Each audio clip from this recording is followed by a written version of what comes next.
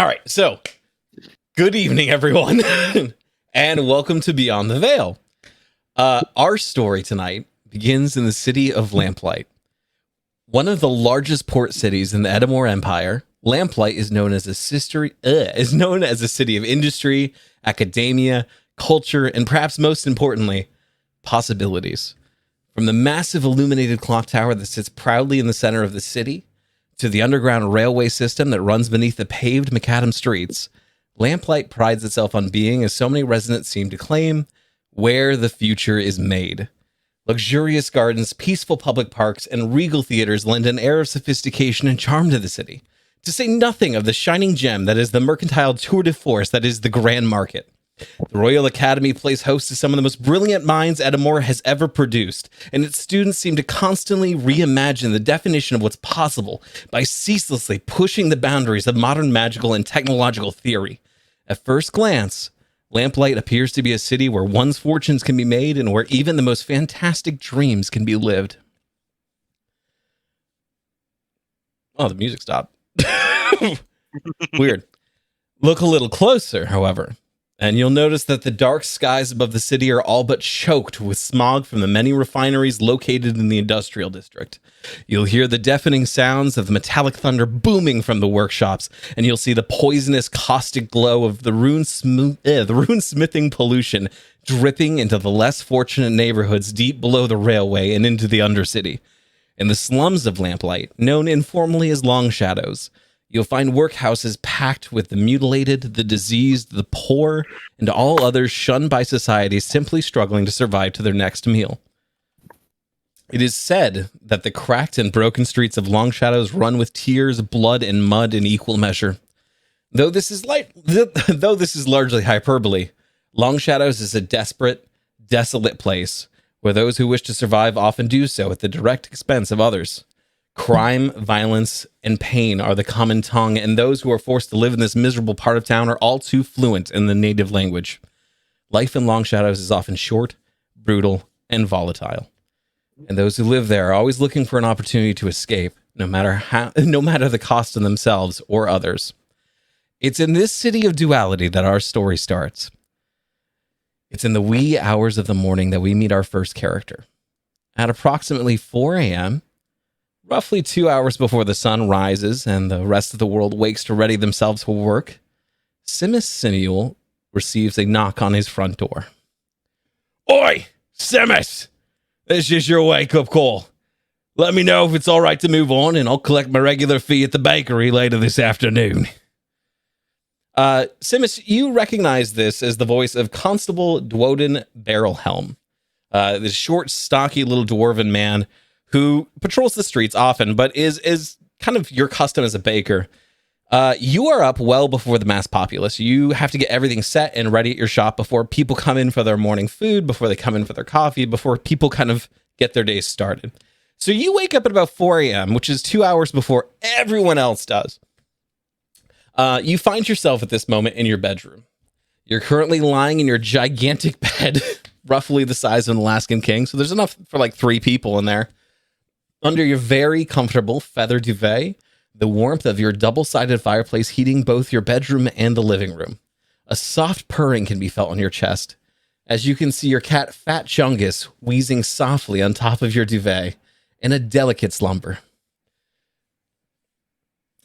You can smell from the living room is the familiar scent of your favorite coffee, as though someone had made a fresh pot just before you woke up. What do? How do you start your day, Simus? And could you also describe your character for the rest of us?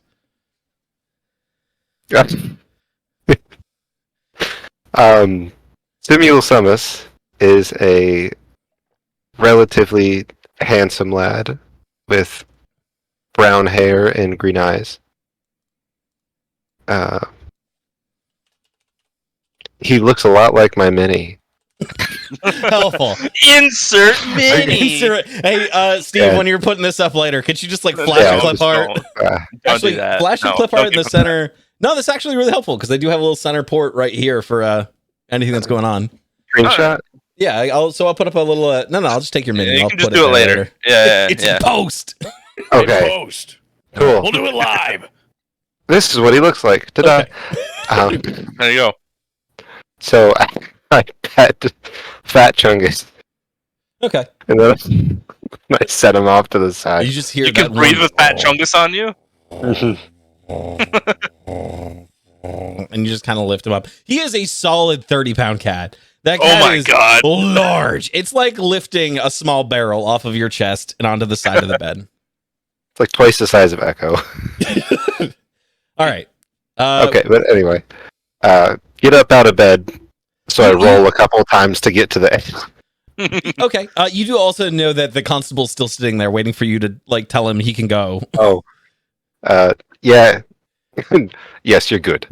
Okay. And you hear the sound of like heavy work boots begin working their way down your apartment hall building. Okay. I'm clearly leaving. All right. I get my cup of coffee. Okay. And then I walk out to my bedroom balcony. Okay. You notice the sun has not yet risen on the city. At this point, you see these like hewn streets that are like half cobblestone, half macadam at this point, with these gas lamps that kind of flicker across the street. They don't provide a lot of light, but they provide enough that you're like, you can see the general populace kind of starting to get across their day. It's a little cold out. You can see your breath kind of catch in the morning air. And you know, above all else in the city is that giant illuminated clock tower that perpetually, because of the runes carved in it, the faces of the clock tower constantly shimmers in this pinkish bluish haze of like a perpetual sunset. Pretty. Is there anything else you're doing or looking at while you're out there? Just looking to see what kind of day it's going to be. You can tell, all things considered, from your perspective, today is one of the few sunny days in lamplight, and one of those ones where you can tell already just by the way of the cloud cover, it's going to be clear out, and this is not a normal occurrence. Barring the smog from the industrial district, today is going to be beautiful, bright, and clean. Cool. So I look behind me with coffee in hand, and I say, "Look at that, Fat Chungus. It's going to be a beautiful day. I think everything's looking up." You just get Let's get ready, buddy. You get an enthusiastic as he kind of stretches and then works his way over to you. You do know you don't have too much time left, knowing that you get up so brutally early to get to work as fast as you can. You still have to shower. You still have to get your clothes ready. Is there anything else you want to do before you move on to those? That's the wrong song. Oh no, the action song's that. PTSD kicked in. What type of shower is this? Roll for initiative. He like slightly burned his finger on like the coffee cup or something. And he's just. Is there anything else you wanted to do, Samuel? No, just besides maybe fill up the fireplace. You notice the You fireplace is filled for you. You notice this fireplace has been filled for you. You notice the coffee has been made for you. Did they wash my balls for me too? Not yet. Oh. You do notice as you begin working your way to the bathroom, you've kind of set your clothes out for the day. You've gotten everything ready. You move into your bathroom and you start, essentially you've already turned on the magic thunderstorm that is in your bathroom, and the rain begins pouring down into the shower. As the room begins to heat up, I need you to make a perception check for me. Okay. Am I supposed to have real dice right now? You can use your D&D Beyond if you'd care If to. you trust it. Oh, yes. Duh. Okay. D20.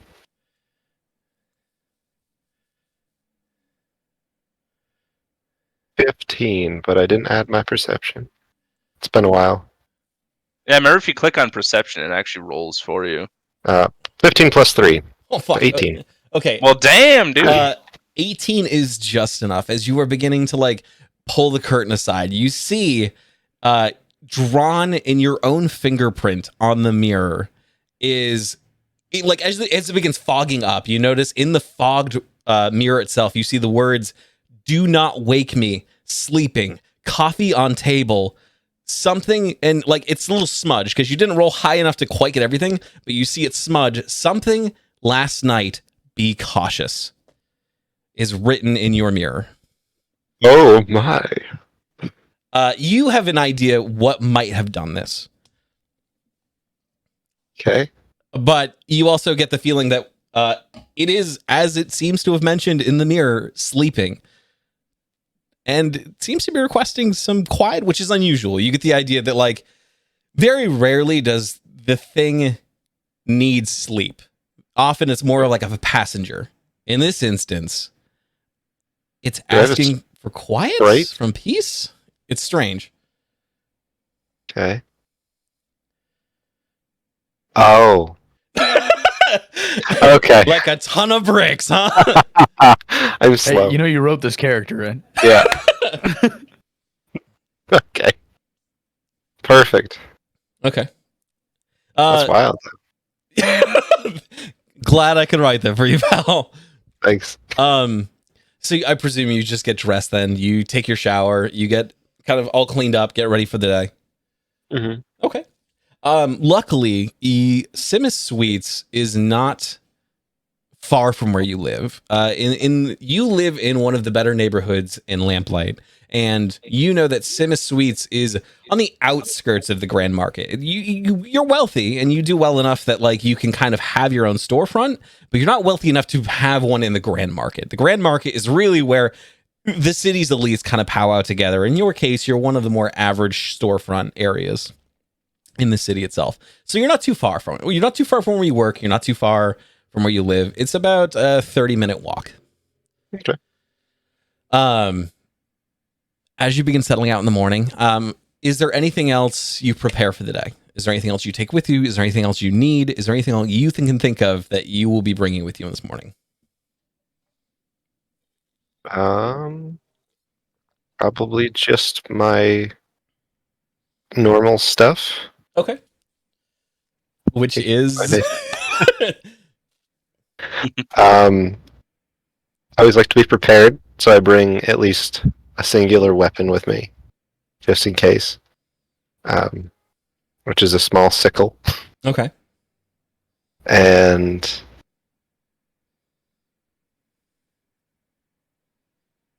man, I don't know.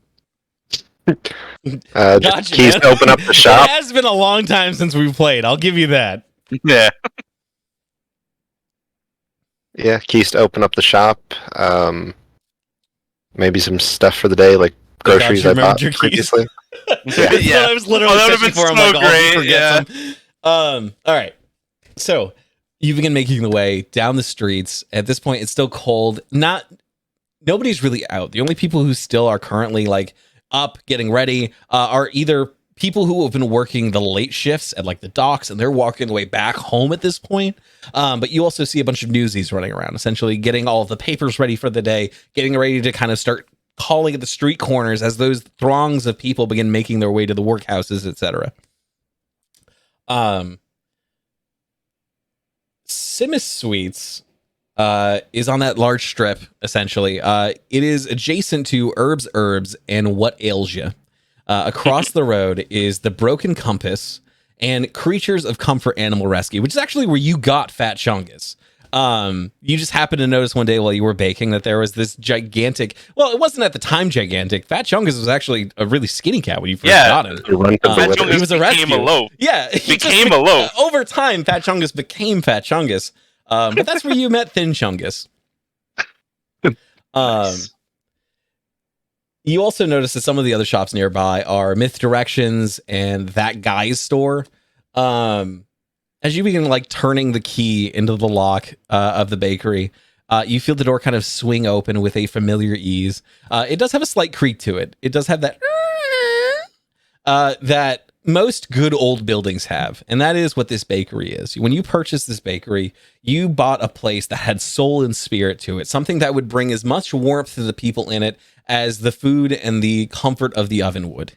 You kind of fiddle with the keys for a minute, and again, the lock isn't great. It's just one of those like click, click, click, click, click. After a few minutes, you finally get to the catch. You open the door and you walk in. You see that someone or something over the last evening has prepared all of the baked goods and the breads for this morning. Everything is already in its place. Everything is ready to go. And you see that a large vat of coffee has also been prepared. You realize at this point, there really isn't much for you to do other than kind of get everything set up in terms of like getting the register set, kind of opening the windows and kind of like starting to waft out some of that warm, delicious baked goods smell into the streets.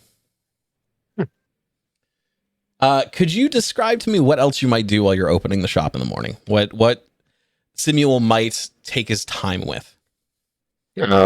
Usually preparing the pastries and stuff in the displays.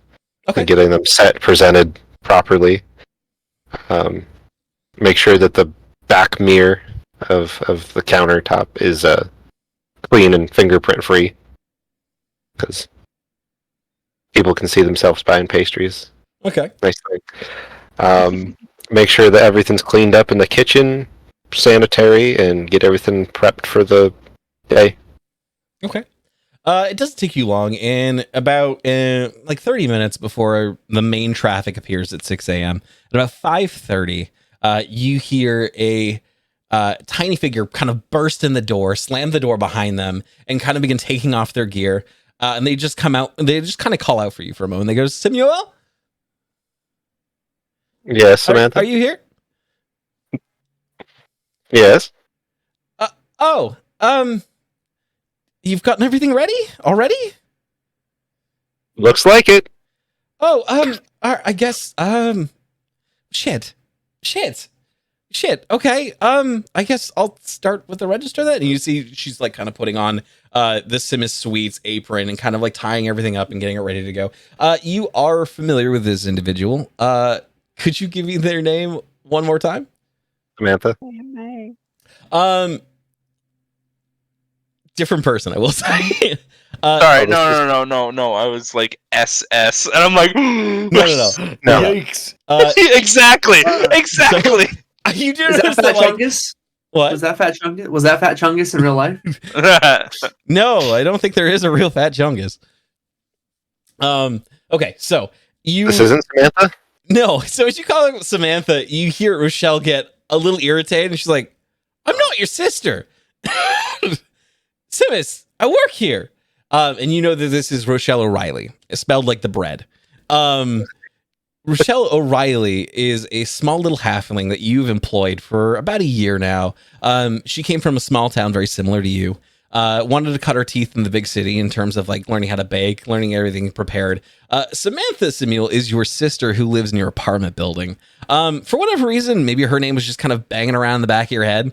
But Rochelle kind of runs up and begins like tying the apron, get everything ready, essentially getting cups prepared for whoever's going to come by and take a coffee to go as the morning starts. She also throws open the little window display that you guys have. So people don't actually have to come in. They could just grab a coffee, go, pay money there. Very often you'll work the in-store display while she will work the window. Okay. That is largely how the morning progresses, with both of you preparing everything for your customers, and then around 6 a.m. getting bombarded by a slew of workers who quickly grab whatever they can. They order sweetbreads, they order pastries, they order like giant loaves that they can bring home or to work later. And you see essentially Rochelle is running around at this point, just trying to keep everyone plied with coffee as the day goes on. It's exhausting work. It's with the magnitude of people that keep thronging through this place, you're never still for a moment. You are constantly moving. You are always shuffling. You are sore on your feet, but it's a good kind of sore. It's one of those like, oh, my purpose is here kind of sores. That goes on till about noon.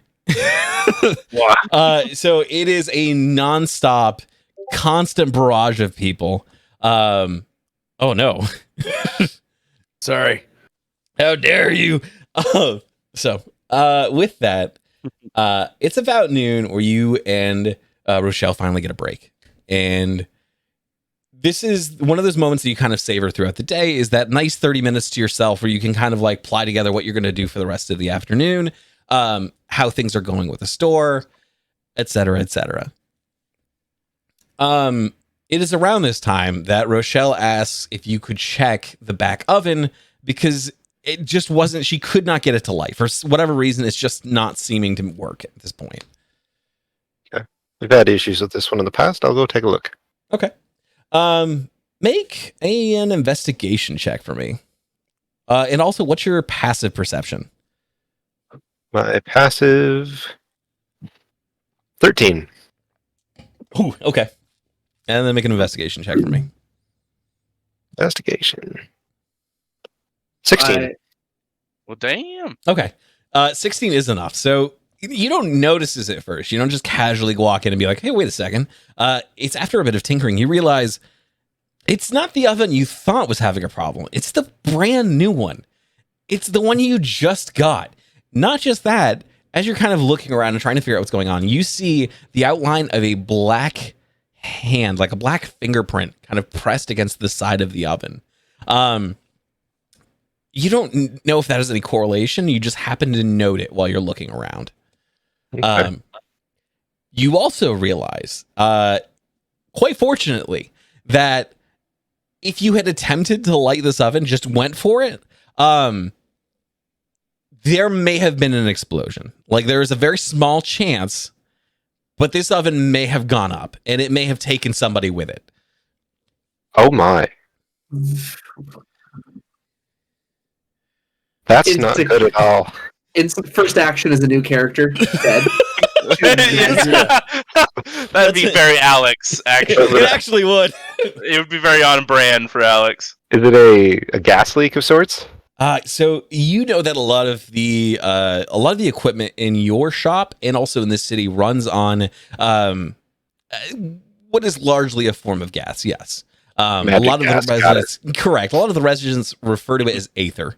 So you also do realize there is a small aether leak kind of coming through one side panel of the oven, and that, like, if left too long, and if this hadn't been caught, this may have taken out the whole store. Oh my. Who did I have install this? Offhand, it's been a while, and it's not. You get the idea that it is an installation that might be the problem. Okay. You get the idea that something has been manipulated on this oven to prime it into this condition. Okay. Can I unmanipulate it to get this back working, or do I have to go out and buy a new one? Make a quick intelligence check for me.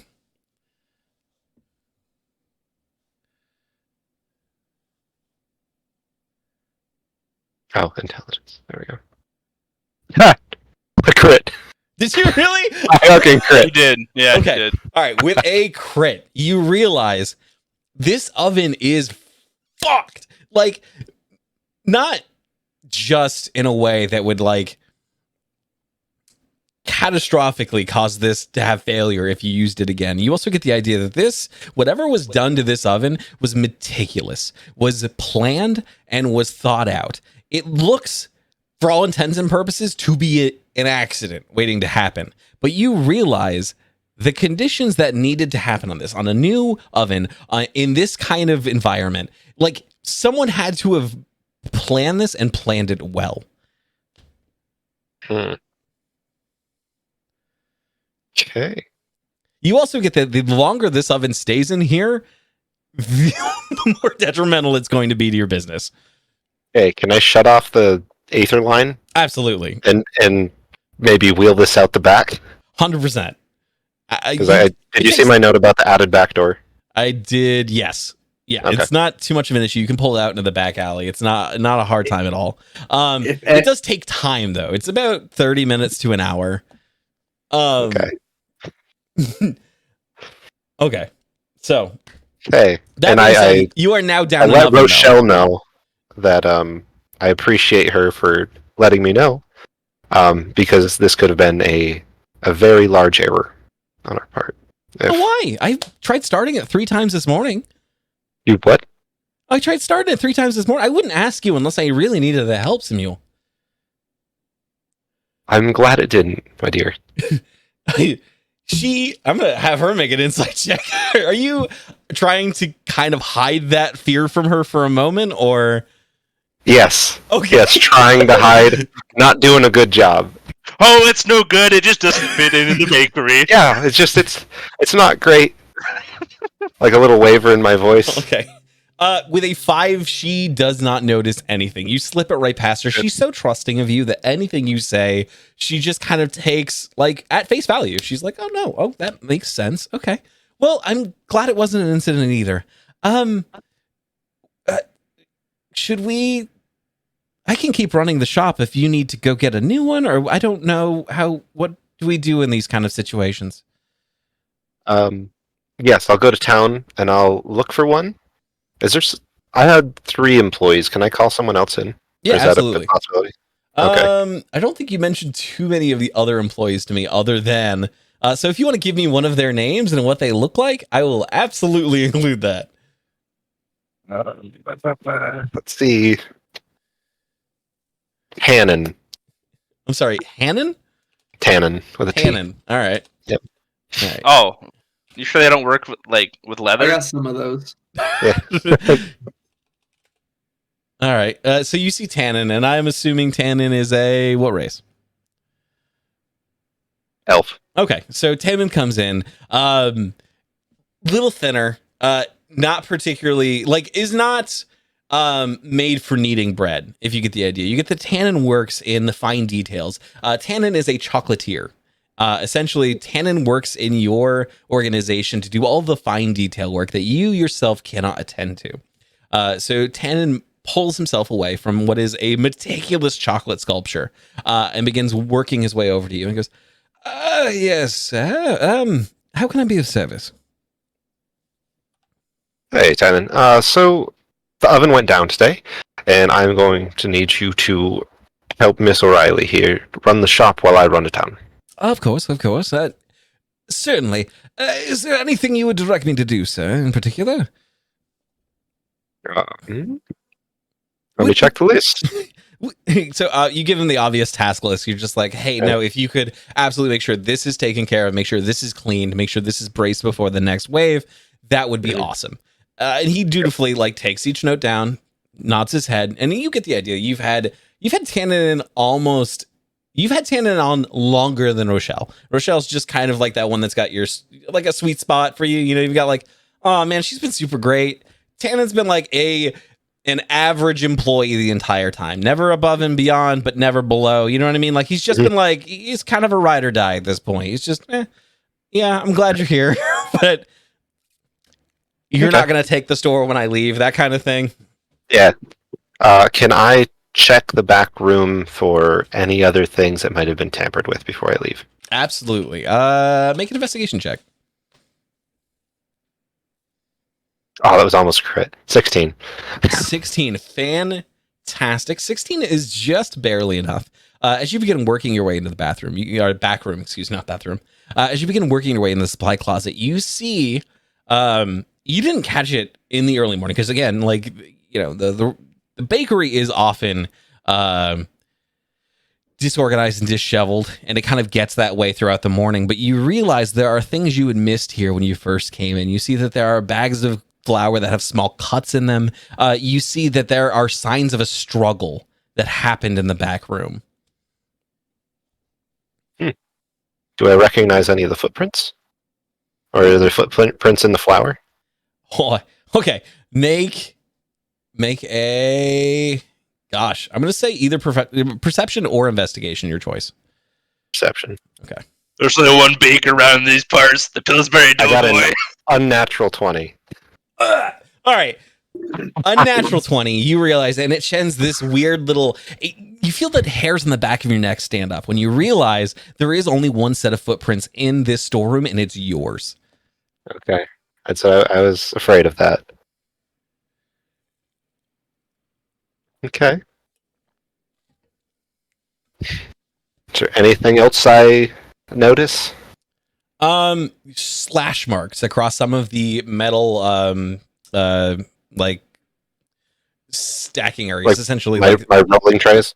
Yeah, like your rolling trays, your just the shelving units themselves, you see that there are deep gashes in the metal, like chunks slashed out. What kind of night was had here? Okay. And I assume I don't have any security measures Correct, in this yes. day and age. Correct. Only Okay. the ones you wear on you. Both minis are done. Woohoo! Great. Thank you, Derek.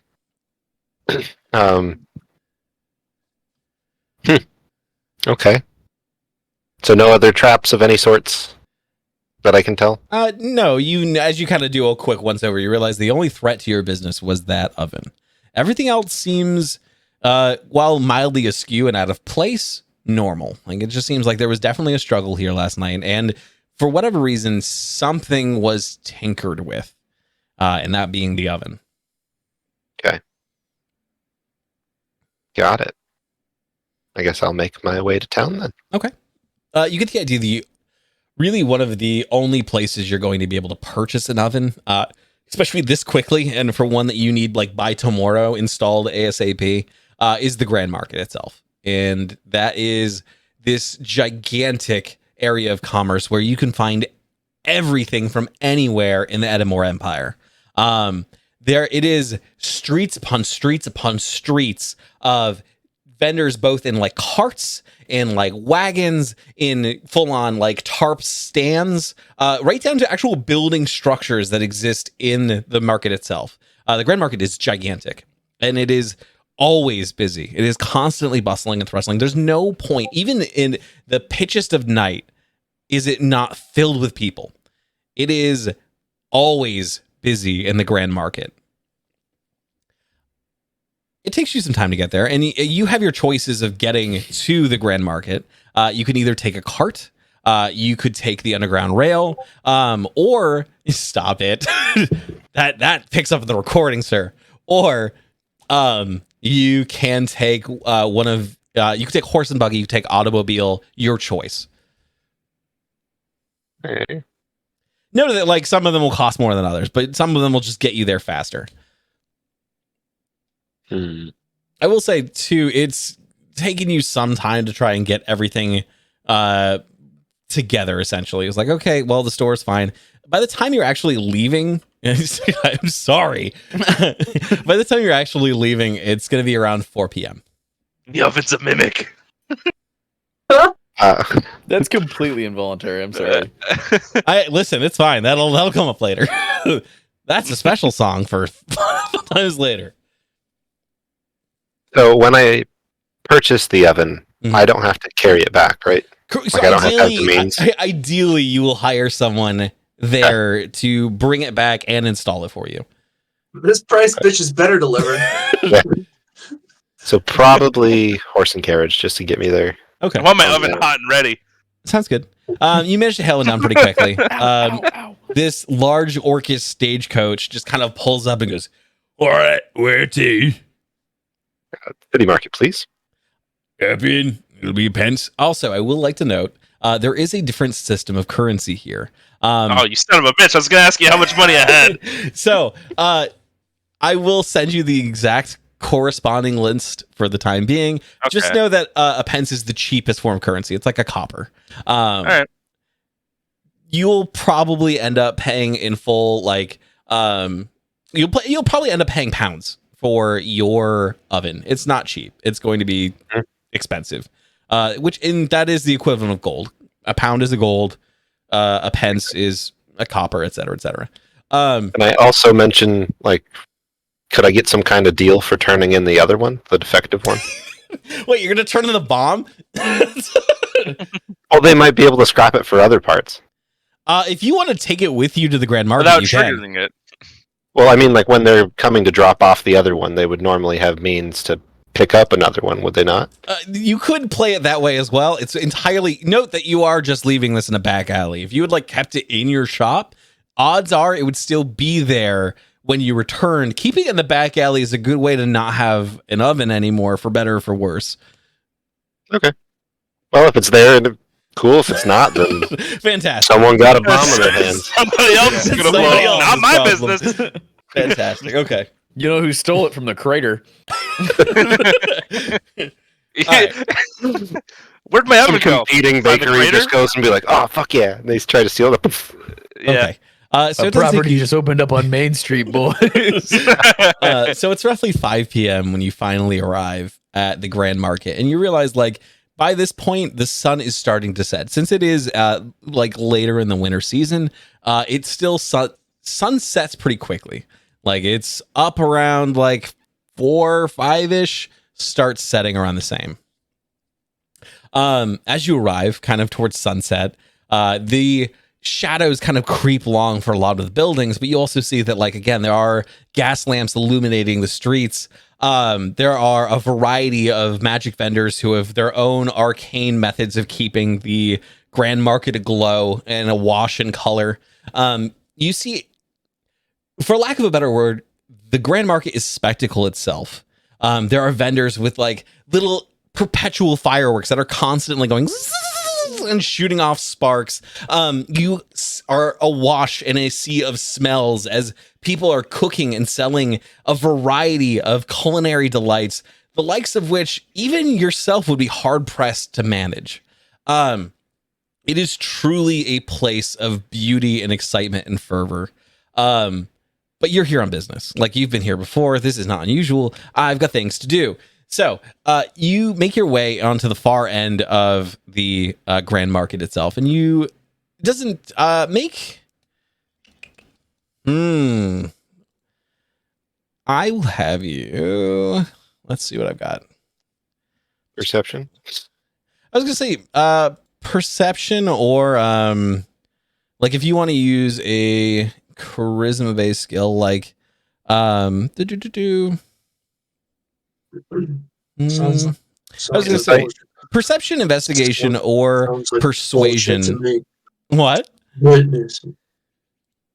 Oh shit, I'm muted, but you can hear me? That's my fucking microphone. Yeah, you're not Yeah, muted yeah, at we all, can hear you. Slick. Yeah. So Practicing. this is a thing where my webcam takes over from my microphone for some reason. I don't know yeah. why. That's so I'm fucking still, funny. I'm still trying to figure out the voice for my character. That's fine, So, buddy. like, It's okay. I Go appreciate you into doing the your work on it. settings. Go into your Windows settings and manually deactivate your webcam microphone from ever operating ever again. I can do that. I'll try that. Yeah. Yep. Okay. So I rolled perception and I Alright. got a 14. A 14, it's not your quickest scrounge. Like, you find a lot of places that might have what you're looking for, but again, a lot of them are like, they're not really a good fit for your bakery. They're either a style that you're not familiar with using, or they're just like the shape is wrong, or like for whatever reason, it just doesn't seem to fit. You do finally stumble on one that might be a decent replacement for the time being. It's not ideal. It's not what you had hoped when you originally purchased this one, but it's, it's satisfactory. I'll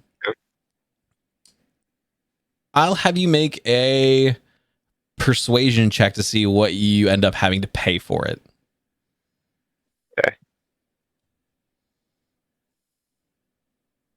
18. Holy shit! All right, This guy. with an 18, the vendor is familiar with your work and is just like, "Wait, Samuel, of Sim Sweets, I have been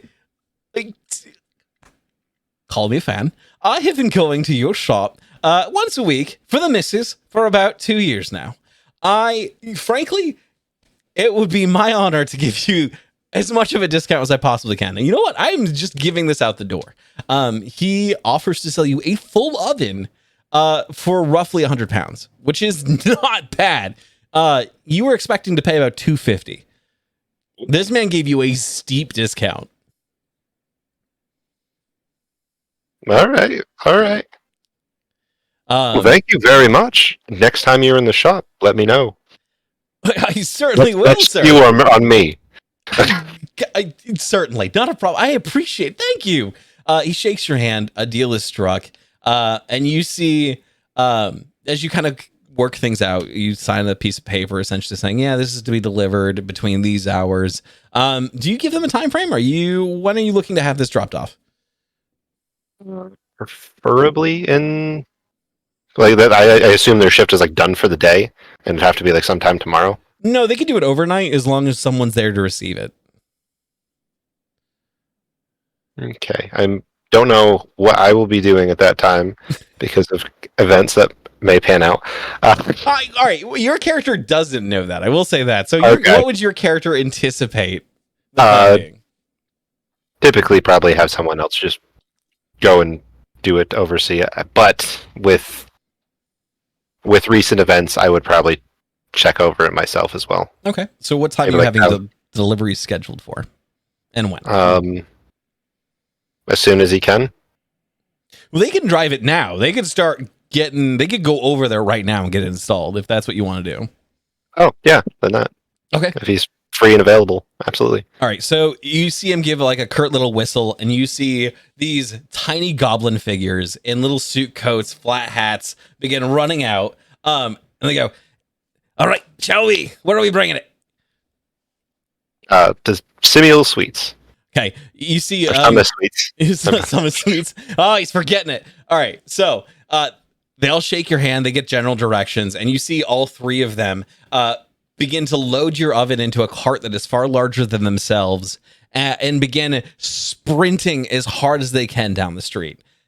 They go, all right, lads, and they whistle, and then they go. You just hear a little steam engine go boop, as they begin charging down the street.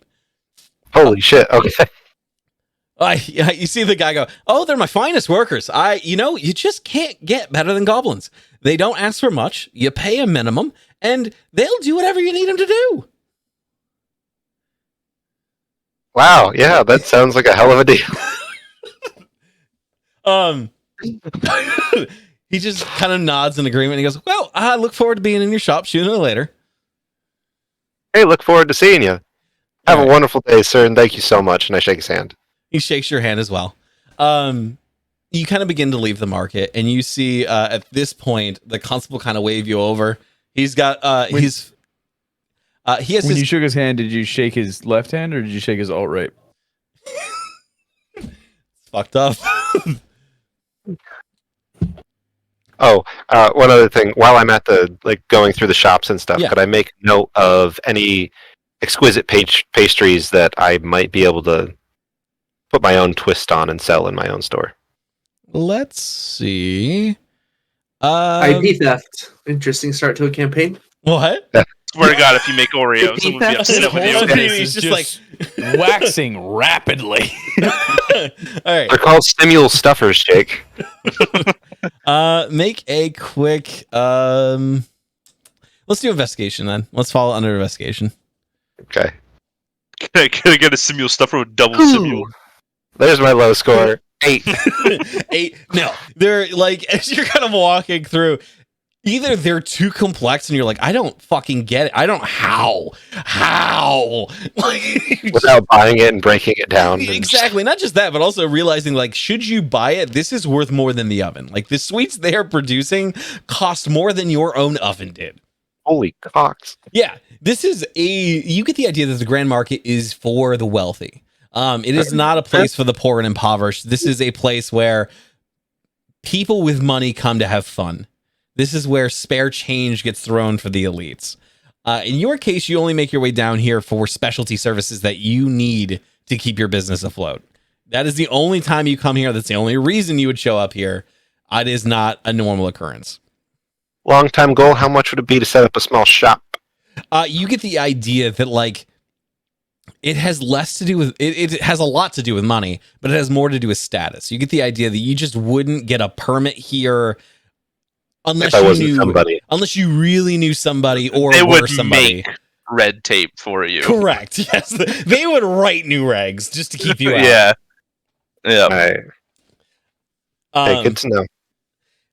So as you begin, you kind of turn to leave. You do see Constable Dwoden kind of wave over at you, and you do see he has his favorite item from your shop is just a rather rotund fat bagel. It's just a big old fat bagel that is smeared in peanut butter, and he is like Chungus. Chungus. Yeah, he named it after his you cat. named it the Chungus? Yeah, Oh my god. Chungus. Absolutely. So you Chungus see him bagel. with his Yeah, favorite item. It's It is big and full of peanut butter. it is the Chungus. It is big, filled with peanut butter, and it does have like chocolate chips in it as well. favorite item on the menu. So you see him gleefully, like, kind of wiping peanut butter out of his beard. I'm sorry. It doesn't let it roofie. It's a battle to clean your face after eating Big Chungus. Heart disease. Sneak attack. Okay. You see he's like wiping peanut butter out of his mustache and beard, and he just kind of waves over at you. I saunter over. That sounds awful. Getting peanut butter out of the beard. Fuck Beard? Oh, Yeah. man. It's rough. sticky because again, it's not will- hot here, but it's also it's enough. Okay. To be like, The coffee helps clean it out. Yeah. he just kind of walks over and goes, "Oi, Simis, we got you up as early as we could this morning. No, I trust it wasn't an issue. No, everything went according to plan. Oh, fantastic! Already stopped by the bakery. Lovely day. Tannen was working. I saw. Did you just take the day off, or? No, we had a bit of an issue. One of the ovens went down, Oh, so needed to take it out of the shop immediately and head down here. oh, you're in the market for a new oven then. Yeah, already got it, and they're already delivering Shit. Well, I see my work here is done. All right. Well, if you needed anything, I'll be just around the corner. I'll catch you tomorrow morning, bright and early. it. Sounds like a plan. Side note: what does he do normally? The constable? Yeah. He is a law officer. This is someone who essentially patrols the streets, kind of finds disturbances, resolves disturbances, and responds to general crime reports. Is constable just like basic police officer or Correct. something special? Like a beat cop. It's nothing higher than that. Okay. Oh, Dwoden, one moment. Make a quick perception check for me. Crit. Okay. Wow. Hey, That's all his luck for the whole campaign right there. I'm fucked. I'm dying after Which this. is one of Yeah. us gets the opposite side of the coin, right? One of us is going to Yeah. be all ones and fours. We already know who that's going to be gonna be. miserable. All We right. already know that's going to be. So, as you go to reach out and you point one hand, time slows to a crawl, and several things happen at one instant. The first thing you're aware of is that, for the most part, any of the meat below your wrist is no longer attached to your wrist. And your hand is severed and is slowly falling to the ground. Blood is spewing from the wound. And it just, everything stops for a moment. You hear faintly the sound of your own blood trickling onto the cobblestone. You hear people, kind of like the throngs of people, continue to bustle and hustle, and you hear in slow motion someone begin to scream. And you also hear from inside you a voice go, Sabbath, we are under attack.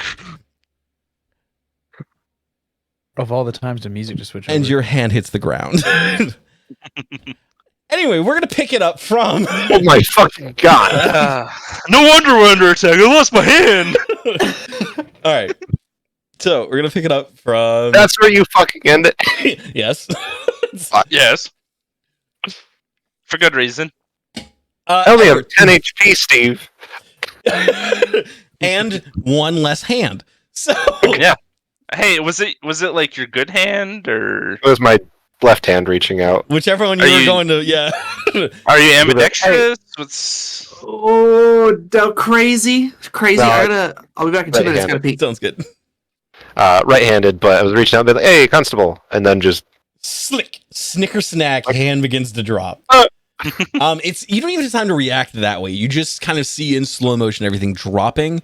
I will say, because you crit on a perception check, you recognize that the person next to the constable does not have a shadow. In one of your eyes. what the fuck? what the fuck, bro? No shit. Okay. Alright. I'm in Great. danger. I'm in danger. Edward, the first thing you become aware of is the sound of screaming. Oh. Oh shit! It's just a start to his regular day. It doesn't.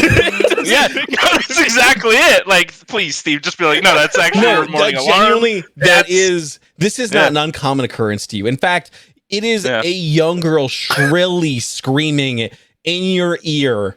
The first things you kind of perceive upon after that initial scream is waking up on your extremely stiff fold-up bed in your extraordinarily cramped studio apartment, and then the smell of smoke and fire. What do you do?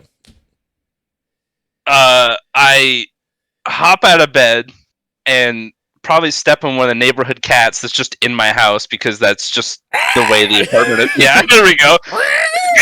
You get exactly 2 claws hooked into the bottom of your leg as you begin stumbling out into the living room. You notice that your daughter, Thessalia, is clearly trying to remove something from the stovetop and is screaming as loudly as she can, while your wife, Melrona, appears to be drunkenly snoozing through the events that are occurring in your kitchen. Your son, Marcus, is oblivious to the entire scene and is just picking away at his guitar at the living room table. Your back is sore, your shoulders hurt, your head is pounding, and you have a cat with 2 claws stuck in your right foot. What do you do? I go put out the fire and you immediately run over, hoping that this isn't a grease fire. You just splash some water on it. You splash some water on the pan, and very quickly it just you see the fire douses itself and the smoke begins kind of resolving. But again, your entire apartment is filled with smoke and your eyes are stinging. Yeah. It's all like right there at the stove top. Right there. Big tears just kind of falling down her face. She's going, Father, I'm so sorry. Mom, she just left it on the stove and I didn't know what to do. And I'm really sorry. I don't know. It's okay. It's okay, Thessalia. It's okay. You all right? I think so. Yeah, I'm all right. Let me see your hands. As she kind of like holds them out, you see one hand is very badly burned. All right.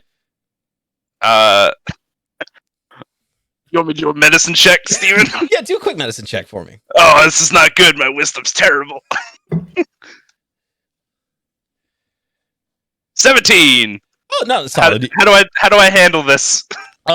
You have run into this scenario enough in your own life from this happening to you that you do keep a ready supply of like burn aloe remedy underneath the sink itself. So you kind of pull that out. You put it on her hand. It stings a little, and she visibly winces.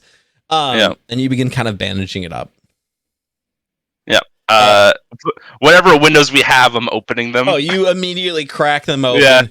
And as you're cracking them open, you notice your landlord is outside glowering at your apartment. Like as I open up the window, I'm like, you open up the window and a plume of smoke goes out. You see Nor the Wretched look up at you, and he is this gigantic hobgoblin. Hold on. Does he know the Wretched is in his title? So here's the thing. You don't know if the Wretched is his last name or what everyone else calls him in the complex. And you never asked because you've never felt comfortable enough with this landlord to be like... I just call him Nor. You just say Nor to his face, but he is Nor the Wretched in your head. Yes, because I don't know. I don't know hobgoblin culture. You see, he gives you the classic, like... as you begin pluming smoke out. My hands go up courtyard. Like this too. I'm like, you do hear a drunken Edward. Mel. Burn dinner again. Burn breakfast again. Yes. It is morning. That was breakfast. It's okay. It's not okay. This is not okay. Where we live, not okay. And she like pokes you in the chest each time. Nothing okay. I'm trying. No, I'm trying. You try, you say try, all time, never try. Neighbor next door, he try, he support. What do you do? No support. Mel, you don't support me. Not job, not my job. Your job support, not mine. I could have been great. I could have been with wealthy man, handsome man. You not handsome. Sorry if this is too real for anyone. Just let me know.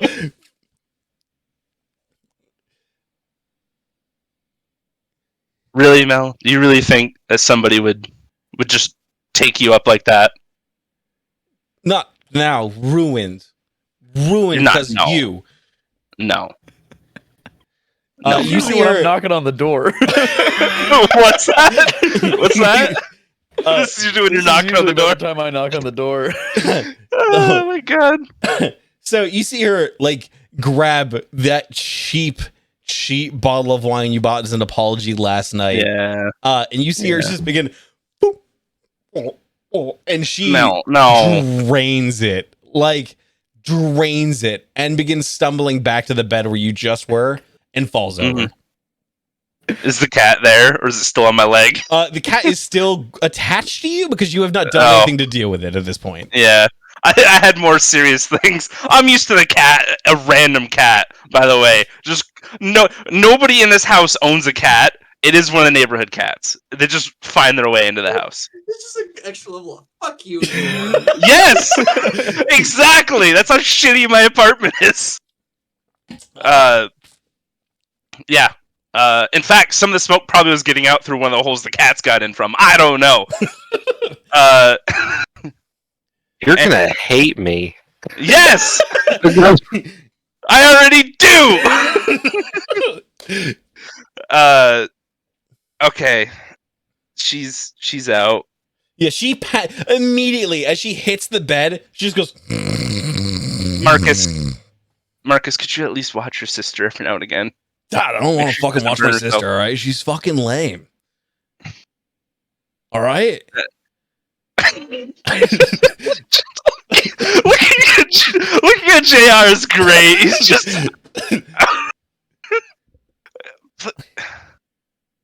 She's still very young. I don't give a shit, Dad. She's whining over a burnt hand. Fucking get over it. God. Okay. What happened when you first started to get calluses? What do you mean? Were you whining quite a bit when you first started playing? No. Oh, never. Fucking. All right. Lanes for lamers. Okay. All right. Oh yeah. Dad. Also, Mom wanted you to get groceries tonight. If you could just do that, it'd be great. After work. Yeah. Please. Yeah. Yeah. Yeah. You actually. Shit. Shit. What time is it? You know that you are 30 minutes late for work at this point. Shit. He also hands you a note that is handwritten. It's largely illegible, but you do note that it does say specifically on the very top of it. Where is it? There we go. So it says task list for Marcus. It's it to you. Great. This is my name now. Yeah. What? I thought I gave you that name. Yeah. No, it's your mom gave me that list for you. That's my job is to give you that task list. Yeah. Yeah. Yeah. Great. Anyway, good luck. And you see him like immediately head down, just starts focusing on plucking his guitar again. Cool. Your tavern moved. What did? Your tavern. Your magic tavern. Reality is. Yeah. Your green screen moved. Oh, my did. Oh, no. Yeah, you're talking about yours. No, yeah. whatever. It doesn't. I don't care. Shit. It's fine. All right. So, Bro, your D&D family. I am. Kids. I am throwing on my stuff. I am shooing the cat off my leg. You see the cat just goes. and it begins skittering off out of the door. You see it runs too, because at this point it's freaked out and it hits itself on the door hard enough to knock the door off its one good hinge. And you see the door just kind of swings off to the side. You do at this point too notice as the door swing off its side, it kind of swings back to the door frame, and you see a hole in the drywall where the cat certainly came through. Yeah, there we go. Thess? Yes, father? Keep that hand wrapped with the ointment on it. Of course. Please be careful. Can you bring cake back when you get home tonight? Can we have cake? I'll see how much money we have left over. You after. see, she gives you. I need you to make. I need you to make an insight check for me. Oh fuck! God damn, my wisdom's terrible. Oh my god, I'm rolling really good though. What'd you roll? 18. Oh, she turns the most baby blue daughter something eyes on you, and it's just like, oh. You know what would help make this burn feel a little bit better? And she's really leaning into it. But this is rarely do you have insight in these moments into when she's deliberately twisting your heartstrings, but you know she's pulling the move right now. I know she's tougher than that. Yeah. Yeah. We could get cake from the Grand Market? And she looks at you with expectant eyes. We don't really have that in the budget there, sweetie. She intensifies the look. Like the eyes get wider, the lips get a little more supple. I'm late for work or else we won't have any money. Bye. Okay, just think about it. You close the door. I try to close the door. It takes a couple minutes to like get it back into the right place where it'll actually click into the hinge, like the lock itself. Mm-hmm. Outside of your apartment, you notice a large orc. Oh, by the way, I am strapped. I would like to point that out. I've got like 4 knives. I've got like an actual adventuring pack because I'm like, I don't fucking know what's gonna happen. We know where you live. It's cool. You see a large orc, muscle bound. Extremely physically fit. But you also see he has a belt around his waist that is filled with like wrenches and screwdrivers. And you recognize this individual as Zog Borgen, your apartment man. You and Zog have been close friends for a while, for at least as long as you've been a tenant in this building. And Zog just kind of whistles at you and is like, tough morning, huh?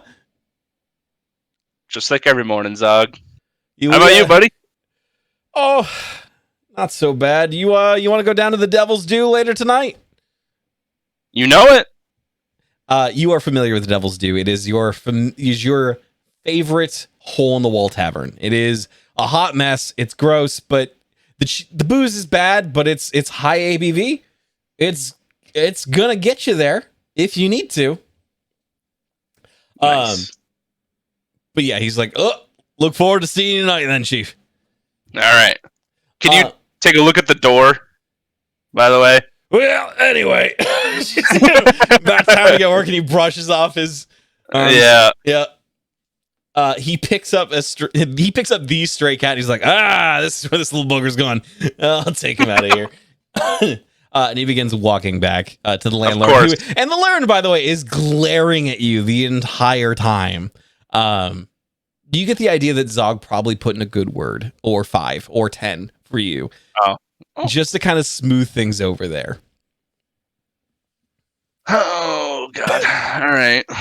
You don't live in Long Shadow, but you live as close as someone can to Long Shadow without being in Long Shadow. Got it. Which means you don't live near where you work. What? Can't even afford Long Shadow? No. Long Shadow is that's fucked up. Long Shadow is the true gutters. He just lives gutter adjacent. So, yeah. Got it. I'm one step away, buddy. Your place of employment is near the Royal Academy. You do not live near work, which means you have to commute long trek using the railway.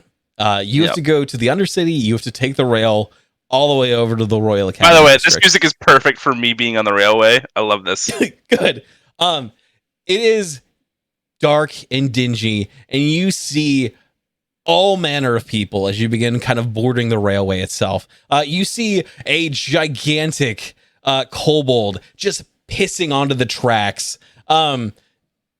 You see several gnomes inhaling some sort of dust as they kind of just sit in the corner going and they chitter as they begin like inhaling this magical powder.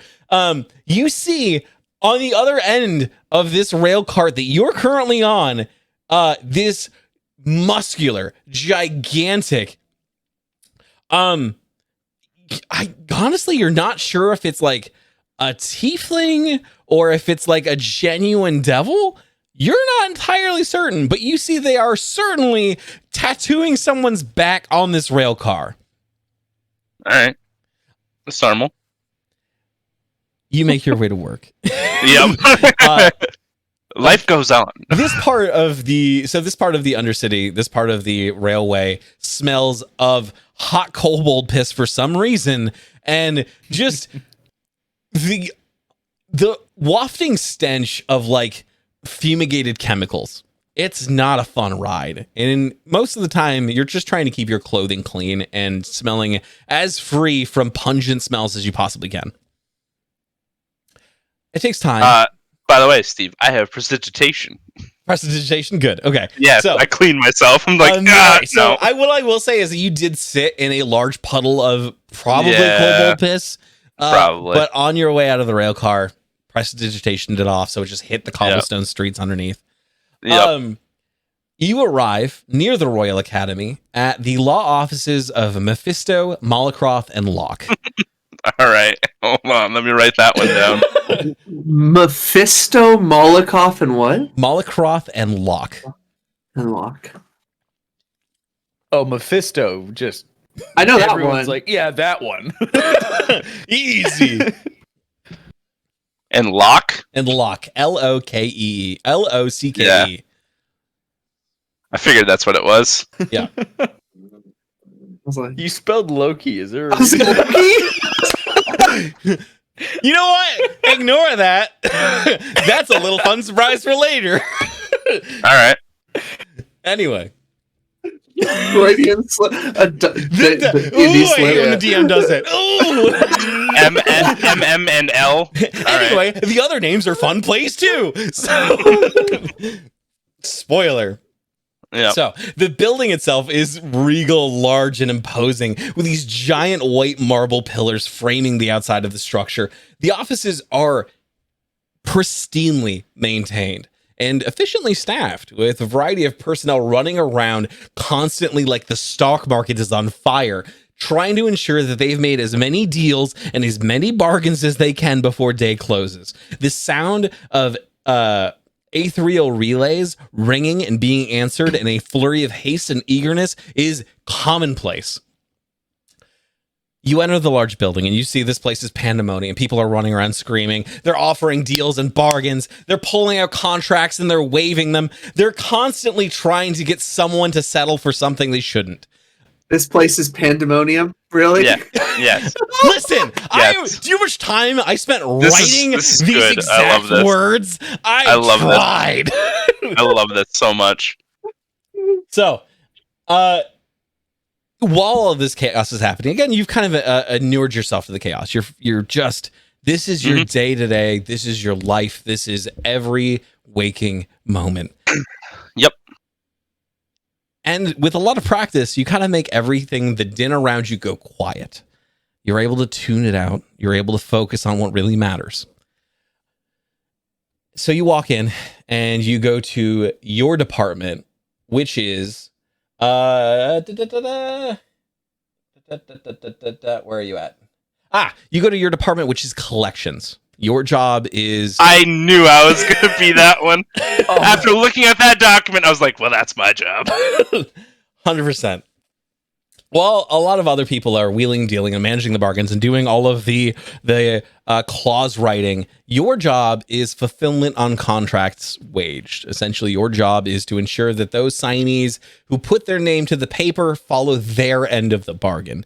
And if not, that they pay the specified price.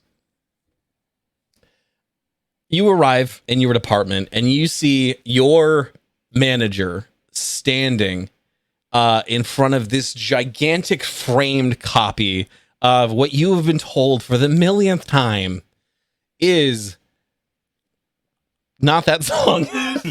So, how do I get rid of this song? Framed copy of a mimic. Your wrist falls off.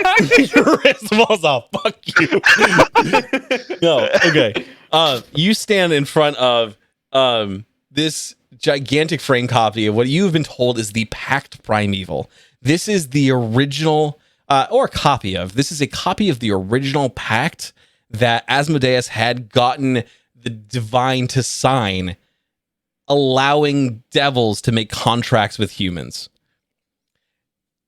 Masterful writing. In your current position, you can't make out all the intricacies of the fine work involved in this deal. But it sure is purty. But it is a purty contract. It is one of those things where, like, fine print is hidden in fine print.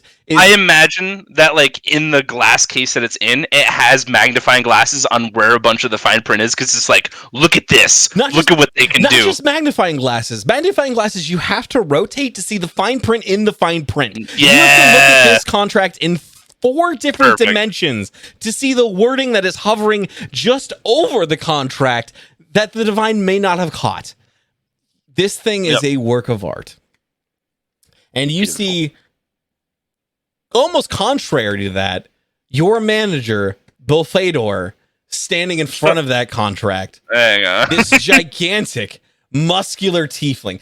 Buttons on his undershirt stretching to keep the clothing covering his gigantic physique, showing his smaller, scrawnier, more diminutive, like 4 foot high son. And his son's 30. 4 foot high son, the contract, and just kind of jovially going, Would you look at that, my boy? You know what that is? That is the Pact Primeval. And someday, you might be fortunate enough to be its steward. Just like your good old Pops here. Ain't that right? and you see the small freaky go, yeah, Pops, I might run this place too someday. It's going to be great. The voice itself is grating. You have dealt with his son for years. His son constantly shirks responsibility. He pushes it to those beneath him. And he just has this unearned chip on his shoulder that makes you furious every time you see him. And Bulfador just kind of pulls you over and he goes, all right, Edward, you're my favorite collector. That's right. Yeah, boss? Oh, that's right. There we go. This is the one I wanted. Shit. Fuck. All right. Well, I fucked that up. That's fine. I like to imagine that he actually did that too. Like he actually changed his voice. Like, oh no, that was my talking to my son voice. My talking to my employee voice. Gonna turn. He absolutely does. I will soft cannon that in him to be like, oh shit, fuck, wait, tough. All right. Yeah. Hey, Edward. All right. Listen, I need you to tell me and tell my boy here, and he kind of scrabbles his son's hair. Can you tell me what the 5 components of an infernal contract are? Shit, Steven. I gave you homework, my boy, and I will tell you that. I will tell you right now, Edward would totally know that, but I don't. Here's what I will say: Edward might know that, and I will. He wouldn't know. He wouldn't know all of it. That's for sure. Correct. Yeah. If you want to give me an intelligence roll, so an intelligence history, an intelligence arcana, I'll say those are probably the most fitting. Could I do intelligence religion? Oh, I will give you a religion. Religion you can have. Cool. Business is religion, baby.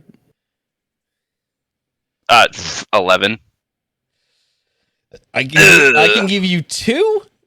Does he have to roll for right, 5 that's separate fine. ones? What? roll for 5 separate ones. Actually, so I'll give you advantage. I will say that. You get advantage on that one, because that is something you may have a decent shot at. All right. We'll just roll that one again. That's better. 14. 14, So- I will give you 3 of them if you can come up with the other 2. Or just 2 of them. If you can give me 2 parts. Well, see, Of the an thing is, Infernal Steve, contract. I'm literally just pulling up the thing right now. So that whole deal is off. So You know what? I'll say just managing to weasel that in, that's appropriate. I'll let you skip over it. I will say, because of your tricky nature, yeah, dude. Yeah. you look at just next to the pack primeval are these little subsections of like, this is this. Consideration. So you do in that same kind of unsure voice, and I'll have him make an insight check to see just how much of that he perceived. You are aware that the 5 components of an infernal contract are consideration, the offer, obligation, fine print, and acceptance. And further clauses, give or take. What we might put in. Exactly. You relay that answer to him, and I'm going to have him roll a quick D20 for me. And then he's going to be like, I know you don't know any of that. That's why you're in collections. All right. So Belphegor Stop writing for him. Belphegor rolling a 2 goes, And that's why you're my favorite collector. Edward, I could not be more proud of you. you see his son glare daggers, knowing that Boss. you just lied right Boss, at that his means a dad. lot to me. That means so much to me, You- boss. Dad, he's fucking lying. Dad. Son, you would never lie. Edward, would you lie to me? Never. All right, let's see here. Make a persuasion check. Make a deception check. Deception, yeah. Oh, wow, that's even when I'm really good at it, too. Damn it. I got an 11. All right. You roll a 3. Oh my god, He yes, would my never boss loves lie. me. He My just boss told loves me. He would never lie. He is my favorite collector, and this is why. You could learn a little thing from Edward. In fact, Edward, I'm gonna have my son shadow you for the rest of the day. That cool? That's great. Awesome, Edward. Here you go. It would be an honor. And then I fail that deception check. Yeah, please roll deception for that. Or do you choose to fail that? I'm going to try on that one. Oh my god, so well. 21. Great. All right, here's my son. He begins Yeah. huffling him over to you. All right, I gotta get to work. You kids have fun. Have a nice one. Bye. He begins working his way to the office, and you can see he's just as glad to be rid of his son as you are.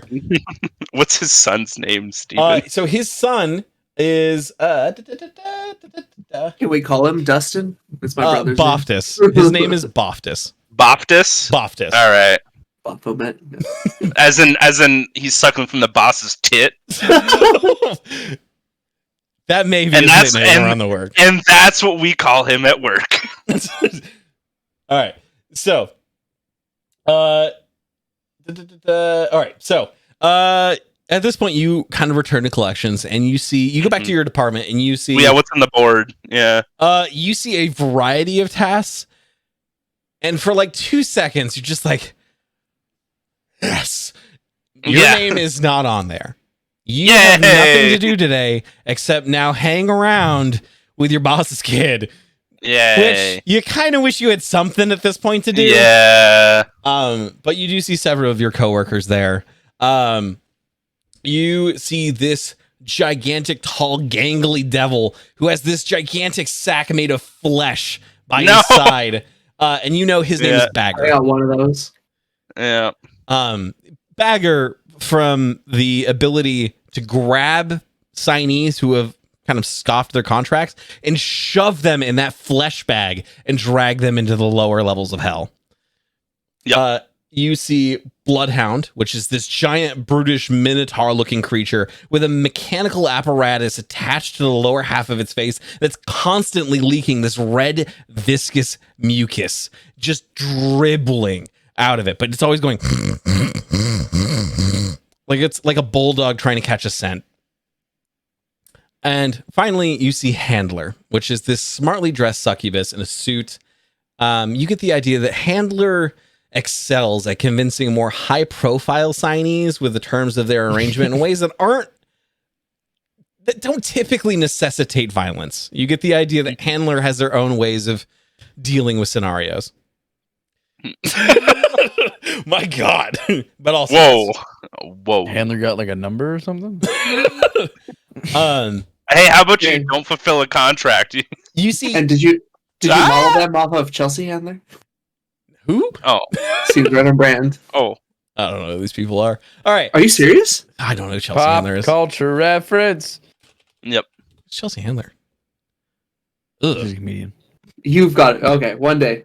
I'm blown away you don't know this. No, all right. Time to skip that and Google it later. Yep. You see your coworkers kind of surrounding each other, talking about the bounties they've got to do that day. What do, Edward? I'm gonna ask them how they're doing. You, In kind of like a smart-assy way because my name's not on the board. you just see Bagger go, well, clearly not as good as you. Oh yeah, great time. Got the boss's kid. Yep. Never mind, I'm having a better day. And you see fucking at this point, Baptist just looks over, he's like, I'm right fucking here, guys. You don't have to be a dick, all right? You don't have to be mean. I want you to show me the proper respect that I deserve, because I'm going to be a future businessman, all right? I'm going to be one of the big shots on that board up there. And you see him point to the name on the door. We all immediately take this as like a huge sin. We're just like, no. He visibly sees each of you recoil, but thinks it's because in his heart of hearts that you know it to be true. That he's going to climb up that ladder faster than any of you. I would rather be a businessman right now. I mean, you couldn't be. You're just here in collections. You could be writing contracts. I said you. I'd rather you be a businessman right now. See him just kind of like, he had nothing, no response. He's just like, oh shit. What do you do anyway? What are we doing here? What do we? My name's not on the board. What the fuck does their that name's on the mean? board though. Can I go put your name on the board? Can you? He just walks over. You see him like uncork a marker, and he goes to put it on the board. And you see these massive flames kind of singe his hand. He's like, "Oh fuck!" Yep. Okay. I had to be sure. What the fuck? You couldn't warn me? You didn't know that? I thought you were trying to run this place. I knew that. Alright. I always knew that. Totally. Anyway, I was just joking. You guys, right?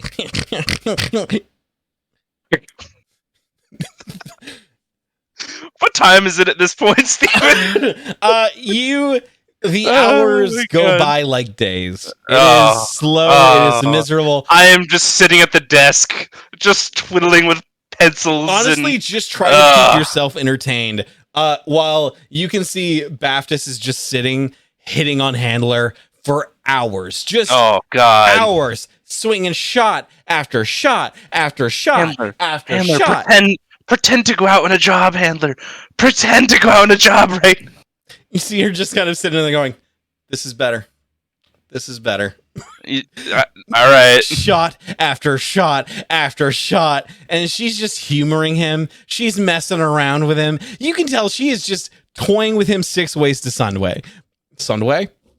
Sunway. Sunway, a different location. Yeah, what are the days of the week in this world? But, here's the 10 problem. days, is it? You can see she is manipulating scenarios to get her name off the board. You can see that she's letting him throw shot after shot after shot after shot in the hopes that maybe tomorrow she doesn't have to do anything. She can just chill out. In fact, wouldn't that be a great idea, Baptist, if we could just hang out together in the office? Just you and me? Wouldn't that be nice? You realize your week's about to get very busy. Yeah, I can't control that one. That's So it is hours of this. when you hear the steam whistle finally blow and you hear the last of the ethereal Immediately shoot up. switches. You hear the last of the ethereal switches finally click off. You see the giant glowing sign above the business showing that the market's still open, flip to closed. And that you get the idea that the exchange is no longer open. Business hours are over. You are now free to leave. Nice. I immediately shoot up, put my hat on, my coat, I'm out. You plop on the tricorn, you throw on the coat. All right. Bye, Baptist. Wait, I don't know what that is. Is that another form of a fedora? No. it's like a pirate cap. Yeah. Okay. Yeah. Yep. So you throw in the tricorn, you get out the door, you fucking throw it open. You just hear Baptist going, "So, handler, drinks late. Where'd you go?" Like, you are outside now, and it's late. Yeah. And you realize it's about, it's like 4, and you still have, Jesus Christ, and you still have to get groceries. Yep. Bare minimum, get groceries. I kind of have to go that way to get home anyways. If you want to splurge, it's actually out of your way. For a cake. Yes, if you want to splurge, you may. I don't know how much money I have, though, Steven. Oh, God. It'd cut into your own personal leisure, but you could afford a cake. Not a big one, not a large one. I'm just gonna... Not by Simul Sweets. I'm just gonna... I don't know, man. I don't know. How many bakeries are there? Huh? Well, so you know that your daughter in particular has one place in the Grand Market that she loves above all else, and it's because one year your manager got her a single slice of cake from this place, just as a happy birthday kind of thing, but you realize it set her up for life for wanting something you just couldn't provide for her. Yeah. It's just always just out of her pay range. They're instilling that hunger at a young age. Really fueling that fire of capitalism. Yep. Cool. Where is the place? It's Devil's Delights. It's Devil's Delights. Of course it is. Of course it is. We're all infernal here. Yeah. It's a family. It's a family business. Yeah. Okay. Cool. But it's in the Grand The other Market. bakery's oven's closed, so. Can I just get a slice as well and not a full cake and have that be way You could cheaper? totally swing it. Yeah, absolutely. The place typically only does full cakes, but you get the idea. Yeah. You've done a contract here or there. You've weaseled your way into a bargain of sorts. You get the idea you might, and it's a long shot, you might be able to haggle these people into getting you what you want. Are you like a parole officer? Like No. No, he's worse. He's so much worse. So much worse. Hey, have you ever seen the musical opera Repo Man?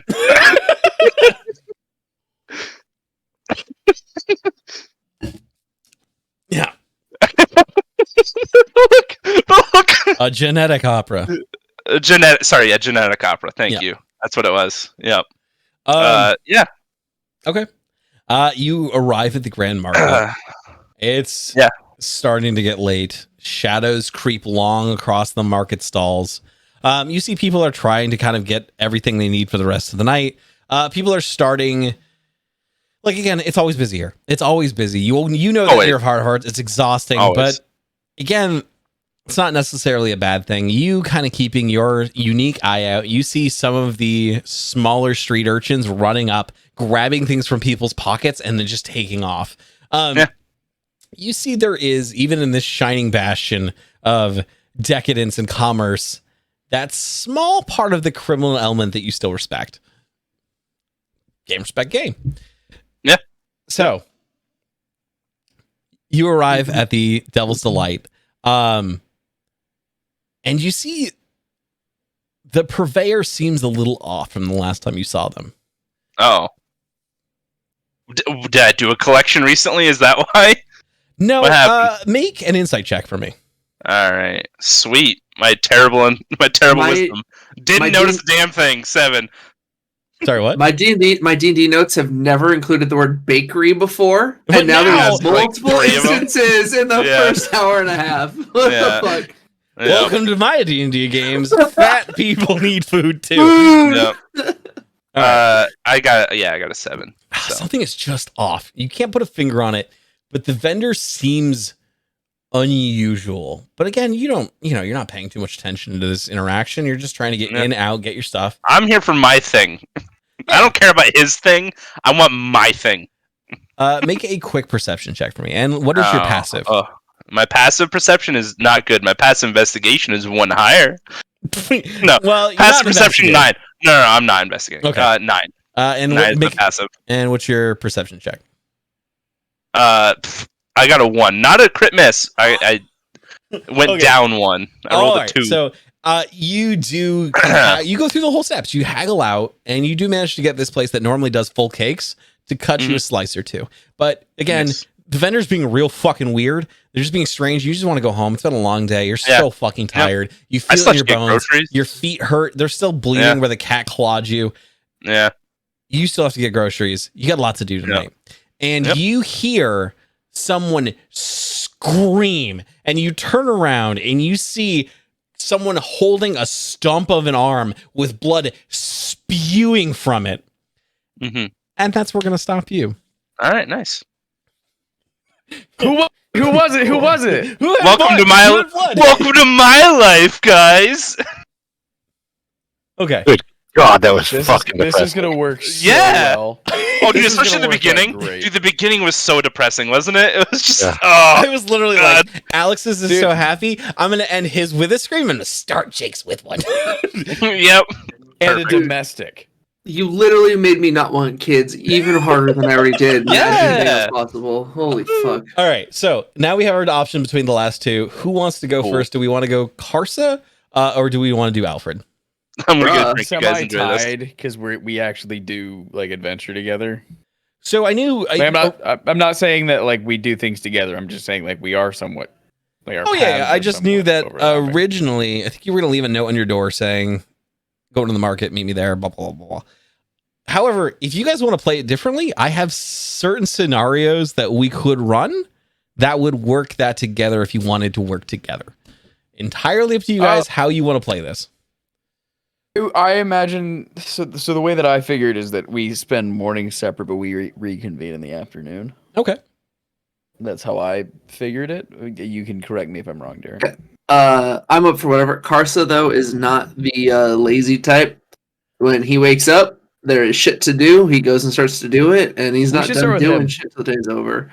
What? We should start with him. Okay, so it just seems like that makes the most sense. I will probably say I could probably get up a little later than I'm used to once I start hanging out with him, just because nights seem to go later. That's fair. But I'm used to getting my woman, getting it done, and getting to bed. Right. But with him, shit takes a while. This seduction shit is annoying. So stay up a little later. Fair. All right. So I will ask, Karsa, we could start you at night, or we could start you early in the morning. Which would you prefer? Morning. Okay. It will be very early, just so you like. It's actually closer to Simuel's early. Like it's probably 3 or 4 a.m. Then I'm up to you. Whatever makes the most sense. It's entirely. Again, I also the way I've written this for yours is that I don't actually know where you're going to end up. So I've largely went, here are some ideas for things you might be looking at. So this is largely going to be prompted by you. I want to. My number one motivation at the moment is to understand why the fuck can these people not see the reality that I just see every day. Okay. And I need 6 hours of sleep in there somewhere. Okay. And I kind of lean on understanding the world through my bard friend. Otherwise, wherever the world takes me. Okay. So whatever makes the most sense. What time are you going to wake up, Alfred? So I have an idea of when you might rejoin at the tavern, and then where you might go after. He's a rise at the crack of 10 a.m. kind of guy. Okay. Great. So there's about 4 hours of interplay that Karsa will have to kind of wander the streets and kind of pursue that goal. Okay. Easy. So what I'll say is that Alfred was a little more moody than usual the night before. Kind of wanted some free time alone to write, to be to themselves. So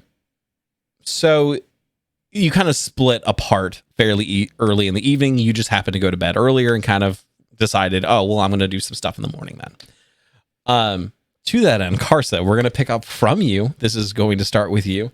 You find yourself in like comfort isn't a word, like in your perspective. You wake up in a bed. You wake up in a bed and you are currently in the Last Call, which is this ramshackle tavern in the middle of Long Shadow. This place is dirty. It is vile. These things don't matter to you. But that being said, for any other observer, this place is gnarly.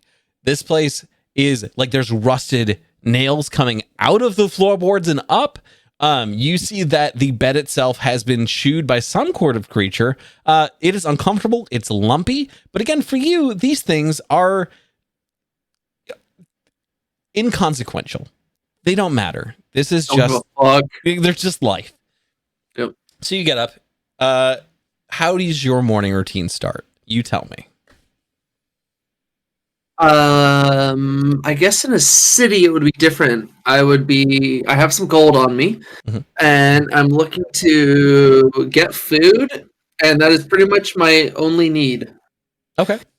I'm not too worried about showering, bathing, changing clothes. I just grab actually, does this city have things like street food? Yes, but not in Long Shadow. And if it's in Long Shadow, you would be very skeptical that it's food. Okay. And this tavern doesn't like serve a breakfast. They do. It's not. It's sufficient. It's not. Probably not sufficient for me. I want meat. I will probably. My excuse to head off into town is looking for good meat food. That's a good call. Like this place. You could probably just play the combat music for him. Like just constantly. That's from the minute he wakes up all the way to the minute he starts combat. It's just that in his head anyway. Okay. So if someone wants combat, they're getting combat. Okay. Okay. Wow. Cut an imposing figure through the city. Even at Long Shadow, people who would normally fuck around and find out don't want to find out with you. They decide this isn't worth it. They look at you, they look at the gigantic weapon on you, and they go, nah, I could live to see another day. Yeah, remember that sword is 6 feet long? Correct. That's what I'm saying. So, Massive sword hanging from your back. Karsa is 8 feet. His sword is 6 foot. My range in battle, by the way, is actually 10 feet. Nice. Did you want to describe your character as well? I realized that I didn't do so much with Edward, but I'll just leave it. Leave it. Mm-hmm. You guys remember maybe 8 feet, 330 pounds, pure muscle, slate gray skin, dark brown eyes. His hair, it's mostly shaved head except for one long ponytail coming off the back. It's a little on the ugly side. I mean, among his people, he's gorgeous. Like, he is a catch. But to you all, you're kind of like, you ugly son of a bitch. Just giant muscles, battle scars that are from Yeti and dire wolves, like, biting him and clawing him over the 60 years of his young life. He's going to have a much deeper voice than I have. And he's not wearing much. You guys have seen things like George of the Jungle. He shows up wearing, he shows up not wearing a suit by any means. He's wearing banana leaves. Conan, you know. Yeah, I'm essentially he's dressed like Conan, All right. the barbarian. Yeah, and so he sticks out like a impressively muscled thumb. Okay. Oh, Jesus. So you are huge. You are gigantic. You are a moving mountain on these people. Because again, in Long Shadow, people are frail, they are sickly, they are ill, and they are desperate. And you are in the physical prime of your life. You are a train of muscle willing to just plow its way through these bundle of sticks. These people are weak and they are frail, and you are a titan among them. And my ego through the roof at this point, because you're just I don't move for these children are weak and they are sick. You know, some people walk down the street not moving for other people. I walk down the street not moving for horses. You do at one point boff a horse out of the way and just as it neighs and begins moving. But it was a hoofstable. Like, it wasn't a constable. It was a guy right. Exactly. Yeah, it was a centaur. You just punch a constable. You knock this horse to the way. You do see as you kind of if you're making your way to Lamplight, you notice there are automobiles here. You'd give 50-50 odds. Like you could probably hit it, but it could just as hard hit you. Your choice.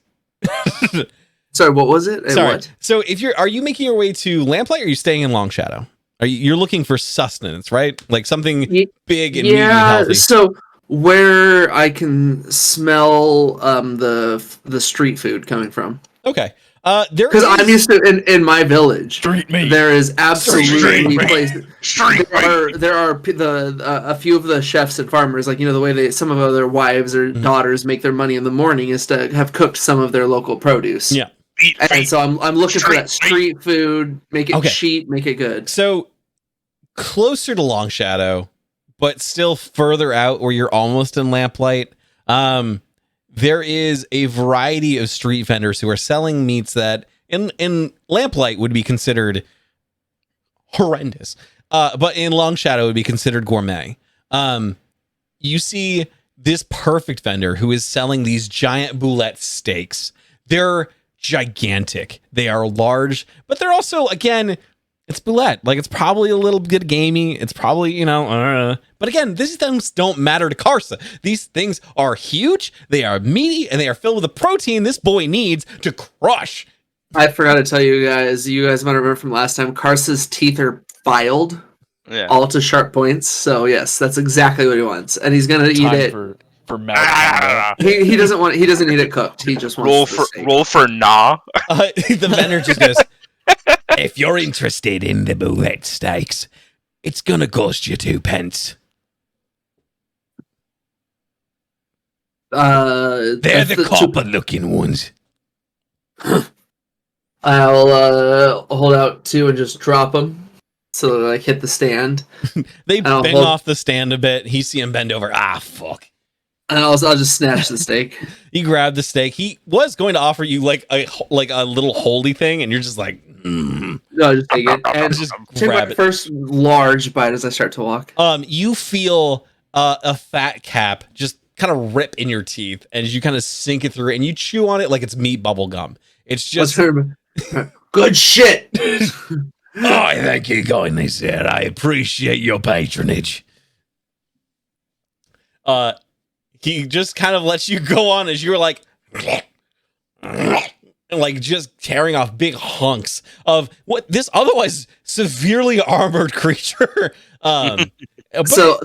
Otherwise, as I walk past the other carts, I'm looking to see if I can see the raw ingredients, so that in the future I know out in the wild what food looks like. Okay, fair enough. Make a nature check for me. See what the edible ingredients are in the near area. Mm-hmm. Nature check.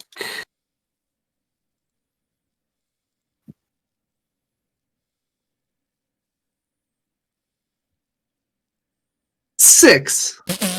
All right. It's already been skinned. It's already been feathered. You can't tell what the fuck that is. Well, so you're looking around. You're like, that looks like meat. That's all it is. He's just like meat, purple meat, green meat. You do get the idea that like Baba juice.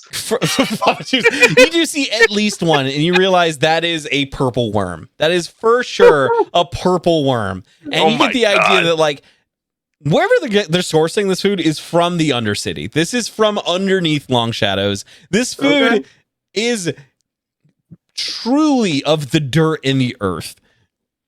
Good news, guys. Next time we open something we've killed, I might recognize it. This is good. Especially if it's a worm. This might be the edible worms. But fully satiated at this point, you have a gigantic, like it's lightly cooked too. It wasn't like it was seared enough. You know what I mean? Like it wasn't a masterful, like it's burnt in some places, but it doesn't really matter. It's a good steak from your perspective, at least. I use what I was looking for last time. I'm gonna see what the fuck. Why can't I just want to otherwise walk the city, just explore. Okay. Looking for part of how do they do their military stuff? How do they train? And what does it look like? How do they make it? Mm-hmm. Also, obviously, food. And my number one question is, what the hell is this veil thing? Why can't they see reality? What the ever-loving fuck? Okay. But for now, my goal today is to mostly observe. Okay. So it's the wee hours of the morning still, and you, Karsa, through your own experiences, have perhaps the greatest ability to peer through the veil. And you see things that many others wouldn't see, period. In your case, you see things that the city seems to have forgotten and is ignoring and is not perceptive to. Just looking around in the alleyways and the neglected areas of, near Long Shadow, you see that these areas are filled with more life than you originally thought. You see tiny little soot sprites dancing from street lamp to street lamp, like coating the bases in this fine layer of dust and grime where they kind of meet and do these little ballads and dances. You see that this city is alive in ways that the residents don't seem to recognize. There are spirits here. There are creatures of the other beyond the veil that clearly people are recognizing. You see a little newsie who's like absolutely not paying attention to this gigantic ball of sprites at this point, just dancing and kind of conglomerating around him. He's just trying to like unclip a stack of newspapers, and he just looks up and he goes, "Would you like the news, sir? Can I interest you in a paper?" Oh yeah, and I distinctly reached down to grab for it, but then as I take it, realize, he expects money. But how much? 5 pence, sir. It's the copper one. Yeah. And I'll take 5 of those copper ones and give them to him. Okay. And is it written in a language I know? What languages do you know? Good question. Common and giant. Yeah, it's common. Yeah. I can read. It's the coolest thing I've learned all day that I can read. Purple worm meat wasn't good enough. All right. He didn't say well. He just said you could. Yeah. Nah. You're able to make out the majority of it. You get the idea there are certain events and social things that people are like, come to call it, blah, blah, blah. Essentially, there's like a museum that's clearly opening up. There are rumors of essentially the biggest expose in this paper right now is how there might be slight corruption in the constabulary, in that there may be just a hint of some brown nosing happening inside of the constable's office. And I need you to make a perception check for me. Is it about Big Bakery? I heard Big Bakery is a problem here. Perception? Yeah, perception.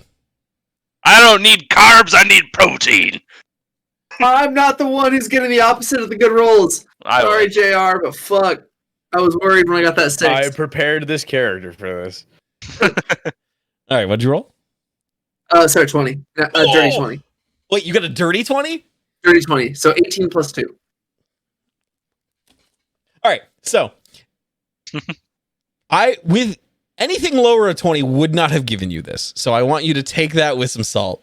As you're like kind of walking throughout the city and you're trying to investigate and get answers and trying to figure out like what is wrong with these people? How do they not see what's happening? You are walking to different places. You are investigating different areas. You're trying to get a feel for things. You're also seeing like, how are they training the constables here? How's the pseudo military work? But as you're going to these places, you cannot help but notice every time you go to a goddamn place, there is a rat following you. There is a different rat in different places. There's one hanging from a street lamp. There's one at the vendor you just purchased meat from. There is just so many goddamn rats watching you, and you get the impression they are staring at you. And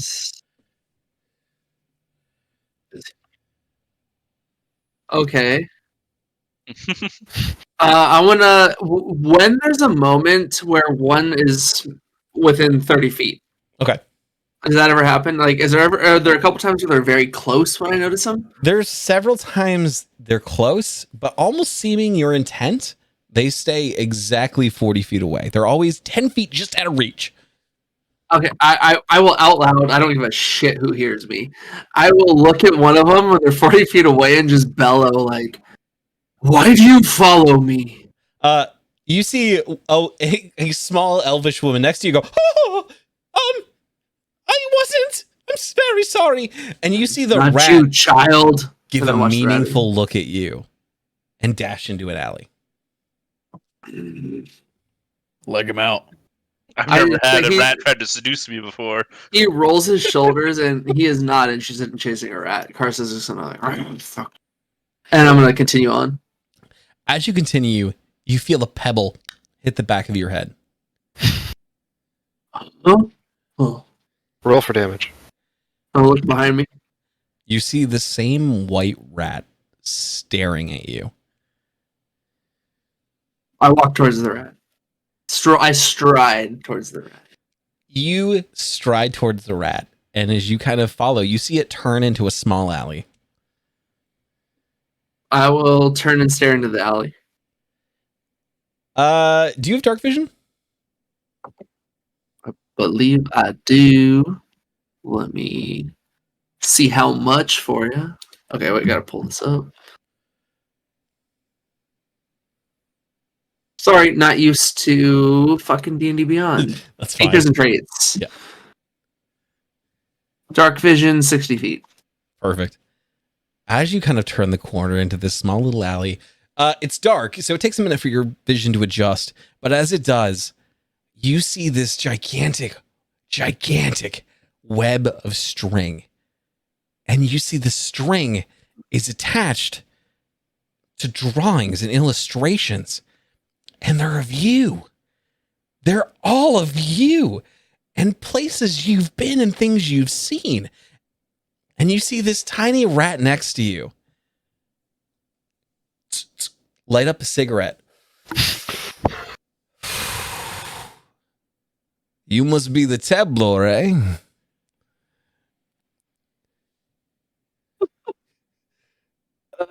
We've been watching you for a while, trying to figure out what you've been looking for. And you see at this point, no less than 10 to 20 rats on the rooftop looking over at you. So we gotta figure the rest of these people can't see us, but you can see us. You've been looking around for things that these other people can't. We're just trying to figure out, what are you doing? Huh? What you getting? They can't see you. They don't see us. You know, they see a knife in somebody's back. They don't question the rats. They don't ask us shit. They don't think it's us. After all, you know, they just go about their day. Do not ask me why I can see you. I should ask you why they can't see you. It's a great fucking question. That's what we're trying to figure out. You responsible for this? This you're doing? How can you talk? What do you mean? You're a rat, a beast. Eh? People say the same thing about your kind. Look at you talking, huh? You hear me? Yeah. Mm-hmm. Oh, sorry.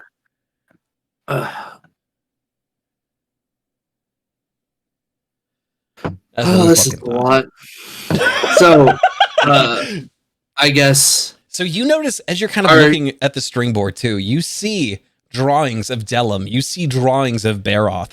You see the places you've been. These rats have been following you for a long fucking time. So Not just here. in the Not city. just in Lamplight. Okay, then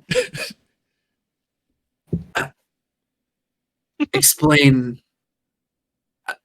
this. Well, we've been watching you. Like I said, you've been seeing things these people don't. Not just the people in Lamplight, people around, you know? People in these other cities, the other villages. You got this weird eye about you, man. You got this thing. We see you talking to people who aren't there anymore. So what's the deal? Are you the reason people can't see us? What's going on? We're just trying to figure this out as much as anybody else. I don't know why I can hear them either. But where I'm from, seeing what's real is just normal. This place where no one can see you. This stinks. It's not normal. It's not natural. Well, I won't go that far, but it's not normal. People used to see and think about us. People used to respect us. Even in lamplight, they used to know about us. Nowadays, we can get away with literal murder and no one cares. Here we are. Unseen, unheard. Look at you in this fucking alley talking to us, and that lady over there, she has no fucking clue. She's not paying attention to us. She's looking at you. That's it. Who's us? How you followed me for what? Hundreds of miles to get all these images? How?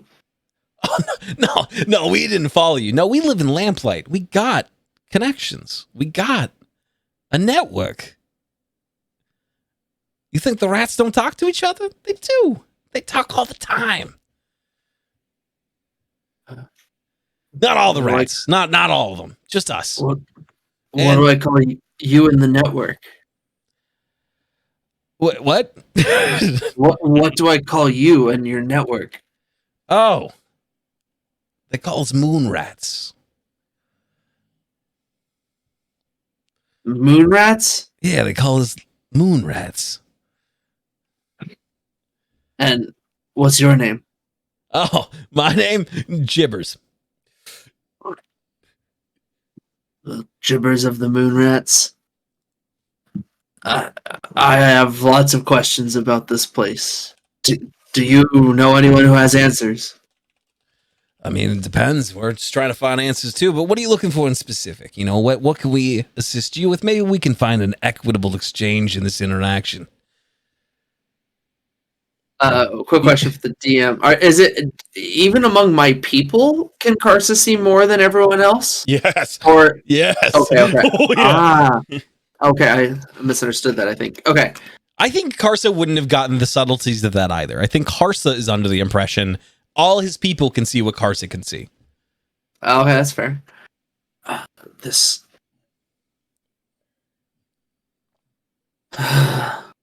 I must understand this before I can do what must be done. Is there anyone else like me? Oh, there's a couple in this city. We've seen them here or there. We can keep an eyes on them too. And you look over and you see separate strings. You see a Simis bakery, or Simis sweets. You see your traveling companion, Alfred, is drawn out. And you see a man in a tricorn you don't recognize. We've been keeping eyes on others, things like that. You see a large dragonborn figure, jacked out in large armor. There's so many faces. There's so many. And it's a good 20 illustrated photographs of people you just don't recognize other than Alfred and your companions. Oh, so in the city, about 20 people they've recognized. Oh, and we are four. I know me and one other one. You know two of the other ones on the board, but you know they're deceased. Oh, yeah, okay, because I got it. Yeah. Holy shit. Fuck. Oh. Him. And I'm going to point to Alfred. What do you know about him? Alfred P. Wells. We've been following him since the Underdark. That motherfucker. Oh, I could tell you tales, but frankly, that's his job. Am I right? No, that boy's seen some shit he doesn't even realize. At least I suspect. The way he acts, the way he bumps around, you get the feeling he just, it's right in front of him, right? And he just can't see it. He just doesn't know what he's looking at. The pieces haven't come together yet. What, so you're saying he sees some things that I can see, but not all the things that I can see? No, that's the catch. He sees other things that you don't see. All these people see different things. They're all different. You just happen to see these things. You're saying I don't see most things, or there's things I don't see? Yeah. How do I see them? I need the truth. Great fucking question. You think we haven't worked for years on this? You think we haven't tried for the better part of 5 to 10 years trying to get people to see us again? It's been a decade, Karsa. A decade. Maybe that's the problem. I don't think I do. Maybe you guys need to think less and do more. We are limited, all right? We only get 1 day out of 30 to make conversations like this. We only get 1 day out of the month. What do you mean you get 1 day? How can I not talk to you tomorrow? Probably not. We'll probably be back to our normal selves. Some of us will be in the academy. In the academy? Oh, you know, doing experiments and what have you. But if you do need to talk to us in the future, and he gestures up, and you see a gigantic full moon hanging in the sky. He did the moon. Fuck you. Right when you said moon rats, JR and I were like, you motherfucker. Listen, we wax and wane just as that does, all right? So, you need to talk to us. You take this flute, and you see one of them runs out to you and holds up this tiny bone flute carved with runes you can't really understand. You give that a whistle, one of us will show up, all right? Below the what? It's a rat whistle? It's a little flute. It is a little Rat flute carved out of bone. And it's tiny. I mean, for your hands in particular, almost infinitesimal. Like, it's for children. It is like this big, maybe. And I can only blow this 1 day out of 30? Just when the moon's full. The rest of the time, some of us might answer, but you won't get anything from us. You know what I mean? We won't have this kind of conversation. I mean, are you in there but you can't communicate, or you only exist as a concept 1 day out of 30? We only exist in this state 1 day out of 30. We're how do I put this? The rest of the time, as the moon kind of wanes, so do we. We start turning into bestial forms. We start kind of falling back to old habits. You know what I mean? As it waxes, we get, a little bit smarter here or there. But this is our peak. This is where we are who we are. All right? I guess. Now, the big question. Why, and I point to the board of 20 people, do you care about us? Because there's something bigger going on here that people aren't looking at, and we want to see it in the same way that you want these children to see what you're seeing. We want all of you to see the bigger picture behind this. We want to see the bigger picture behind this. There's something going on, Karsa. We want to know what it is.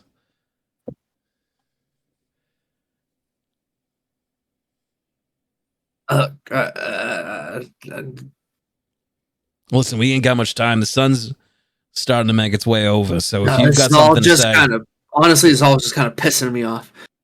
Look, I need to go get him. I'm going to point to the beautiful portrait. What time are he going to be up, Karsa? Are you going to be up in time? time? I get there, he's going to be up. Well, will this be here when you're gone? No. We don't leave traces of what we do, Karsa. We're cautious. We're clever. Oh, fuck. Oh, he's a smart one. You have any message for him? Yeah. Maybe he should take a second look at those stories he's been telling. Maybe there's something in there that he's not seeing. Maybe there's something in there that's seeing him. Well, then, I'm going to remember that. I'm going to look, I'm going to turn and just cross my arms and look at every one of the pictures and try and remember them. And if you said there was little maps with their locations?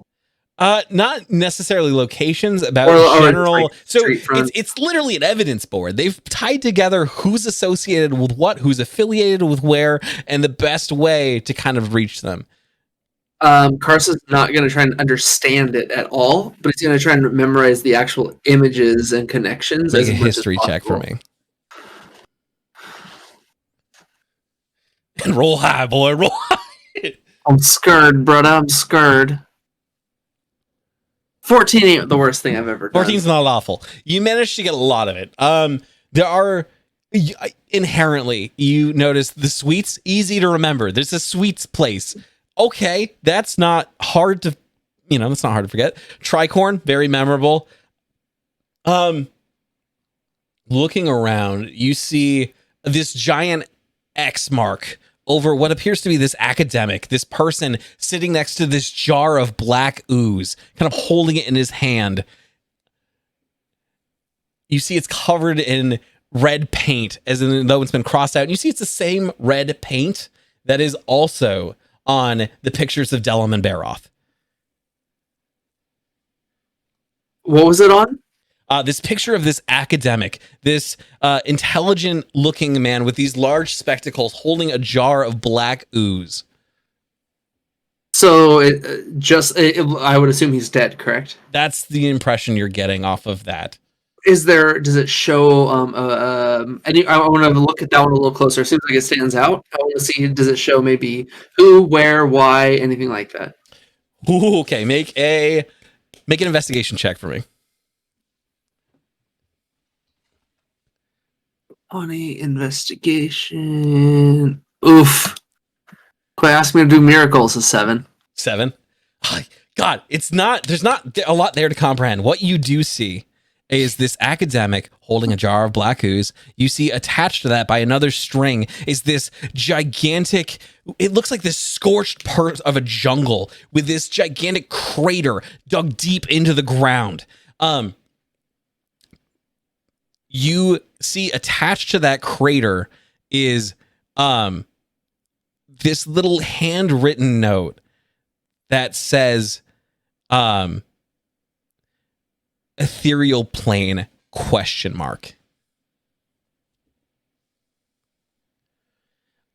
rest of it though is like, and you can see as the moon is beginning to set and the sun is beginning to rise, you see the rats quickly begin taking everything down as fast as they can. And you see Gibbers just look at you and go, all right, gosh, the clock's ticking. Any last questions?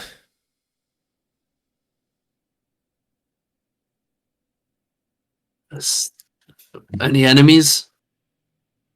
Several. Many. You, do me a favor and watch the shadows for a while, all right? Watch the shadows? Yeah. Specifically, try counting them. Try counting them. Watch the shadows. And try counting them. Alright. I'll just give him a nod, and I'll pick a giant chunk of the meat, the bullet steak, out of my teeth and toss it down to the ground for him. He just looks at you like, the fuck is that? And I'll log off. He's scattering, and he crawls into you see them have this little device. It's like a little winch, and you see him, and it begins lifting one of the sewer plates up, and then clamps down, and you see a little hand pull the little balloon out and slip it into the sewers. They aren't fucking rats. All right. Karsa, what do you want to do the rest of the morning? I will say at this point, it is closer to 10 a.m. If I'm supposed to meet him back at the tower, I'll go do that. I'm Yes, interested in you're talking. definitely closer to there now. I apologize, but my bladder. I usually pee That's every fine. 30 minutes. This is You're a doing miracle I went this wonderful. long. This is a I'll good be right point to back. take a quick stand if you need to. Sorry, I got pee so bad. Hey, I only boy. had the whole Do your back tears twice. Do your shoulder rolls, stretch. Come Oh on. yeah, shoulder rolls. Yeah. Get into perfect competitive bench press form. Ugh.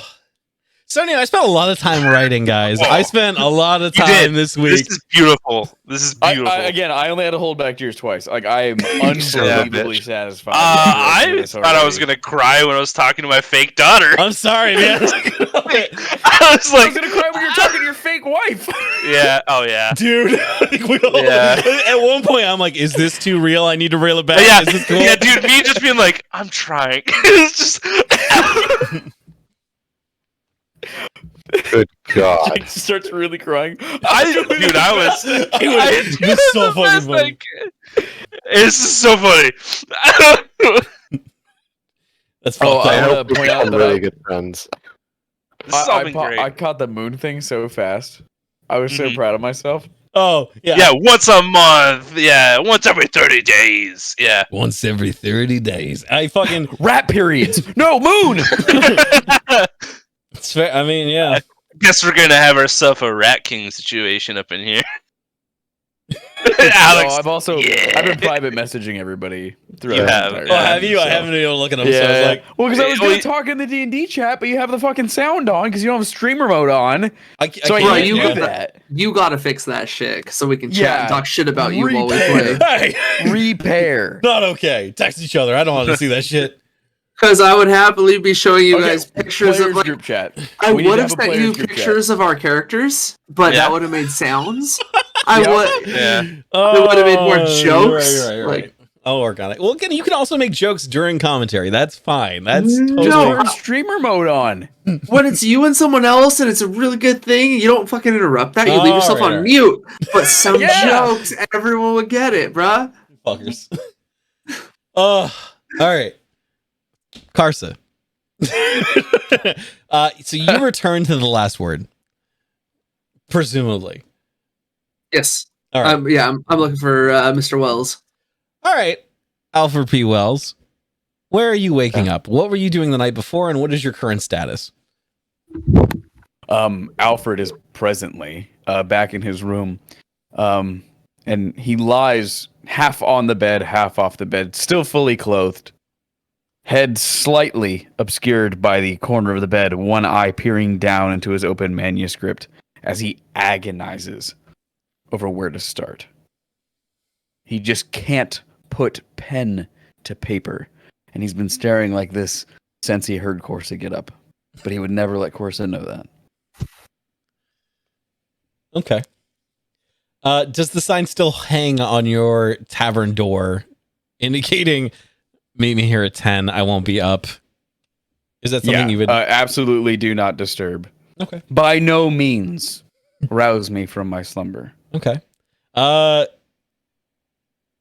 do you do from these early morning hours then? Do you sit there and agonize the entire time? Do you get dressed? I'd never left clothing. Oh, okay. Yeah, just agonizing over this. Okay. There's a brewing feeling beginning deep down about him, for him. Okay. So between the hours of, let's say, I don't know, it's probably 5 in the morning to about 10. What do you occupy yourself with? Me? Yes. I don't Just mean to this. make it boring. Quite seriously, he may adjust position slightly. He may turn to one side and keep the arm at full extent while he holds the book. He may bring pen to tongue, then pen to paper, and then set it back down. It's not clicking. You have a really fancy the like from SpongeBob. Yeah. Yeah. Just that's it. one. What is it called? It's a very illuminated manuscript. There we go. There I we went go. to art school. There you go. I Yep. used it Beautiful. today. Beautiful. Yeah, I'm glad you paid money for that. No one else is. So you spend hours agonizing. You feel your muscles alternate between getting agonizingly tight and frustratingly loose. You keep tensing and untensing and clenching and unclenching. And occasionally you'll hear a sound below in the tavern where someone will like drop a glass, and it'll be like someone exploded a bomb in your head where you just want it to be quiet. You just want people to shut the fuck up so you can focus and do this. But people are just loud. They're being obnoxious. You hear like occasional clinking of glasses. You hear someone go, but it sounds like the laughter's next to your ear, and you just kind of flinch every time you hear a sound. And that's how it goes for hours in your own little personal hell in this tiny little room that is equal parts altogether too quiet and extremely loud. A spinning, unending void of my own thoughts, interspersed with other people's merriment that is so hopefully unwanted.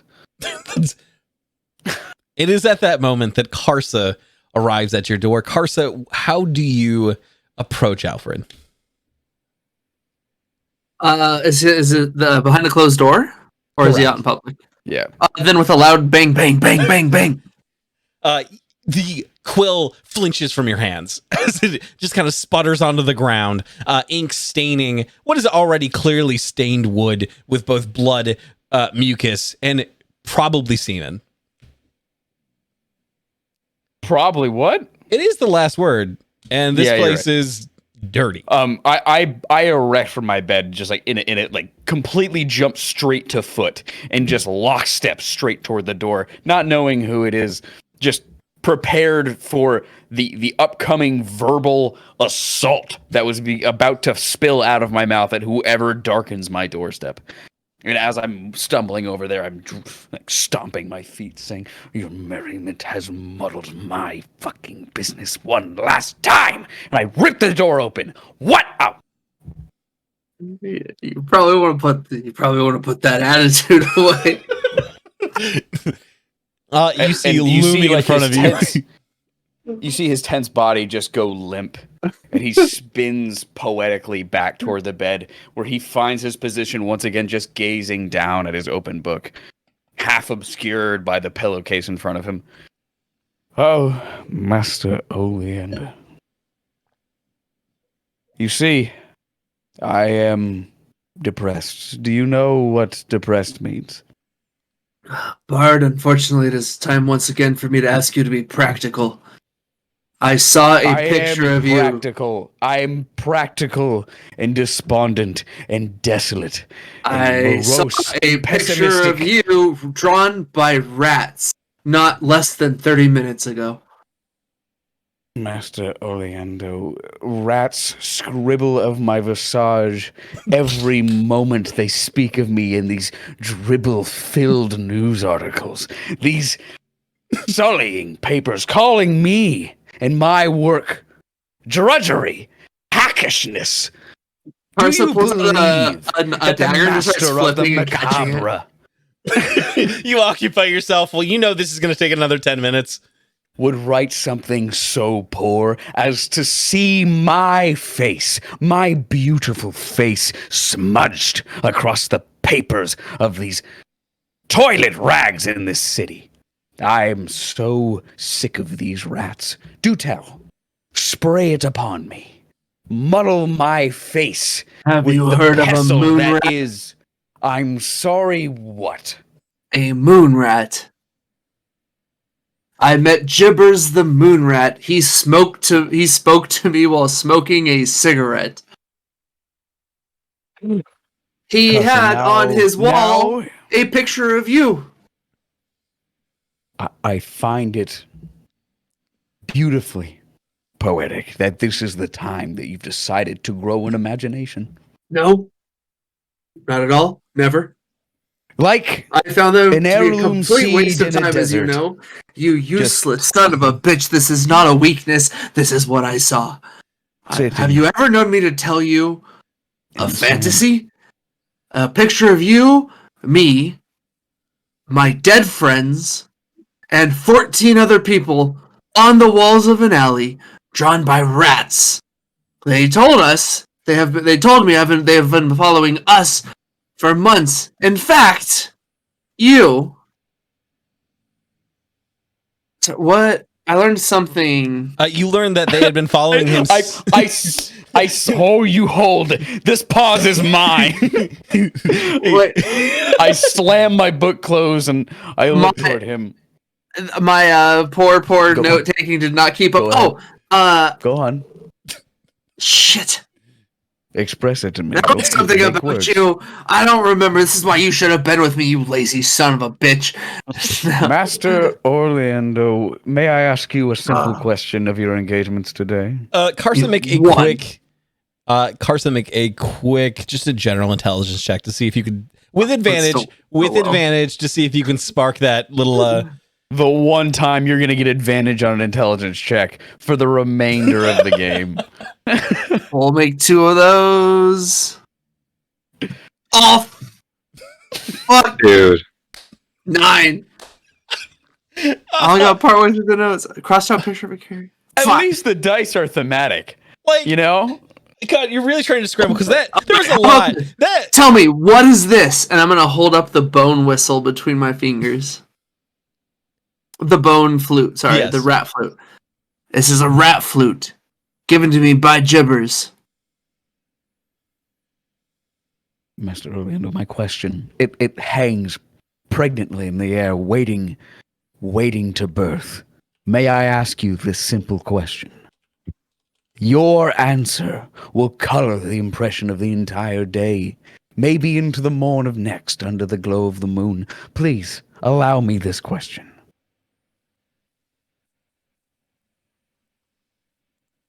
What question?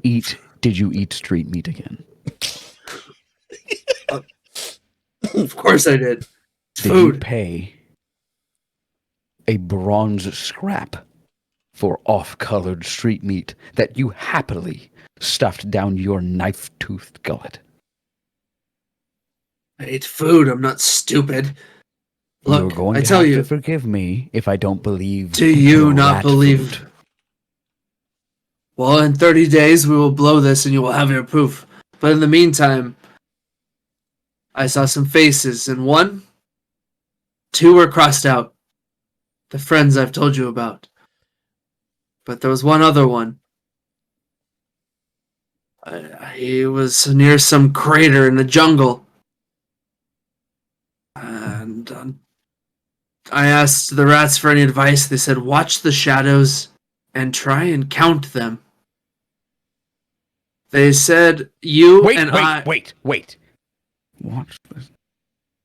They also watch said... watch the what? To the chat. They said specifically. They the spoke shadow. specifically about you, and they said you are missing things right in front of you. Irrelevant. They said watch the shadows. They say and you are count. missing... Here's my problem. You are missing I'm going things to in lose front this of idea you. if you keep talking. Yeah. Am I counting? Okay. Okay. You're useless. Let's go. I will interrupt for 1 minute. I need both of you to make 2 different checks. Karsa, you already made yours, so I'm going to fill in with what blacks you got. Essentially, with a 9, you remember something about an undertail, under bark, under something. Nothing really registered. You just know under dirt, Something about the underground. underworld. Since you showed him the bone flute, I will say, if you want to make a quick Arcana, investigation, or nature check, you can, both of you. Now that you're both properly looking at it. Okay, I'll roll Arcana then. That is I'll roll Arcana with you. That's a beautiful 19, and it's probably because I pronounced it correctly. I got a 2. Okay. Karsa with a 2, you look at it and it's just, the more you stare at it, the more you're like, this was dumb. Maybe this wasn't the thing I should have shown him. Maybe this was a bad idea. This is not how we broached this. With a 19 Arcana, you're staring at this tiny little sliver. In your case, it's a little bit bigger, but not by much. It's still about, really yay big. It's not so much a flute as it is like a carved knuckle bone. And you realize that's exactly what it is. It is the carved knuckle bone of some type of dragon. You don't know what kind, but the fact that it is a dragon's knuckle bone is significant. Okay. I will concede that is an interesting item you have found. Now, is this one of those scenarios, these scenes that you've manufactured where you're referring to adult humans as children, or mayhaps a halfling with a little extra hair as a rat. No, Maybe- this big. And Carson's gonna hold up his fingers the size of the rat. Wait, can you show us how big that rat was? The rat was kind of big. Can you show us how? Because I know some rats are this big, and Correct. there's New York rats, and I know you guys are from New yeah, York. It's so- closer to a New York rat. It's like a little cat. Cat. It's like a little... Which is again why Cat I was rat. able to light up a cigarette. It was a regular size cigarette. That was not a Yeah, rouse. yeah. That's not a mouse size cigarette. That's a rat. It was about 30 smoking a seconds cigarette. ago when I remembered. Oh yeah, you guys know New York rats. Yeah. This is like a Teenage Mutant Ninja Turtles true story. Yeah, it's about this tall and it hits people with a bow staff. Fucking Splinter. That's not you got. Well, it. of course, will you allow me to hold the rat whistle? Is it? I don't want to take it. It's your spoils. I know how this works. You earn this fair and square through some form of combat. In I don't 30 want to hold days, it. whoever holds it in 30 days, we blow on it. Yes, here. Yeah, I hand it over, no problem. Do I feel anything? I'm gonna give it like a palmy, a handy. I'm gonna a little. I don't know. Do you have any spells? Are you casting anything on it? Or are you just trying to give it a vibe check? I'm a bard. My spells aren't useful for this. Just give it a Neil vibe check. All right, you can make Just like a another Arcana dragon check with knucklebone. advantage. Okay. It's alphabetical. Hey, 21. 21 is that cost. 7. You actually, oh, Yeah. 21 total. Advantage. Okay, cool. Yeah. Just making sure. 21 total. You kind of reach out with your own magical senses, and you see this thing begin to ripple. As you kind of hold it and move it, you see that there is about there's a 1 second delay to this fucking thing. As you kind of move it to and fro, Ooh. you see it drag itself along in your vision, almost blurring itself. Karsa, you see him waving this back and forth. It does nothing. He's just doing one of these. Those Fascinating. fucking mushrooms you eat. But Fascinating. as you're doing it, you see the runes elongate and grow the longer you wave it across.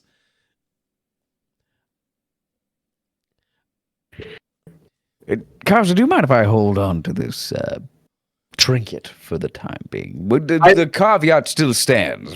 30 days, toot toot. I don't see those growing symbols, correct? I would Karsa doesn't say, see 'em? so here's what I will say. As he drags it across, all you see are the symbols, and they glow as they each, as he kind of does one of these, you see each symbol.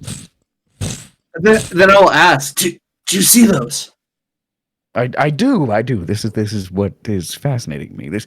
I regret not waking you with this morn, because I feel like your adventures has yielded quite the item here, my friend. Quite the item. Do I recognize the symbols? Do I recognize them? Karsa, make a check with disadvantage, and then make one with make a perception check with disadvantage. Or excuse Perception? me, make an Arcana check with disadvantage, and then a perception check. Okay. Is there a way to trigger disadvantage on Roll20? Or I mean on D&D Beyond? Yeah, roll it twice and pick I think you the can smaller one. right click on it, and it lets you Oh! choose. Oh, Disadvantage! I didn't know that. Okay. Dylan took Disadvantage. I have been Arcana? fiddling around with that fucking system for a while. And then perception flat. Okay. So 4 and a 4. a- Consistent. Like, So we now know who's getting the shit rolls this game, boys. Woo! you, Alfred, you can roll with advantage. Arcana. Yes. Right click. Crit. Shut the fuck up. You did not. You did not. Crit. All right. So as you kind of you realize you've read stories, and just stories, because something like this hasn't been seen in the better part of a millennia. You weave, you weave, you weave, and you realize this somehow is a knuckle bone from a thing that's only been heard of in legend and tale.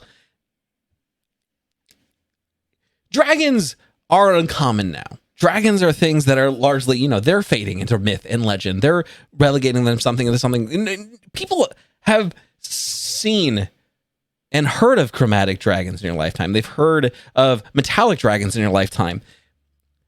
No one in millennia has seen an ethereal dragon, and this is a piece of one in your hands. Karsa, what is your perception check? It was a 4. Cool. Oh, wait, 4 for the perception as well? Mhm. Arcana and Perception are the 4s. Okay. With disadvantage Arcana and a regular Perception, I believe. Yep, disadvantage Arcana, regular Wow. Perception. 4 and 4. All right. Yeah, it's in the play log, so you can see it. You get this deeply unsettled feeling, but nothing else of it. It's just kind of this like, weird. But that's what you get from that. Well, And I'll ask him, do you recognize this? I may have read some things at one point, but they're all just legend stuff. It's nothing you need to occupy your mind with. I guess the end of this conversation leads us to the beginning of a new one. I would like to apologize to you, Oleander. Or which one of your offenses? This morning, I should have rose to accompany you on this adventure. If not for you to be able to properly put in context how you stumbled upon this item, maybe perhaps talking to a fuzzy goblin or a tinier halfling. But the told you. mystery surrounding this is It was a fascinating. I will rat. say, sure, And yes, there's one thing The I ask of pests. you. the rats. I ask of you only one thing. Witness me. That's what I was going to. I wanted to apologize for not bearing witness to your greatness. You probably muddled a man's skull into a bloody pulp. A child, in fact, into a pink mist. And I have no way of taking this quill and placing it to page and sprawling your great displays of viscera into the common word. So, for the remainder of the day, as recompense, I will be at your heels, nipping away, tip-tapping. Karsa walks away as he talks. Oh, we are making haste. All right. Let me grab my bag. I grab my shit, and I follow his ass out the door. As he catches up, I describe the character that already had an X through him. Okay. So just the basics of like race and like hat or shirt, like the basic stuff. Absolutely. So it's GR, so you're aware, it is this elvish academic. From your perspective, almost certainly a member of the Royal Academy in some degree, shape, or form. The jar is odd as a descriptor goes. You're not sure if Karsa just like didn't have the words to kind of describe what was in it, or if that had any importance, or if it was just like, okay, that was notable. The jungle's interesting, knowing that there's no jungle for the continent. It's not a thing. There's not much else that you could really glean from that, however. The note indicating ethereal plane is interesting, but nothing particularly notable, especially since you didn't know Karsa knew the word ethereal. That's a new word for him. And as we walk, I will tell you that they said that the reason the 20 of us were on that board is we were the only ones that could see things others couldn't. But they also said I could see things you couldn't see, and there were things right in front of you that you couldn't see. Well, So you see, there- Karsa, this may be an extension of experience. They may have been using the literary term of metaphor. They may be speaking about how your eyes have bore witness to great horrors and atrocities in the fields of battle, soaked upon the blood of your enemies and allies, dancing upon the bones of those Carson stricken. shows his file-sharpened teeth and says, "I am done with metaphor. There And was no I metaphor." experience the dark depths of human captivity. So our eyes see things through different lenses. Maybe that's what they were saying. I wasn't there. And I go back to scrolling in my book. Carson just keeps Carson just carves a path through the crowd that Alfred can walk through. You see various people just getting kind of shoved aside. Most of them do, like, as they see you coming, make way, because again, even through a crowd, you stand head and shoulders above the majority of the crowd, and people are like, "Oh, that guy's big." Alfred just continues doing the thing that he's like has learned in the time of following him as a companion, is just like mumbling apologies as he passes by people. Sorry. All right, so where are you making your way for both of you? Where are you making our way? For now, I was just gonna try and head back to that alley to show them where it happened. All right. You have no issues with directions. You can find your way around in the city, correct? This is okay. Perfect. With determination and no patience for deviances or for other stops, you continue making your way straight to that alley. At this point, it's probably noon. No, I will say it was here. They led me there after throwing a rock at my head. All right, well, let me poke around. I'm gonna do that. I'm gonna look to see if there's any evidence to suggest that what he's saying is true and not just a street meat induced psychosis. Okay, make a quick investigation check for me. 14. 14? Yes, sir. Are you assisting Karsa or no? Oh, happily, I would point like, this is where the board was, this is where they were standing. All right, make a quick check with advantage then. So just roll again? Or yes, to keep that number. Or if you want to roll for both and just add advantage, that's fine too. We'll just get rid of your previous number if you want. You can roll 2 more times if you want, or keep the previous number and roll once. Your choice. I'm just going to click the advantage button. Thank you. 22. Fuck.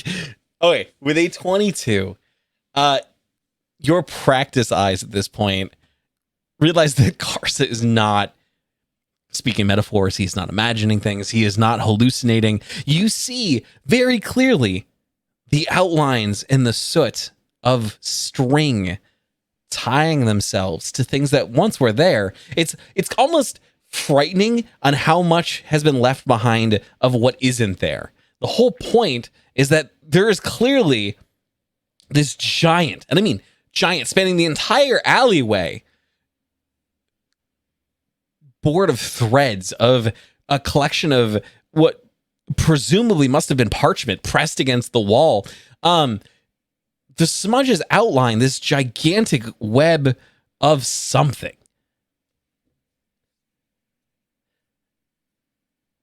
You also see that a lot of the soot seems to lead itself back into the sewers. Well, I guess I apologize again, Mr. Orlando. It appears that you did experience something quite fascinating, peculiar. So, now you know, look for the rats. And, well, there's stuff right in front of you that apparently you cannot see, according to them. Well, what I can see is it appears it leads our adventure into the sewer. Would you mayhaps wish to engage in that level of adventure? To dip into the gutter, into the cesspool? To plunge our toe into the cloaca of the city and writhe in its juices and folly? Good God. Karsa just starts walking again. Where are you walking? It's not quite sure yet, but towards the main thoroughfares. Just anywhere else. Just towards like up the main alley of people. Okay, you can do so.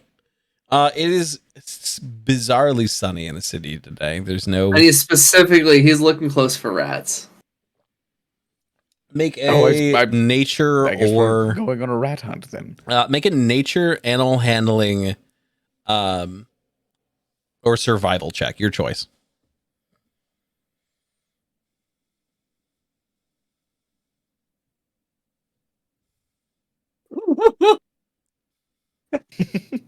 We figured it out. We figured it out. Shit, it's a 4. Alex, you might be safe this campaign. This is kind of nice. This is Derek's campaign right here. This is Boys, I knew someone was gonna get fucked, and it's me.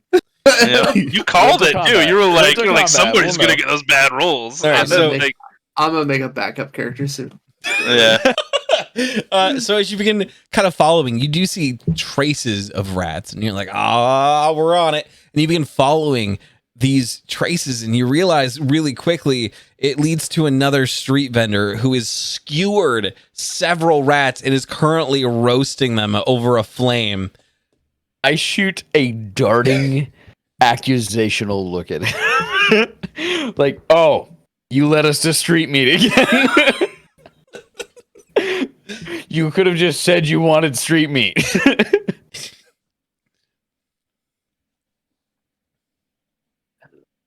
Hungry old chap? No, I just want answers. Though I'm not here to poke fun or make light, but do you recognize any of these fellows upon the skewer? Any friends here? Make a perception check.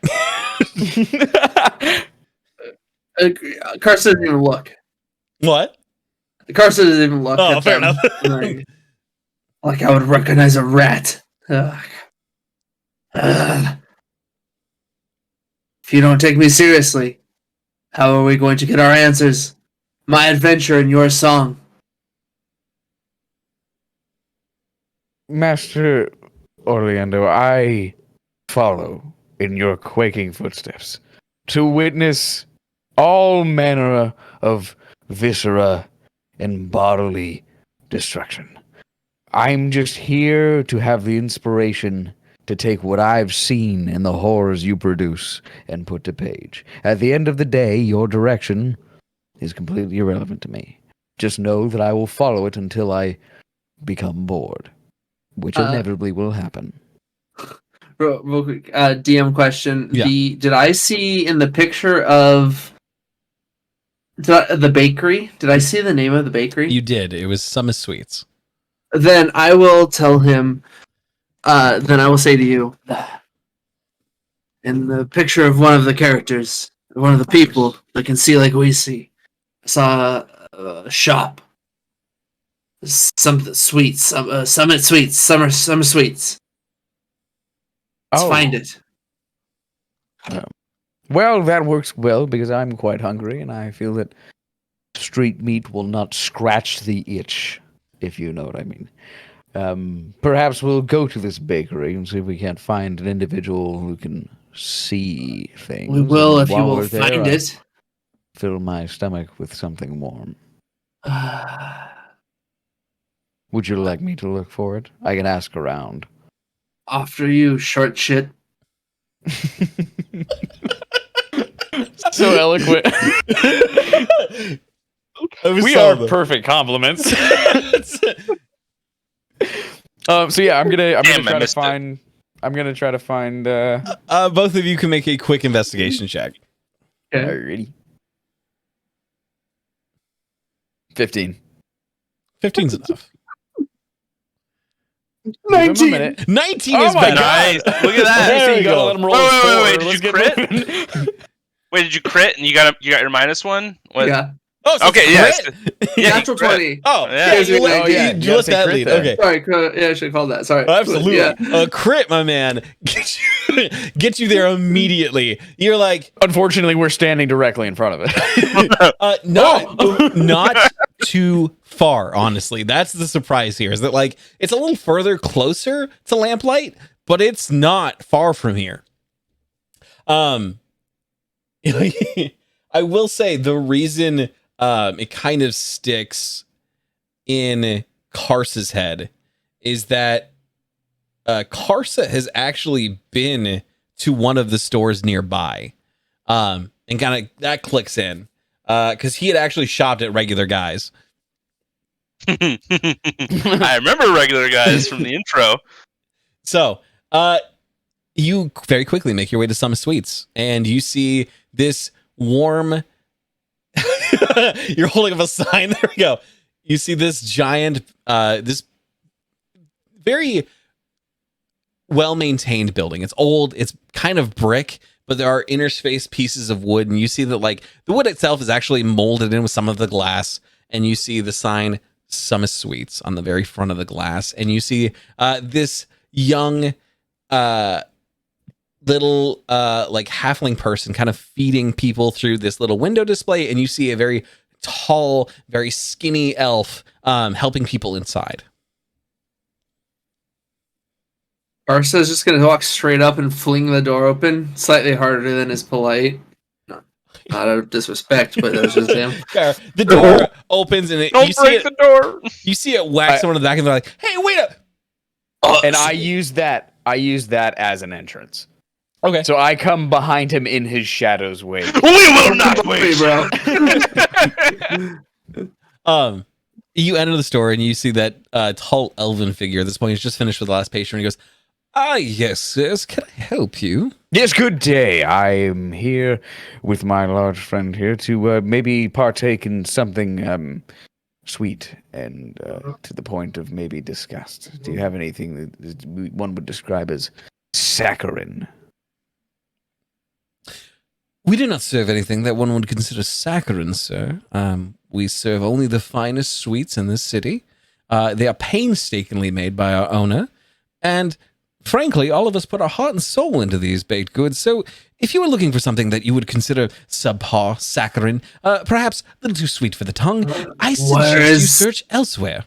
Where is the Asimar? That's exactly what I needed to hear. I'm looking for something delicious, luscious, honeyed, cloying, like candy, nectarous. No. Not saccharine. Is this the place? We're looking for an Asimar. What do you mean?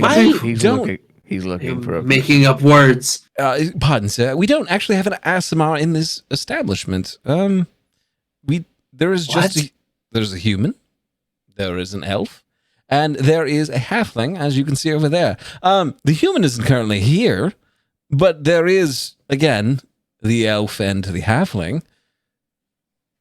Well, my man, do you see anyone that matches your rat description? Did your furry informants maybe lead us into the direction of... And then, so I will describe... Both of you can make a quick perception check for me. Okay, and I will say out loud what I'm looking for, even if it's obvious. Yeah, I don't know what the fuck's going on at all. Perception? Yes. I crit missed. You're too enamored going, no, I want sweets, nothing too hot. I'm here for sweet. Yeah, I got a 9. Fuck yeah. I want candy. I say that there's maybe like a picture of me on the wall. That's 100%. That's why I'm like, it's literally it's a tabloid article saying Summit Sweets best sweet, essentially best. Yeah, it's literally just like a sign that says, "Hey, this is the best establishment of this year." It's an award. He's won an award. He's got it hung up. As you're describing it, you see the elf just kind of go, "Do you mean this, sir? That is a human." Yeah, that one. That is a human. And the proprietor of the establishment. Looks like that an is an ass to article. me. That is an article in a piss rag, is what that is. Can I help you, sir? I already made a request. You've yet to fulfill it. Once my desires are fulfilled, I will sit quietly while you speak with my You see at this point, Rochelle kind of gets up, walks over, grabs the darkest chocolate they have available, and plies it in front of you, and goes, "Hopefully this is to your taste, sir." And she walks away. I drop the coin required, and I snatch it up. It is Good day, sir. bitter, but it is good. It is. So Karsa probably grabs an obnoxiously big handful, just takes a huge bite. Not the waste. You drop some of the chocolate. Shit. What that I is him. snatch it Where- before it hits the ground. How wh- dare you drop this? Where is the human? We have business. Oh, if you're sir, and you see Rochelle taps your leg, and it's like maybe ankle, like not ankle, but it's more like your calf. She like pokes your calf. She's like, if you're looking for Samus, he's gone to the market, sir. He's purchasing a new oven. Our previous had some issues. Damn. What One of your what employees kind just of sold you out to a thug. What kind of issues? He said it was fine. He said there wasn't anything. Like, he just said it just wasn't working and he had to go replace it. What specifically wasn't working? You have my interest. I was trying to light it earlier and it just wouldn't light. A day in the Oh. life of a worker. What a nightmare. Mayhaps were it volatile? Could something of worse happened? Could Oh. maybe a blast or an outburst or a backfire or a bang could have splattered your guts across the wall. Your employer walking in the morning only to find your begotten corpse sprayed against the wall. And the only thing visible in the viscera reminding him of you is your screaming pale face locked in the expression. Are you done? No, he said it was fine. Okay. And I trust Samus. He's a good man. I open my book and I start just scribbling. Well, it's very clear I'm ignoring everyone now. In the meantime, do you know where he went to buy an oven? I don't. I thought you were supposed to be helpful. Point to Alfred. We suck. This is great. We're fucking insufferable. Yeah. To the Grand Central Market. He might have went there. I don't know. Good job, bud. I did say I was going to the market. Oh yeah, but not necessarily the grant. Like again, could have been anywhere. Okay. Oh. Well then, fuck. Karsa, make a quick perception check. I can hit that button. Oh, at 19. There you go. Did you crit again? No, 17 plus 2. Oh. You get that familiar sensation up your spine, and that smell of ozone hits your nose, and you feel the hairs on the back of your neck stand up. And you hear the clock outside begin to gong. Boom, boom, boom, boom. The Final Destination shit. 4 bells, and you see, looking up at the clock, the impaled body of your once friend, Baroth, pitchfork stabbed into one of the clock faces with his hand gesturing towards the Grand Market.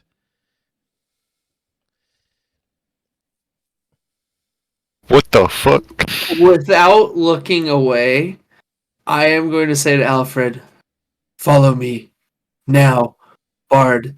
And I will immediately start walking that direction. I'll keep my eyes on him for a few moments. Even and as then, the clock, so as the hand on the clock begins, you see his arm is constantly changing, raising, and moving in the exact direction of the Grand Market at all times. Yeah. About Okay. the 4th time you look away and look back up, he's no longer there. I don't know if I look back even twice. As soon as I follow it, I immediately Start hitting my the guy, ground running. my guy follows signs. Okay. Just follow me now, and I walk. And nothing. As if I Everyone. have anything better to do. This is the type of face where people Writing move. and walking. And if they don't move, I don't move. Pardon me, excuse me. Pardon me. Just slowly gesturing. Yes, yes. Sorry to you. Okay. I'll pay for the damages. Yep, sorry.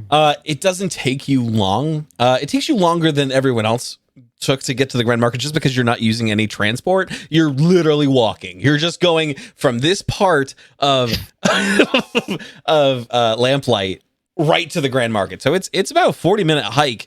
By the end of it, Alfred, you're a little woozy. You're a little tired. That sugar wasn't quite enough to like give you enough zest. Again, you haven't eaten for most of the day, and all that you did eat was a bit of chocolate. Not to mention you stayed up all the night before.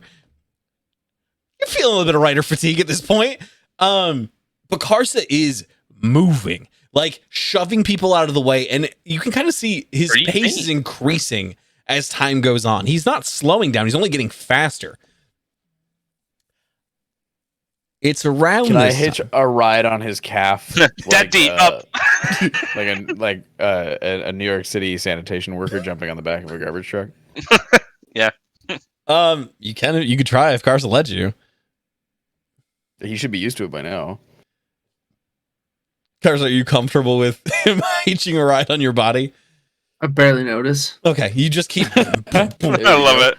Barely trucking, noticed. pushing people.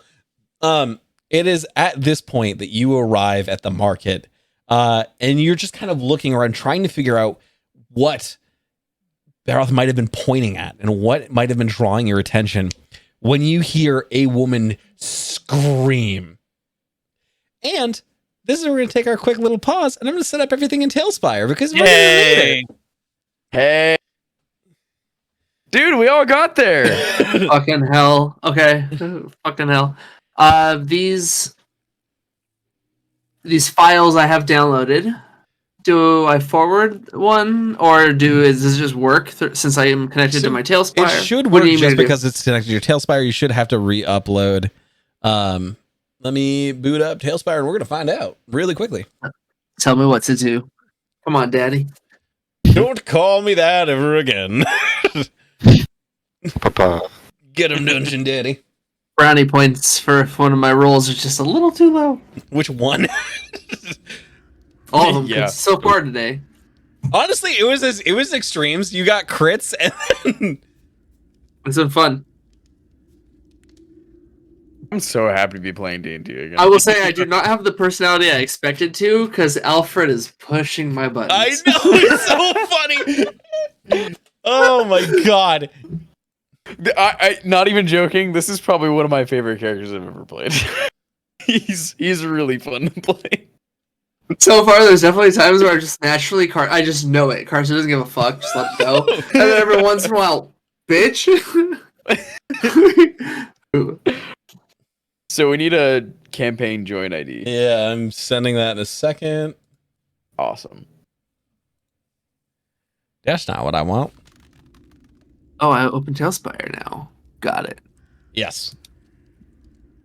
How do I send a campaign join? I sent an image of a Baroth from Monster Hunter to Derek because I'm like, this is what I think whenever I hear your friend's name. It's very. I need to get my friends' names out. They're important. You can just throw it in I already the have 'em. Dungeons and Dragons VC chat. Tell her.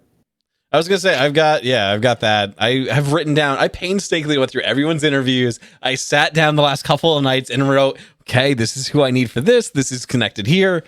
Let me see. How do I send a campaign ID? Oh, there it is. Yeah, and again, just send it in the Dungeons and Dragons VC chat. Okay. You say voice chat. Yeah, the voice chat. VG. Well, because it kind of is, isn't it? It's It the is, voice yes. chat, text chat. It is, yes.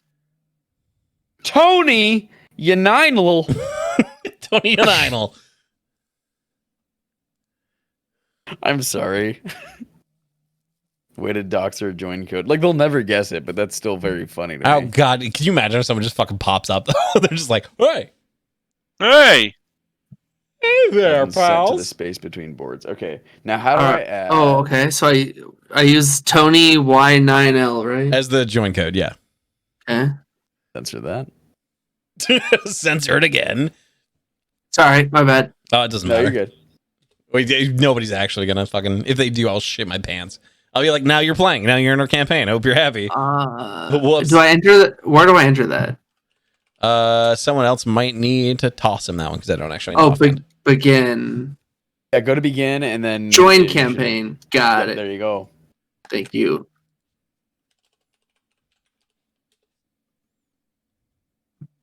You've been Adding sent to hero the force. space between boards. Yeah, we're great. not there yet. Yeah, okay, don't give a shit. I'm just gonna connect my boards. My I've got to be brought back.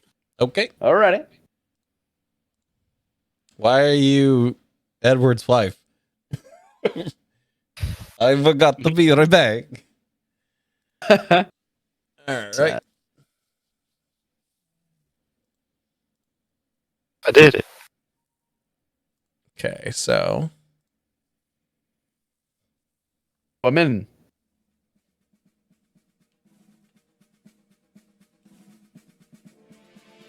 I wish to select your party screen. Yeah, I summoned everyone to it. Okay, Oh, so nice. how Isn't do that we cool? get our characters in again? Because I forgot. I will do that for you in just a second, I think. Or you can hit space, I think. Hero Forge. There we go. Alfred.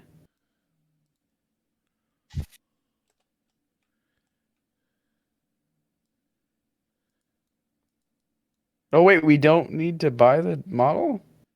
What? Oh wait, yeah, we do. Never mind, I'm dumb. Disregard, I'm an idiot. Yeah, buddy. Okay. Alright. My character should be linked. And Derek will have mine. And Dirk will have his. I'm gonna grab a beverage while everyone's doing this stuff. Oh god, my ankles. Kimmer, how do I get to it again? Space, I think. It opens your library and then you click linked. I think. Get LinkedIn. Hold on, I need to go to the Grand Market real quick. 'Cause I'm No, spacing you need to between go boards. to space between boards. That's where I was. Sorry, excuse me. You're going to choose your character, select character. Oh, well, so I can make I'm sure waiting that- on GM right now. So, All right, let me summon you here then. Just be like, Bop, get over here, Jake.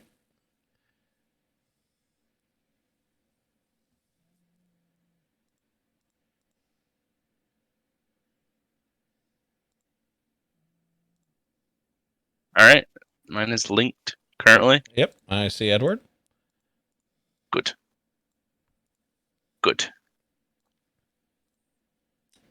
Oh, hey, some of my stuff stayed on.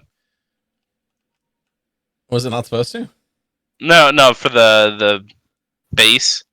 My Oh. coins. Yeah, Stayed. it's supposed to. I think a lot of the base stuff is supposed to hang around a little bit, I think. It said that it doesn't really allow for custom bases, Oh. but that's like mainly like the hex and the whatever, I'm sure. Oh, you lucked out. Yeah. And then Derek has the other ones, I think. Am I getting that correct? E.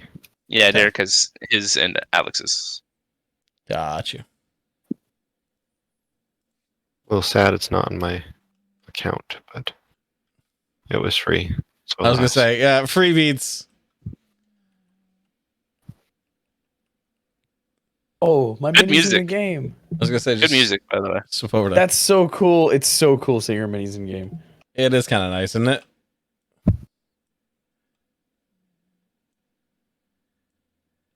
Okay, while you guys are here, I'm going to go to the other one and make sure everything's all set and ready to go. Yep. What are you, Edgar Allan Drow? You funny boy, you.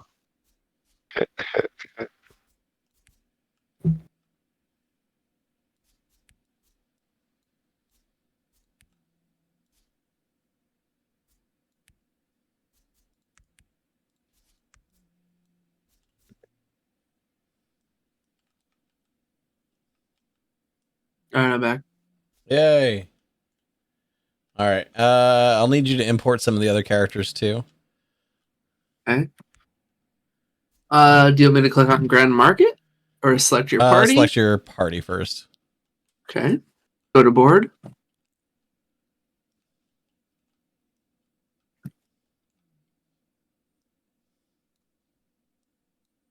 Says waiting on GM. Oh, yep.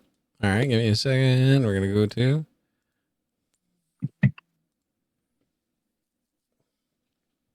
boy. Okay. And check your hit space and hit check linked.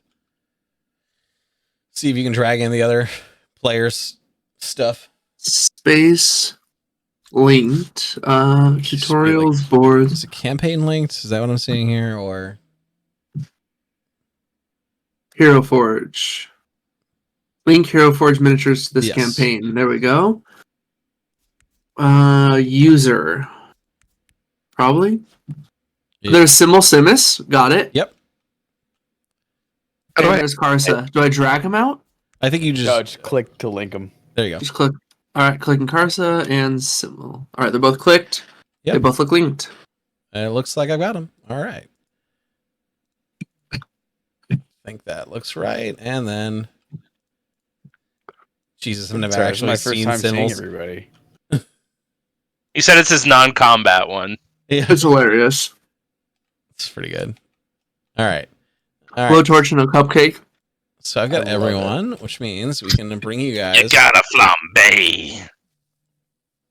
All right. So I want to go to Bop.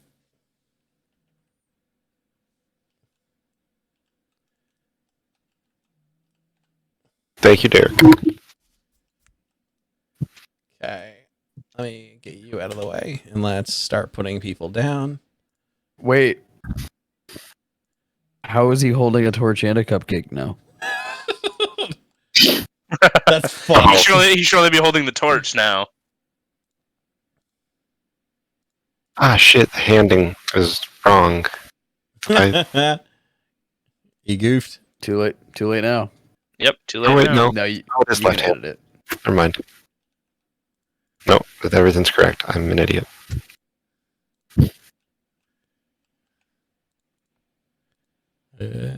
Jam tools, play permission. Blue Phoenix. Perfect. All right. Oh, and I can turn this on so they can see kind of what we're looking at. Chair, how did you add your name There we go. All What? right. to the board? Sorry, I am summoning you guys here instead. Okay. I don't know.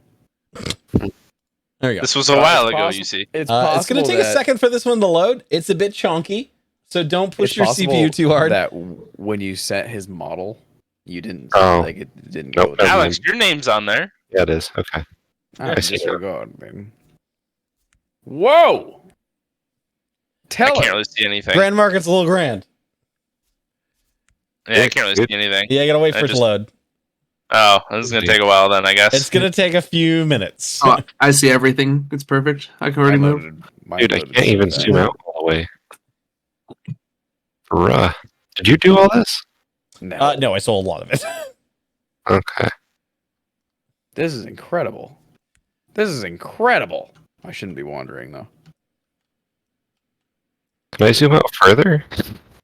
Yeah, you can zoom out far by kind of using the scroll wheel, but also on the right side, there Okay, I is a white bar you can use to like hover higher above. But I see now. for the Yeah, I time- can't see anything Christ, it's still. big. This is great. It's insane if you go all the way up to those buildings up Yeah. north and northeast. Grand Market is grand, all right. Bonkers. Yeah, I still can't see anything. Great. It's gonna But I have take. to. You might have to load out and then load back in. If you want to switch to the board, you can. Let's just do another summon. See if I can. Yeah. Because we all loaded in, right? Yes. Mhm. It might also. You might be looking at another area too, Jake. I doubt it, but that's another possibility. It's a whole bunch of nothing. Try leaving boards. Going to another one. How do I do that, sir? Hit the spacebar. I think. Boards. Oh, I see. Yep. Yep. And I'll just go to select your party right now then. That loaded in. And then I'm going to go back to Grand Market. Oh. Oh my god, yeah, there we go. Hey! There we go. All right. So I will say, I will also turn up the brightness a touch so everyone can kind of see what's going on. But know that it is definitely more of a evening scenario. Like, there we go. That's probably better. I will say at this point, you guys are probably further out in this direction. So I'm going to move Samuel and Alfred. Not Samuel, excuse me. Karsa and Alfred out this way. And I will say you're probably here. And you are near the constable here. Okay, perfect. So what I'm going to do is change the music. Thank God. And then I'm going to have each of you roll initiative. Now, I will say, so if you're using D&D Beyond, if you haven't downloaded the module, there's actually a thing to let you tie your dice to this. I have not. So for now, just use D&D Beyond and tell me the numbers. But in the future, if you download the actual thing, it will let you roll the dice in game. On what, Tailspire? Yes. So by clicking on D&D Beyond, it will actually roll those dice for you in Tailspire. Why? Anyways, I'm Also, gonna roll my- now- if you're using a secondary monitor, and Tailspire, like it's a vertical one, not Tailspire, but D&D Beyond may be in a mobile format now. If you hit minimize once, control minus, it will put it back in regular. What that guy said. About that Anyways, I stuff. got 18. All right, give me 2 seconds. I gotta place some shit down. You good?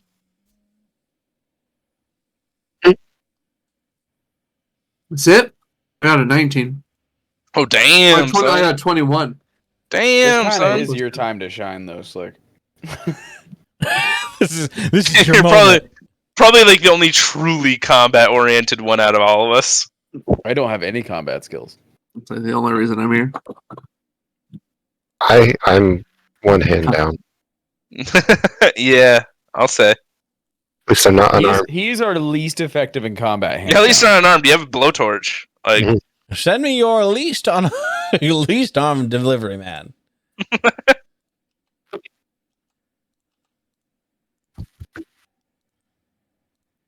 I got a 7.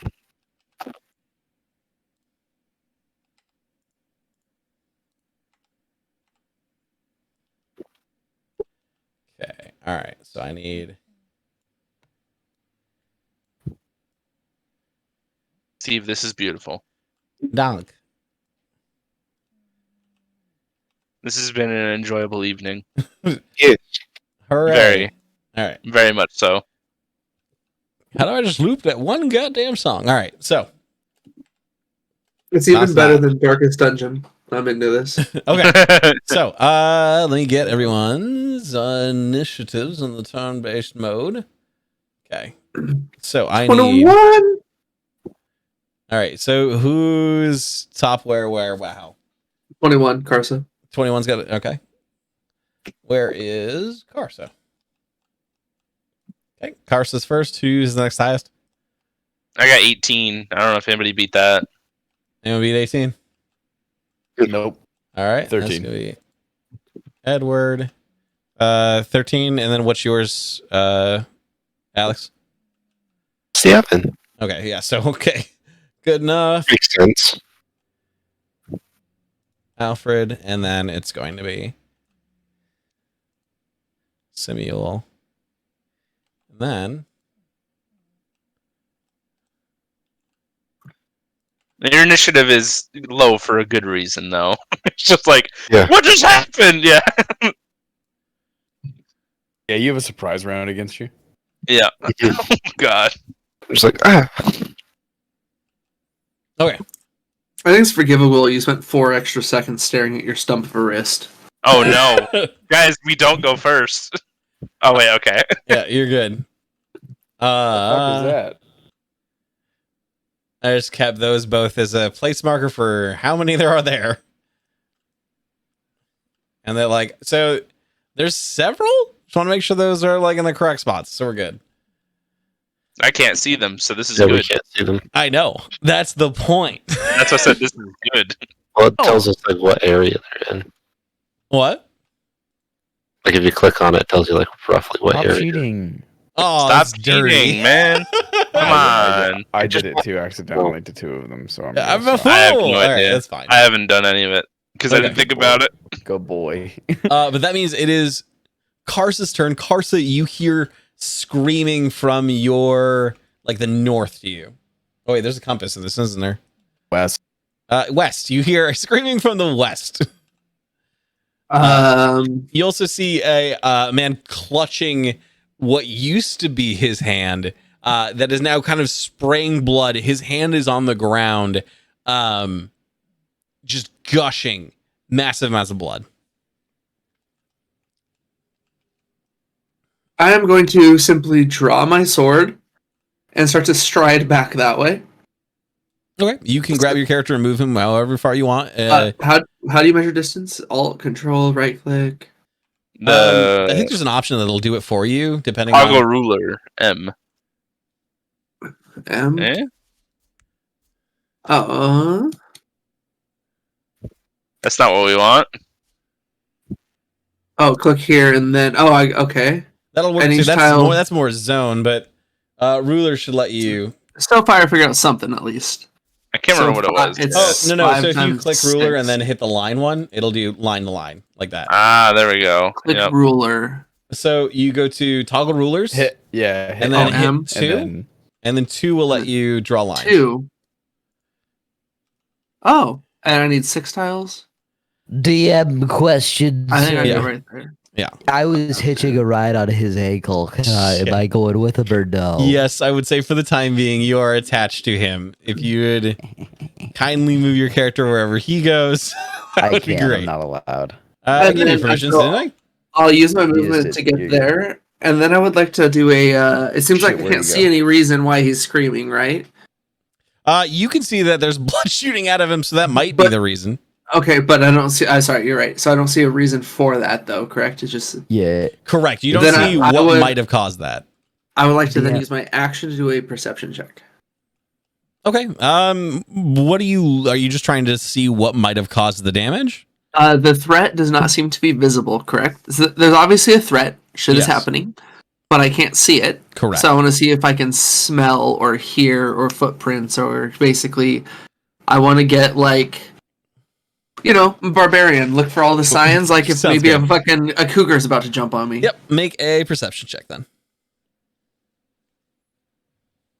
Hey, can you move me? Because it's not letting me. Did I not assign you the right permission, right? I think it's only on my turn. Oh, gotcha. Yeah. It is only on your turn. That's Yeah. fine. Yeah. There you go. That makes sense. That does, now that I'm looking at that in hindsight. Same.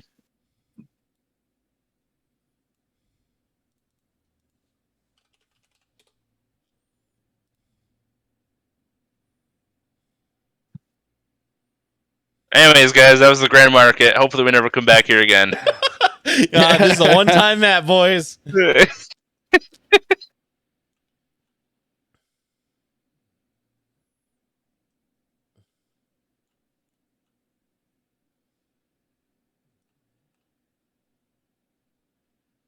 All right. Did you make the perception check? Yeah. What'd you get? So let me go back. I called it out, but I forgot. A 5. A 5. Oh, pff, all right. With a 5, you see people starting to panic. You see a woman here screaming. You see this dwarfen individual with like a pint of ale spits out his ale on the floor and is visibly shocked.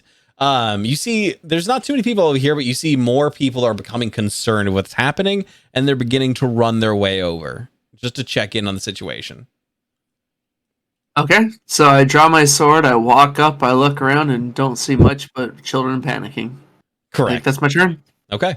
Edward. Was I actually facing the other direction? I will say you were Cool. kind of interacting with this stall here.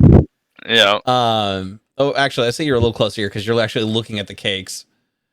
Oh yeah. Fair enough. But you hear yeah. screaming coming from your south. Yep. So I turn and look. See this man holding stump, bleeding. Yeah. I would also like to look and see what may have caused this. Okay. Make a quick perception check. Samuel Summus, more like Samuel Stumpus. Oh, oh, Man makes nice. Stumptown coffee now. A 12. A 12? You don't see anything out of the ordinary. You just see blood splashing all over the essentially blood just splashing all over this point here. You see this guard is visibly getting covered in his ichor kind of spraying from his wrist. And you see the guard's like trying to actively like staunch the flow of blood at this point. Oof. Oof. All right.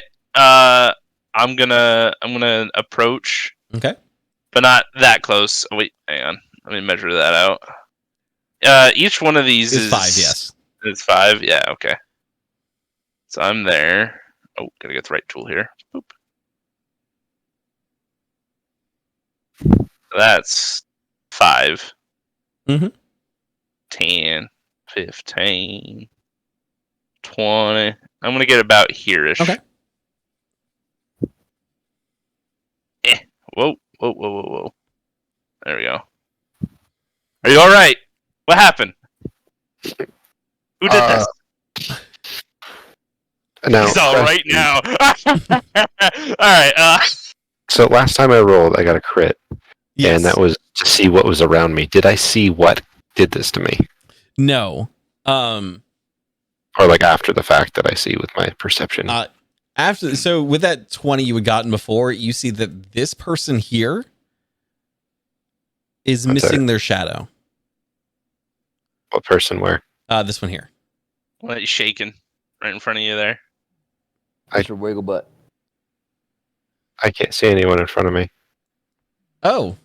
Are you Click on your character. Do you Are see your looking at character? I'm looking at my character, yes. Yeah, You can move your direct- character, right? Yeah, you should be able directly to. No. above you. I cannot move my character. Not on your Oh, turn. wait. Just seeing But you see the lamp right there? Here, let me. This one? no, No, other one. here. There you go. See There you this go. person? There's no one there, I'm telling you. Yeah, I don't see the guard either that you were talking about. So Oh, Jake. it's probably I think outside of. Wait, why is that? That should no, be outside. no, your he's vision. looking. He's looking at him. Yeah, Let me see. I still don't see the guard either.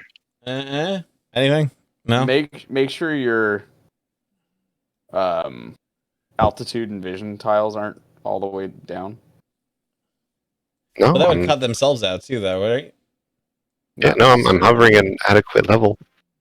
You don't see anything. Weird. All right. Well, let me see if I can replace them and see if they pop up. Give me a second. All right. You see this one?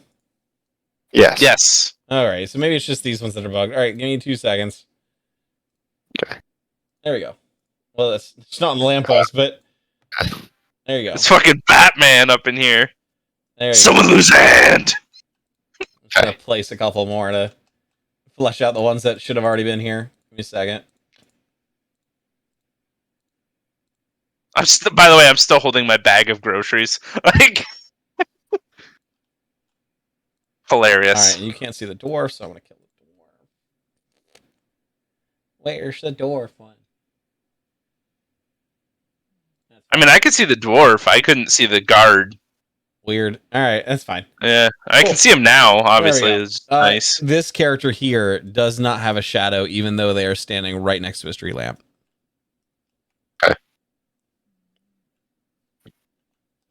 So that's all I saw. That is all you saw. You did get the warning from the parasite that you were under attack.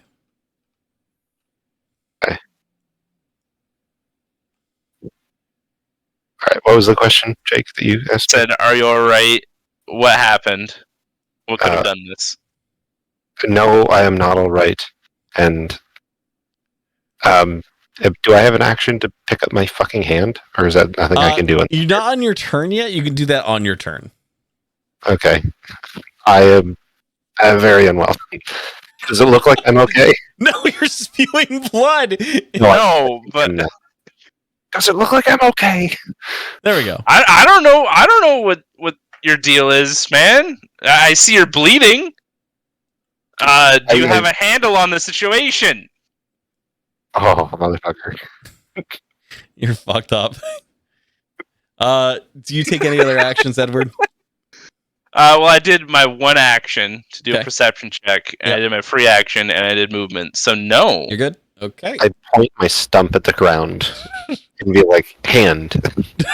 I also asked you what happened, and you Uh, said nothing in response other than Oh, "Do I look He okay?" is like shooting blood. I was like, Yeah. do I look all right? something Yeah. chopped off my hand. Okay. From where? That moves us to Alfred P. Wells. I don't want to like say out loud something too incriminating. So I'm gonna, as I look beyond my gargantuan companion's shoulder, I'm gonna say, "Good heavens, gore, viscera, carnage." Well, we better get closer to look at that. But in the meantime, I'm gonna go ahead and cast Mage Hand. You gotta pick up the hand. No, You steal his hand, he's just like, "Why?" Yoink! That'd be so good. So good. Mage Hand can operate within 30 feet. Yep. And move within 30 feet. And I'm going to use it to bring the materials to him and fashion a quick tourniquet around the arm.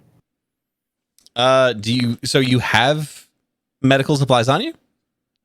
It's a stick and a piece of... I'm just making sure you Parchment, have so yeah. those. Is that correct? yeah, I got that. Okay, so you're gonna try and mage hand a tourniquet. I'm gonna make a tourniquet out of my handkerchief and my pen. Okay. Which you can do. All right, I'll take it. Are you close enough for mage hand? Not 30 feet. Yeah, are you in 30 feet? Is that what I'm? Yep. Is that right? Oh wait, am I not? I don't think so. on. Each I one don't of these think you stones are. is I 5 counted feet. wrong.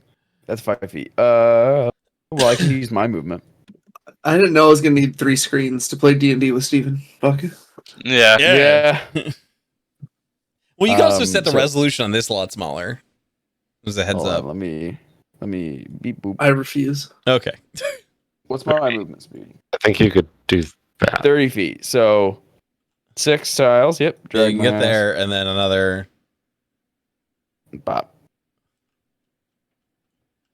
Am I still not in range? Fuck. 5, 6. I might not be. Dude. You are. I'll say just within range, because I see 6 tiles, 5 Okay. tiles. Yeah, that's fine. That's fine. That'll suffice. Cool. I do that. Okay. You mage hand these objects over. I will have you make a quick Arcana check or medicine, whichever you prefer.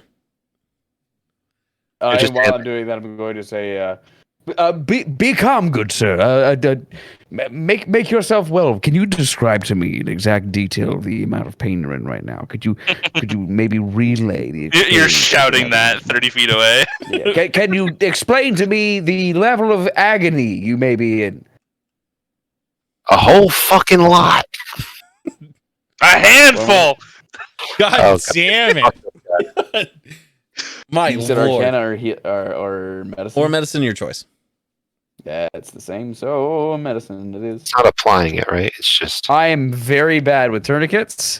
That is a crit miss. I am Oh! more interested in your pain than I am in helping. So as you kind of float over the tourniquet equipment, you're like absent-mindedly trying to tie it on, and he's just like as he like brushing against his face. Well, because I'm writing with my other hand. Correct. So you're just kind of like wobbling it over, and he's just like Yes, go stop bleeding. Samuel, you are getting attacked by a scarf, and it looks like a pen's trying to stab you. oh god, great. Is that who did it? Fashion yourself a tourniquet. You take with your hand and you'll turn it, and while you're holding, I'm coming. All right, Samuel, it is your turn, and at the beginning of your turn, you hear a familiar voice go, I will regrow this. and you see your hand begins sprouting out of the stump, growing a new hand. I was just going to shove the stump back on or shove the old one back on. It immediately covers it for you, sprouting a new hand, and goes, I am very tired. Use me sparingly. Oh, fuck. Man, I loved the Darkness comic book. I was thinking more of Venom, but yeah. Oh, shit. Fun fact: the singer from Faith No More actually played that yeah, I do remember in the that. video game. Oh, God. Can I do... Why is it? God damn it. What kind of check can I do to see what the fuck is going on with this shadowy person or no shadow person? You can make an Arcana check. Yeah, Arcana is probably your best bet.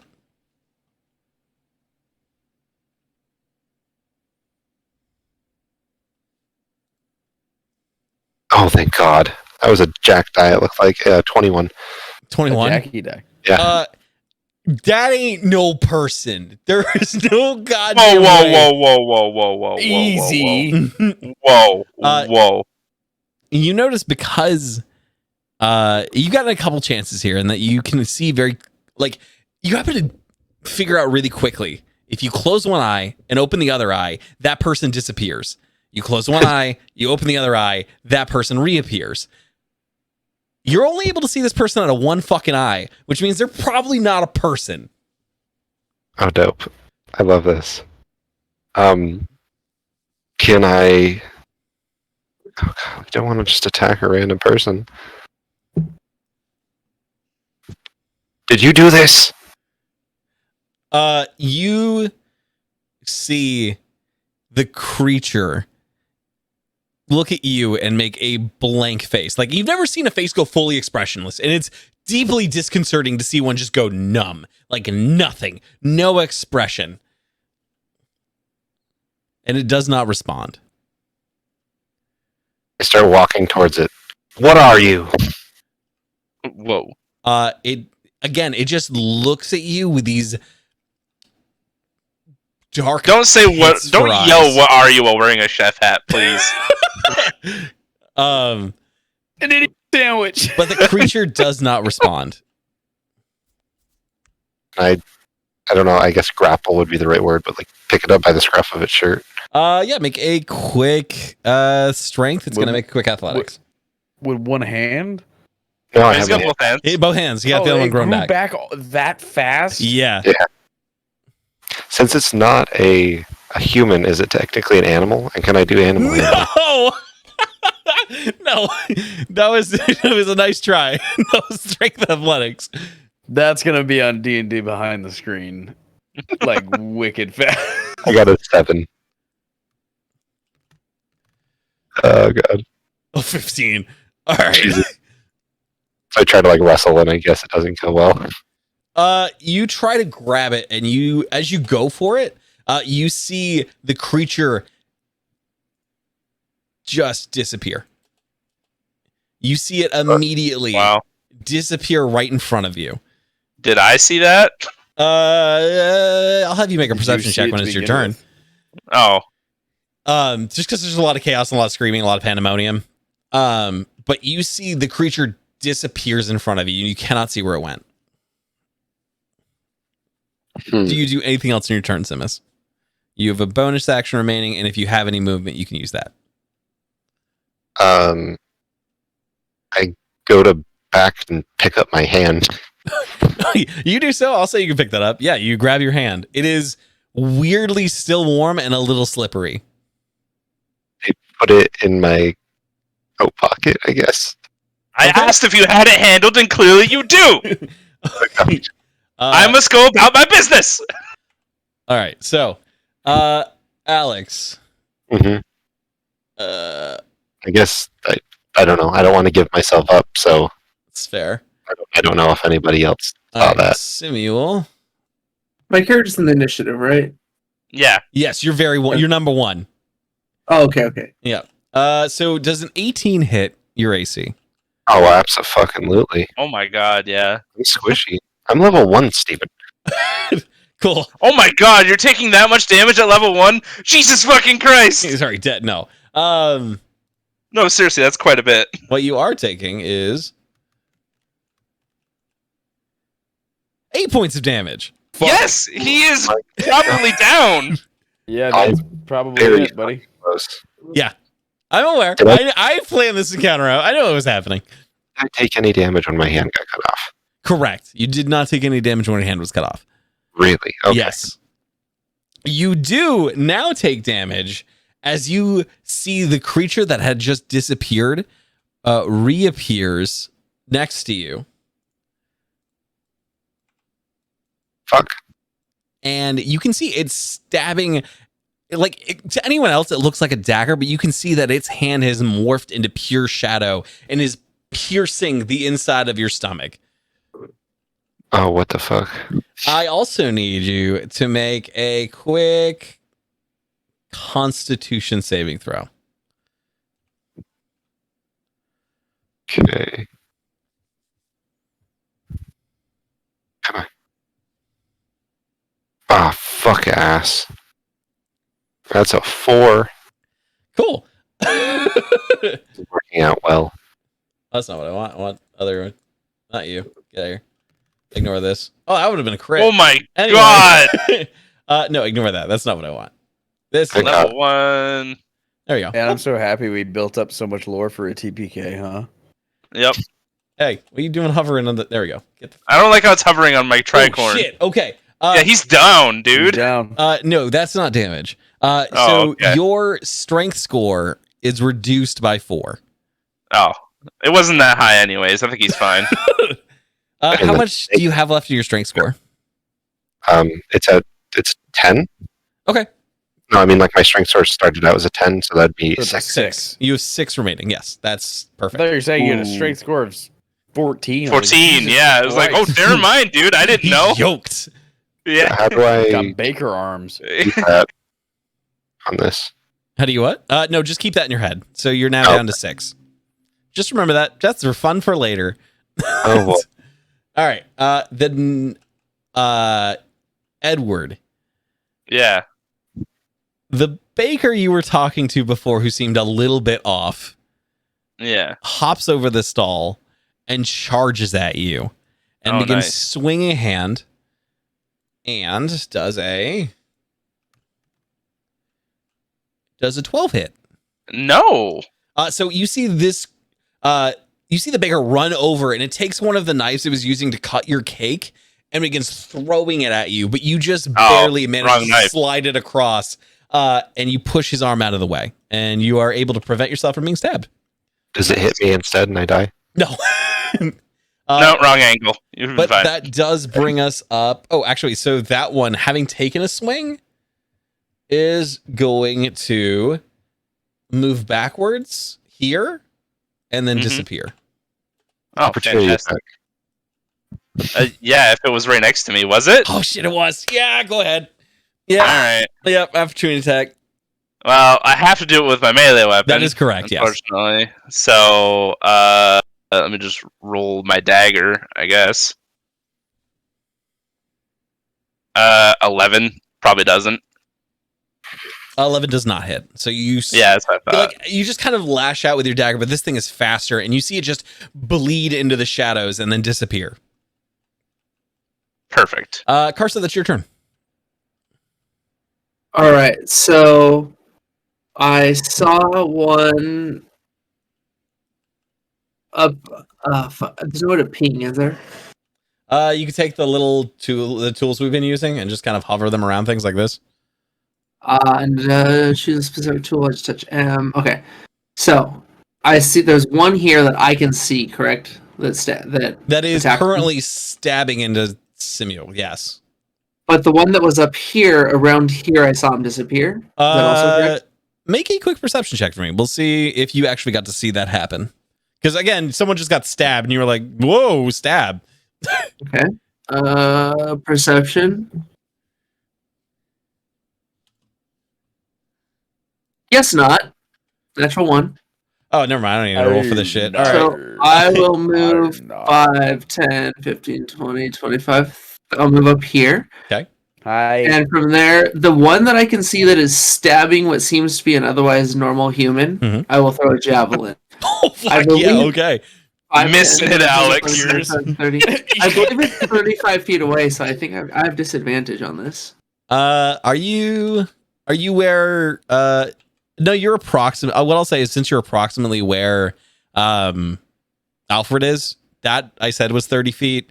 We'll say this is All 30 right. feet. All right, I'll huck a javelin, which under attack I have a button. D&D case law, boys. This button Yeah. says I roll a 16. A 16 does hit. So you see this massive javelin just across stalls, just stab itself into this figure, and I'll have you roll damage for me real quick. As I draw my weapon, I see it far away, so I switch it to my left hand. I draw one of my couple javelins, and I hurl the first one. Yep. And that'll do a 9 piercing damage. Fuck. So you see it go fully through this thing, and you see it does not flinch. Why? You see that Simule, and there's just no expression, Simule, but you do see, Karsa, as you hit it, a massive amount of blood ruptures from this thing and sprays across the ground. Ooh. And you see, as it hits the ground, it begins to sizzle as it hits the light.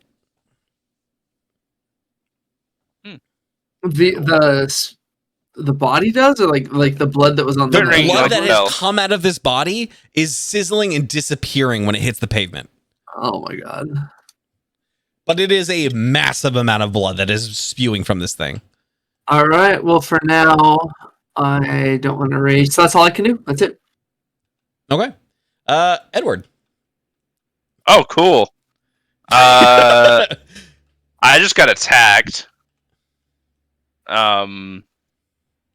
That's his business. Where's the one that attacked me? You I attempt do to not find. see. You can try to decide where That's it gonna is. take my action though. That is correct, yes. All right, I help you. You help me. One attacked me. One attacked you. Okay. I'm gonna shoot or attempt to shoot that one with Eldritch Blast. Okay.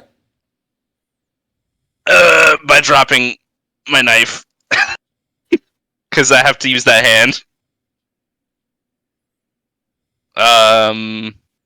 Okay.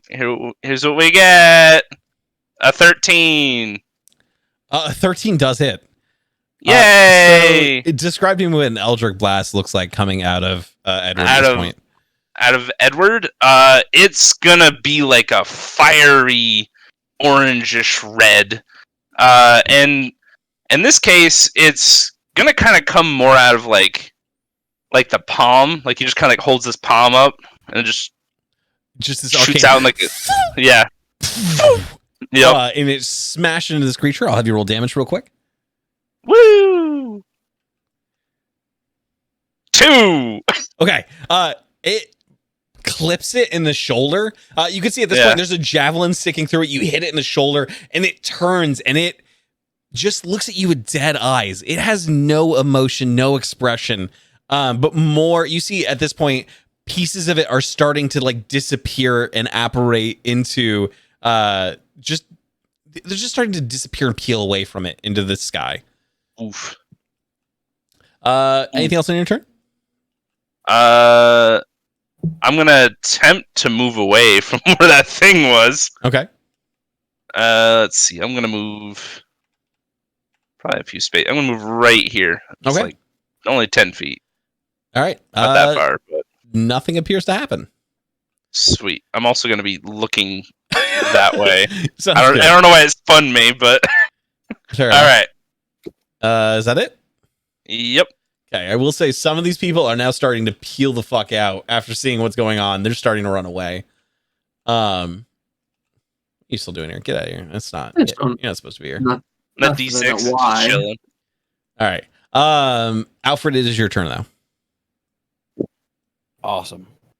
I'm going to look toward my companion, and I'm going to say to him, "Give me something glorious to write about."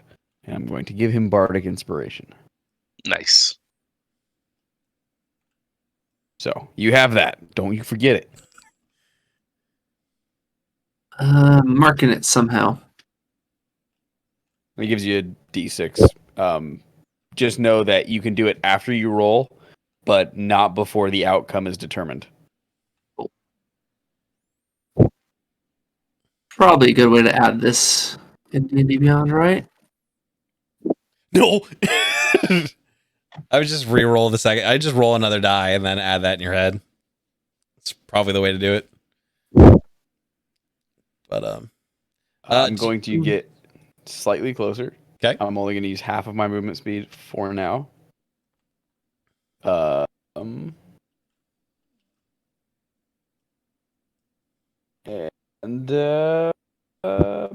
hold on.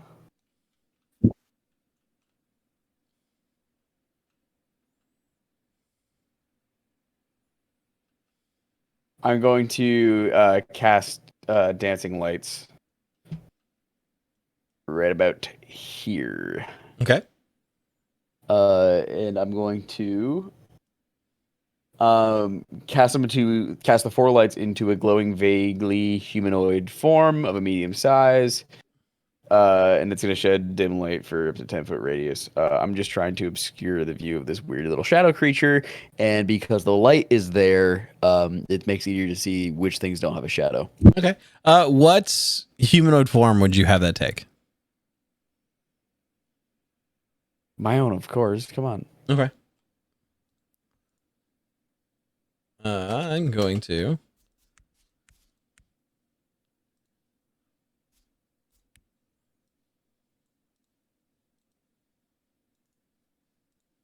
add that, and then we're going to make it glow. Nice. So we now know which one's which. Is there? There we go. I'm gonna have that just kind of hover off the ground a bit as it glows nearby. Nice. Awesome. Okay. I like.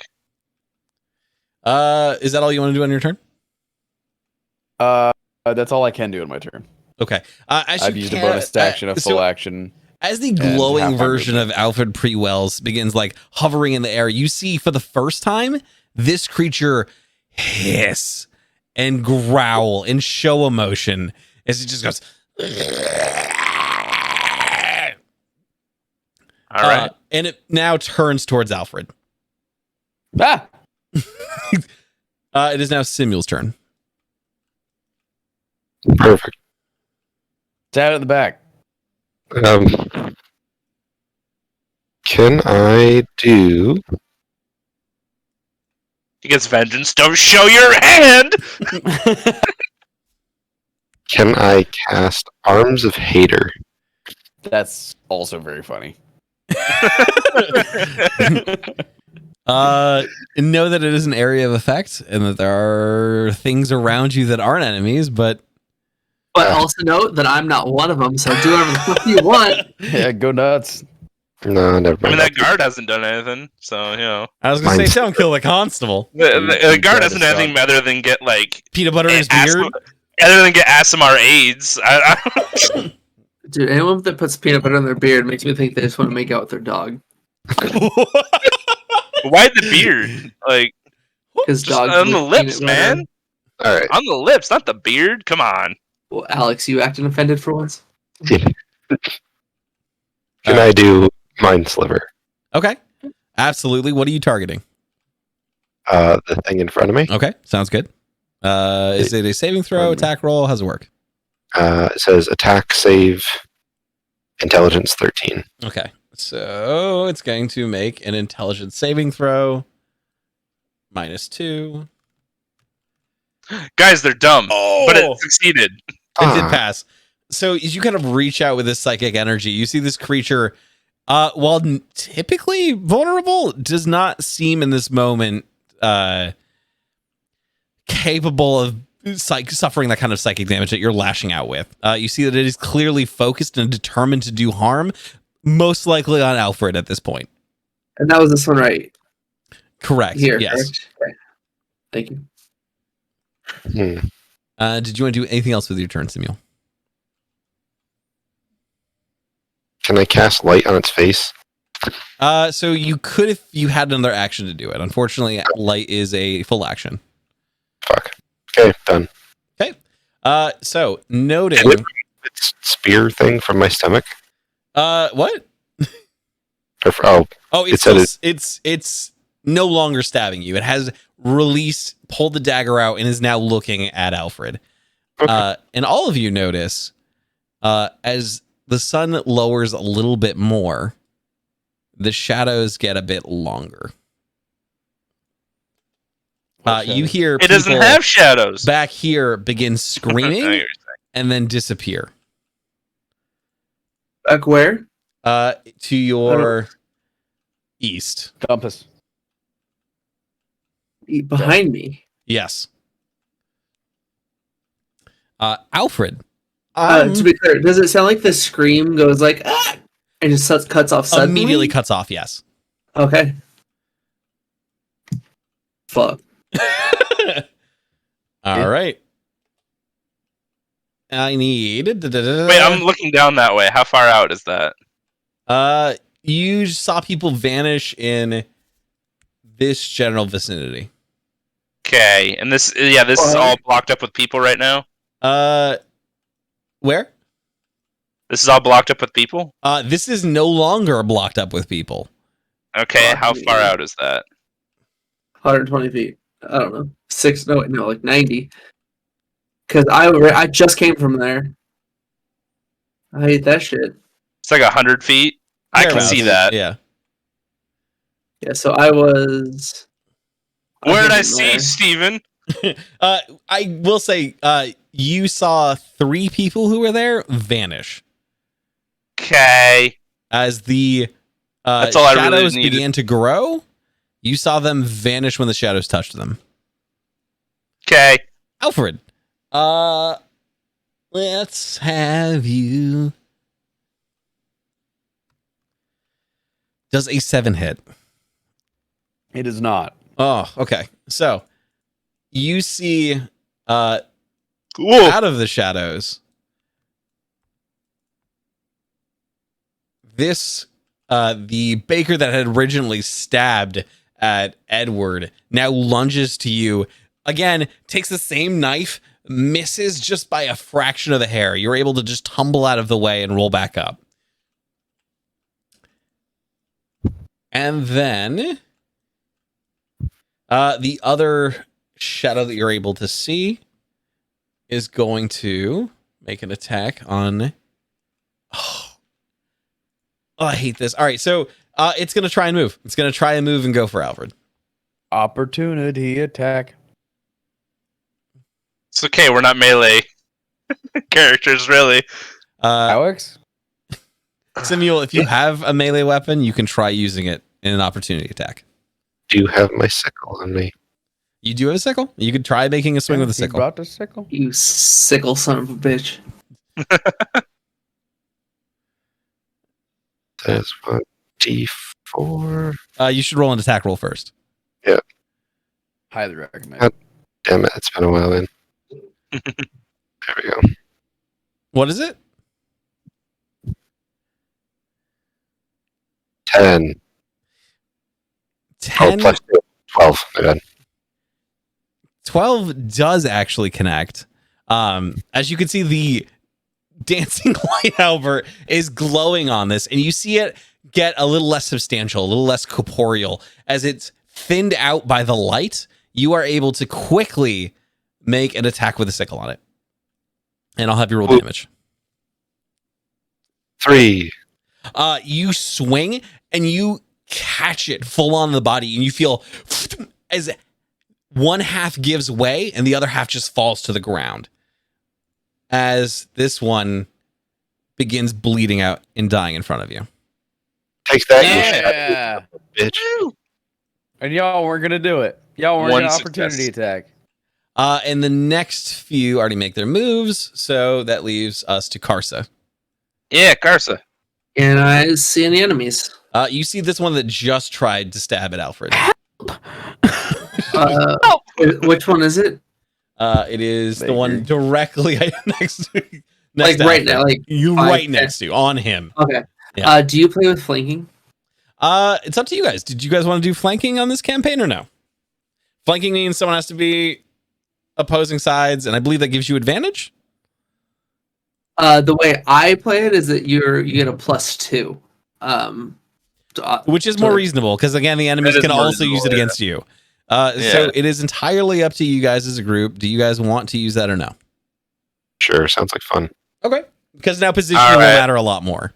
Until you get attacked by 8 goblins, and then it's like Yeah. Plus two. everything.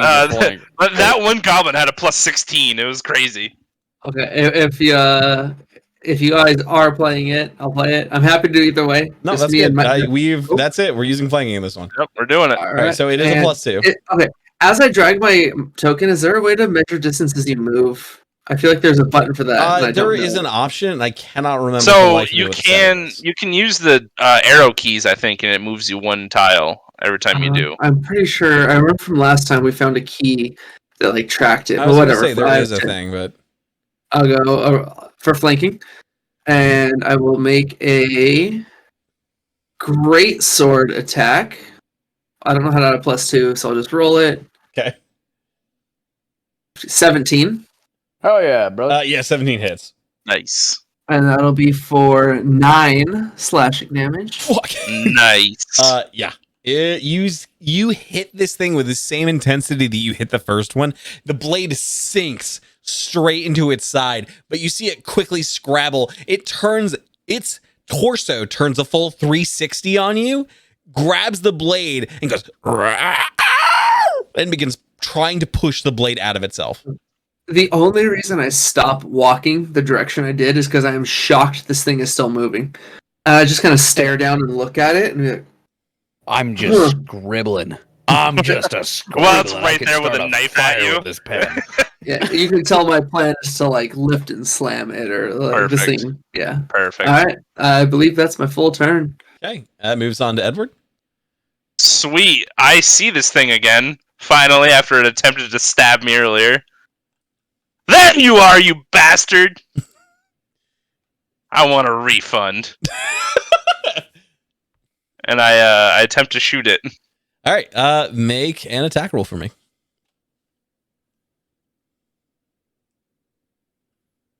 Uh, 19. Oh yeah, 19 hits. Sweet. Is it same? Is it an Eldritch Blast again? Eldritch Blast same- again, yep. And Yep. it just blows into like you see the flames start small and then grow exponentially on the back of this thing as this roaring flaming energy begins cooking the side of its back. And I'll have root damage. 5. Wha. You see at this point you almost entirely erase you almost entirely erase its back. You see that at this point, it is just this weirdly contorted flap of like what would be skin and no spine holding it up. All right. It certainly looks like it's on its last legs. I'll take it out of your hide. Is that your turn? Yep. All right, I'll move to Alfred.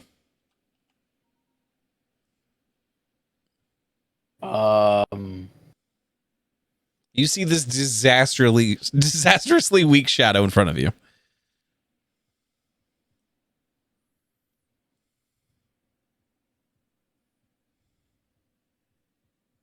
This is difficult. This is character. This is character. A giant flint 6-foot sword sticking partway through it. I was gonna say giant flint sword. This here's orangish the reddish thing, flames. I'm going to ready an action, and that action would be I'm going to use my movement action to get closer to Simmel after this creature is dead. But at this very moment, I'm going to do nothing but scribble what I see in front of me. In fact, I'm going to turn to Simmel and say, would you describe this as an impalement or a plunge? And on top of that, the blast, is that a splash or a vaporize, or would you call it an atomization? Still, it is now your turn. What would you like to do? I stare blankly and try to shove my guts back in my fucking stomach. Okay. An aerosol, maybe? You do so. Are you using a spell? Are you just trying to do a medicine check? Are you trying to use I guess. Listen, so are you just thematically doing that and readying something else? I guess. Well, I'd like to take this moment to be like, what, you can repair a hand, but you can't fucking fix her guts back together? Okay. No other actions? No response? Great question. Alfred, are you able to stuff guts back into somebody? No, he's He's talking, asking talking to Parasite. be out there. inside Oh. part. Do you have an ability in that creature? No, I don't think so. I'm just questioning. Got you. Thing. So you just hear back, We are tired. We did not sleep last night. We saved your bakery. Oh? These things were there, Simmel. And why didn't you mention this before? We left a message in the mirror. Half-ass message. What? do you do anything else When in your I turn? write this out, do you want it to be noted that after I asked you for writing tips, you spoke to yourself for several straight minutes? Or?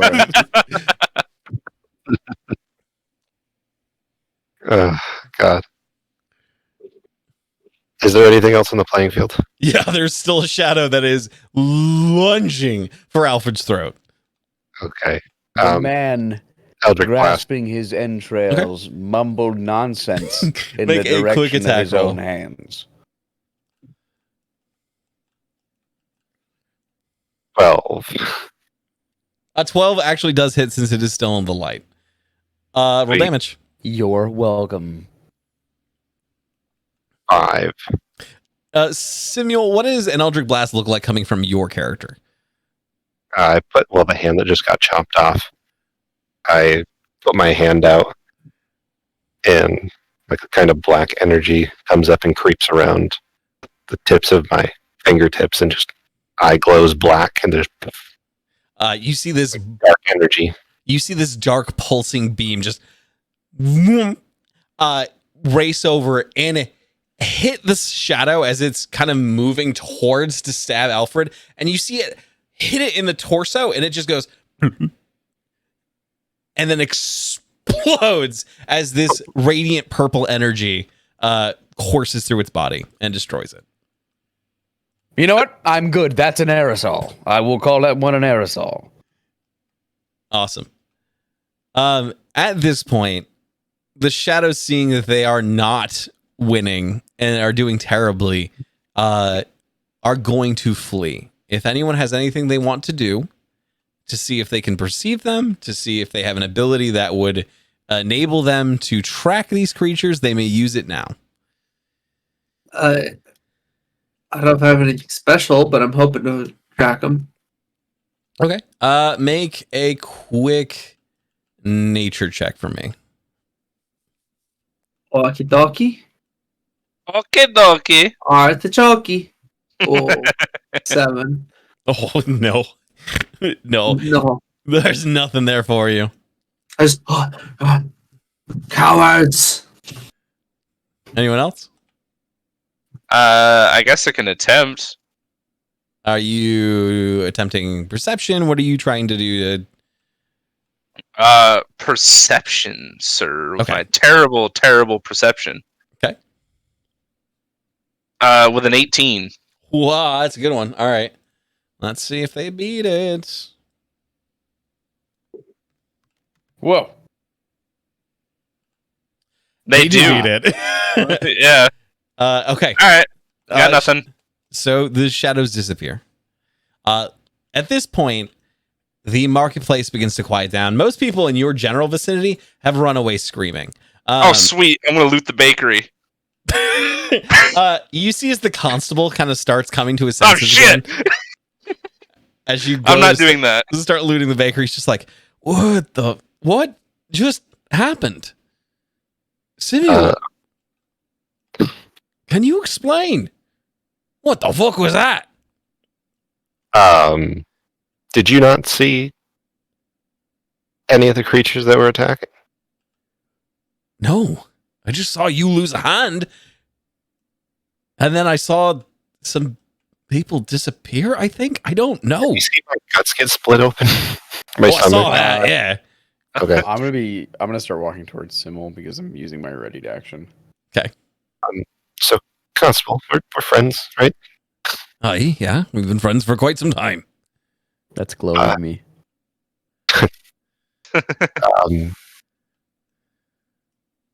There's a lot to explain. Pretty much, there's beings of this world that not many can comprehend. Somehow, I became one of them, and we were just attacked by them. Make a perception or an insight check. Move me, daddy. That's 13. not you. Yeah, sorry. Here you go. Whoop. You fell for the You're decoy. right. Out of combat. There you go. Perfect decoy. As I said, that's light me. All right. 13? 13? Mhm. With a 13, you see a glaze come over his eyes, and he's like, "Oh, it was a damn good bagel, my friend. I enjoyed the peanut butter this time. You know, I'm not usually a peanut butter fan, but you know, it's just nothing like a chungus." Hey, Anyway, and he Steve, pats you on Steve, the is he still shoulder. covered in blood? Yeah, he's still covered All in right, blood.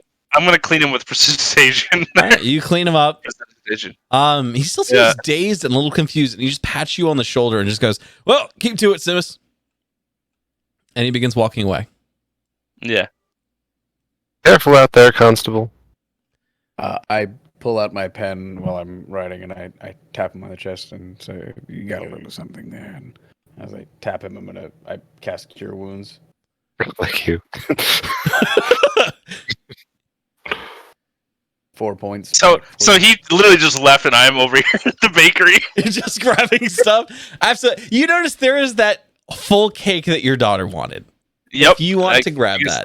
She gets the full cake tonight, boys. Can I perceive that he- Probably the last one of these cakes. It is 100% the last cake. Yeah. You do feel the slices you had taken before have gotten smushed in your pocket. Yeah. No, I was literally, Steve, I was holding the grocery bag in my left hand and fighting with my right. Perfect. I'll take that. That's like I dropped the dagger to cast Eldritch Blast. That'll work. Yeah. Do I see him taking stuff in the bakery? Yes, you do. What? Oh. You're not gonna have me sleight of hand that shit? I can if you want to. Alright. Well, I'm not going to criticize you or anything. I don't know that. I don't know how much of an effort he's making. That's why I was like, oh. I don't know that. You're going to just beat ass 15, over there. boy. 15, yeah, make a quick perception check, Simus. I'm gonna call Karsa over to us. What the fuck? That looks like a 16. It says 9. Karsa, you can Sweet. move. You notice that Alfred's trying to flag you down. There I can move. Okay. How much did you get? I got a 9. I don't see Yeah, him. no, you don't see him. Sweet. Yeah, you just quickly grab I'm an gonna, take, entire I'm gonna box. take some cash too. Like, Holy shit! kidding me? Absolutely. You notice. So you grab about genuinely 250 pence. Oh, yes, copper. All right. Oh, sorry. Excuse me. Wait. There was 250 You mean pounds. pounds? Oh my god, yes. Holy shit. All right, let me just go to my inventory and put that in there. Sir, may I have a moment of your time? Is that to me? Yes, of course it is. Well, since you managed to stuff some of my guts back inside, I don't see why not. And You see, I Also, good to see those things as well. What the fuck? No, sorry. Pardon me if there's a miscommunication of my intent. I find you painfully boring, agonizingly placid. But my associate over here saw an image of you that some rats gave him, and that seems to have piqued his interest. Of course, Ratman ID, Karsa. I saw images of both of them, correct? Yes. Damn it! I was gonna be like, I collect my knife and leave Yes, before he ever got a chance you to saw say that. pictures of Tricorn. As Damn I it. walk up, I look at one, I look at the other, and says, "I have seen both of you. This is not a coincidence. This is fate. Something has brought us all here. Do you know the moon rats?" I say it to both of them, fully expecting them to know the Nope. moon rats. Nope. No. The moon rats Not a spoke clue. to me, and they showed me pictures of both of you. Oh. Both of us and 14 others here in the city. They said all of us are the ones that can see things the others cannot. Steve, being in this city for as long as I have, would I have noticed any rats of sorts? No. Okay. Your character would not have noticed the rats. I noticed What? a lot of rats. Just What my associate is trying to say in his weird rat allegory is that we have a specific set of skills that allow us to see these things, these threats to the modern world that apparently others cannot. And that has driven us together for better or for worse. Again, painfully boring, but I follow him. He is a vested interest, and he, unfortunately, in his language, he no talkie good. Did you not I- watch that very man? You saw him. He didn't know what just happened in front of his eyes. And I pointed as where the constable walked away. And continues to whistle. He's just like, I don't Are mean you to all tell you mad? this, and Don't that's need to why tell you I this, Karsa. cleaned him. but it's important to note that he's a constable, and it's literally his job to see as little as possible. Ah. I'm like, this is true. As I'm like, I'm just stuffing money in my pockets, like, If He is you incentive. three, yeah. if you three folk are bound by fate to rid the waking world of these scary shadow creatures that produce an incredible amount of viscera and gore, I will latch along so long as I find it interesting. Let me tell you the warning I was not given hours ago by the moon rats. They said, watch the shadows and try counting them. Do you not see how that is relevant already? Yeah, the one that attacked me over here was, Quiet. I look at my watch. All right, I gotta go. he didn't have a shadow. And I noticed Sir, if oh, you he wasn't in the waking world either. if you don't mind me asking, sir, Mr. Tricorn, where do you have to be that's such a great importance? That's my business. Yep. Good day. Good day. Is he walking away with a cake in his hands? yes, he is. With a lot. With a not just a cake, also a bag full of money. Okay, you're Sorry, not my hiding a cake. Is Yeah, I bought a cake. You do know that he is waddling away with quite a lot. and in his state of affair, it would most noticeably be that he could not afford something like this. Whoa. You wouldn't make Whoa. that insight. Make an insight check, Whoa. actually. That's a great question. Ouch. He made it. Can't afford I bread, found poor natural boy. 20. Natural 20? Yeah. I'm Oh, natural. yeah. You notice, like, even though his clothing is very fine and, like, for his position looks great, you notice he looks haggard. The level of haggard that only someone who works to the bone can look. This is someone who doesn't sleep enough. This is someone who doesn't eat enough. This is someone who doesn't essentially get the daily necessities of life. This is someone who's deeply struggling. Damn it. My lifestyle gave me away. I walk up close to him Bold choice. and away from To an obvious thief. I'd just be like, hey, look, I'm sure things that aren't easy for you. And I don't always approve of stealing. But if you ever need any extra, stop by my shop. I am just going to ask you once.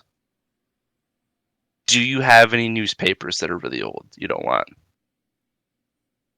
I don't The know. installation in my apartment is really bad, and I need something to stuff into the walls.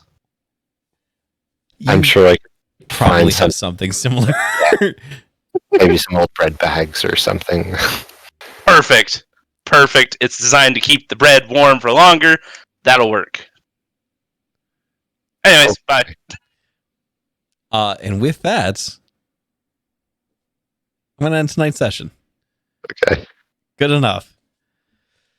Eepers creepers. Yay, first. You survived an encounter, which I did not think you were going to do as well as you did. Oh my god. They 18 damage and 2 softball attacks. missed you a lot. Nice, dude. Yeah, I think I did like 7 damage in total. The Like, minute the dancing lights came out, I'm like, we're fucked, boys. Time to go. yeah. Well, I literally expect this character to have no combat relevance at all. So I'm like, anything I can do, and that's why when the creature got right up on my ass, and like it was like, You were like, Finish him off. Finish him off, JR. Like, he wouldn't though. no. He would not dirty his No, hands with this you shit. good. He would take an attack of opportunity before he pulled the dagger I equipped it out on him. So I feel like Yeah. Karsa stabbed him and held him right in front of you, waiting, and nothing happened. So, God Nah. damn it! Instead, he got shot by 2 warlocks 30 feet away. Clean him off. Yeah. Yeah. Sorry, I'll this shake one. off the rest of those shadow parts onto the bard. Gross. Sorry, this one ran late. I wanted to kind of get through everything and make sure everything kind of tied up. Yeah. Probably 2 weeks out again, same times. I'm gonna figure out what we're gonna do next and how to get everyone together. But Nice. yeah, no, I'm excited. That was very fun. Yep. Your characters are going to kill each other eventually. Oh my god. Yeah. Yeah, 100%. yeah. I Genuinely, flat out I was that. tempted to just get so much anger towards Alex's character right then, and then I was like, no, make it more depressing. It's even sadder than it actually is. Yeah. I'll help you out, buddy. Don't worry. No. He's not actually gonna accept your help, I'm telling you now. Oh. Yeah. All right, I'm gonna cut the recording now.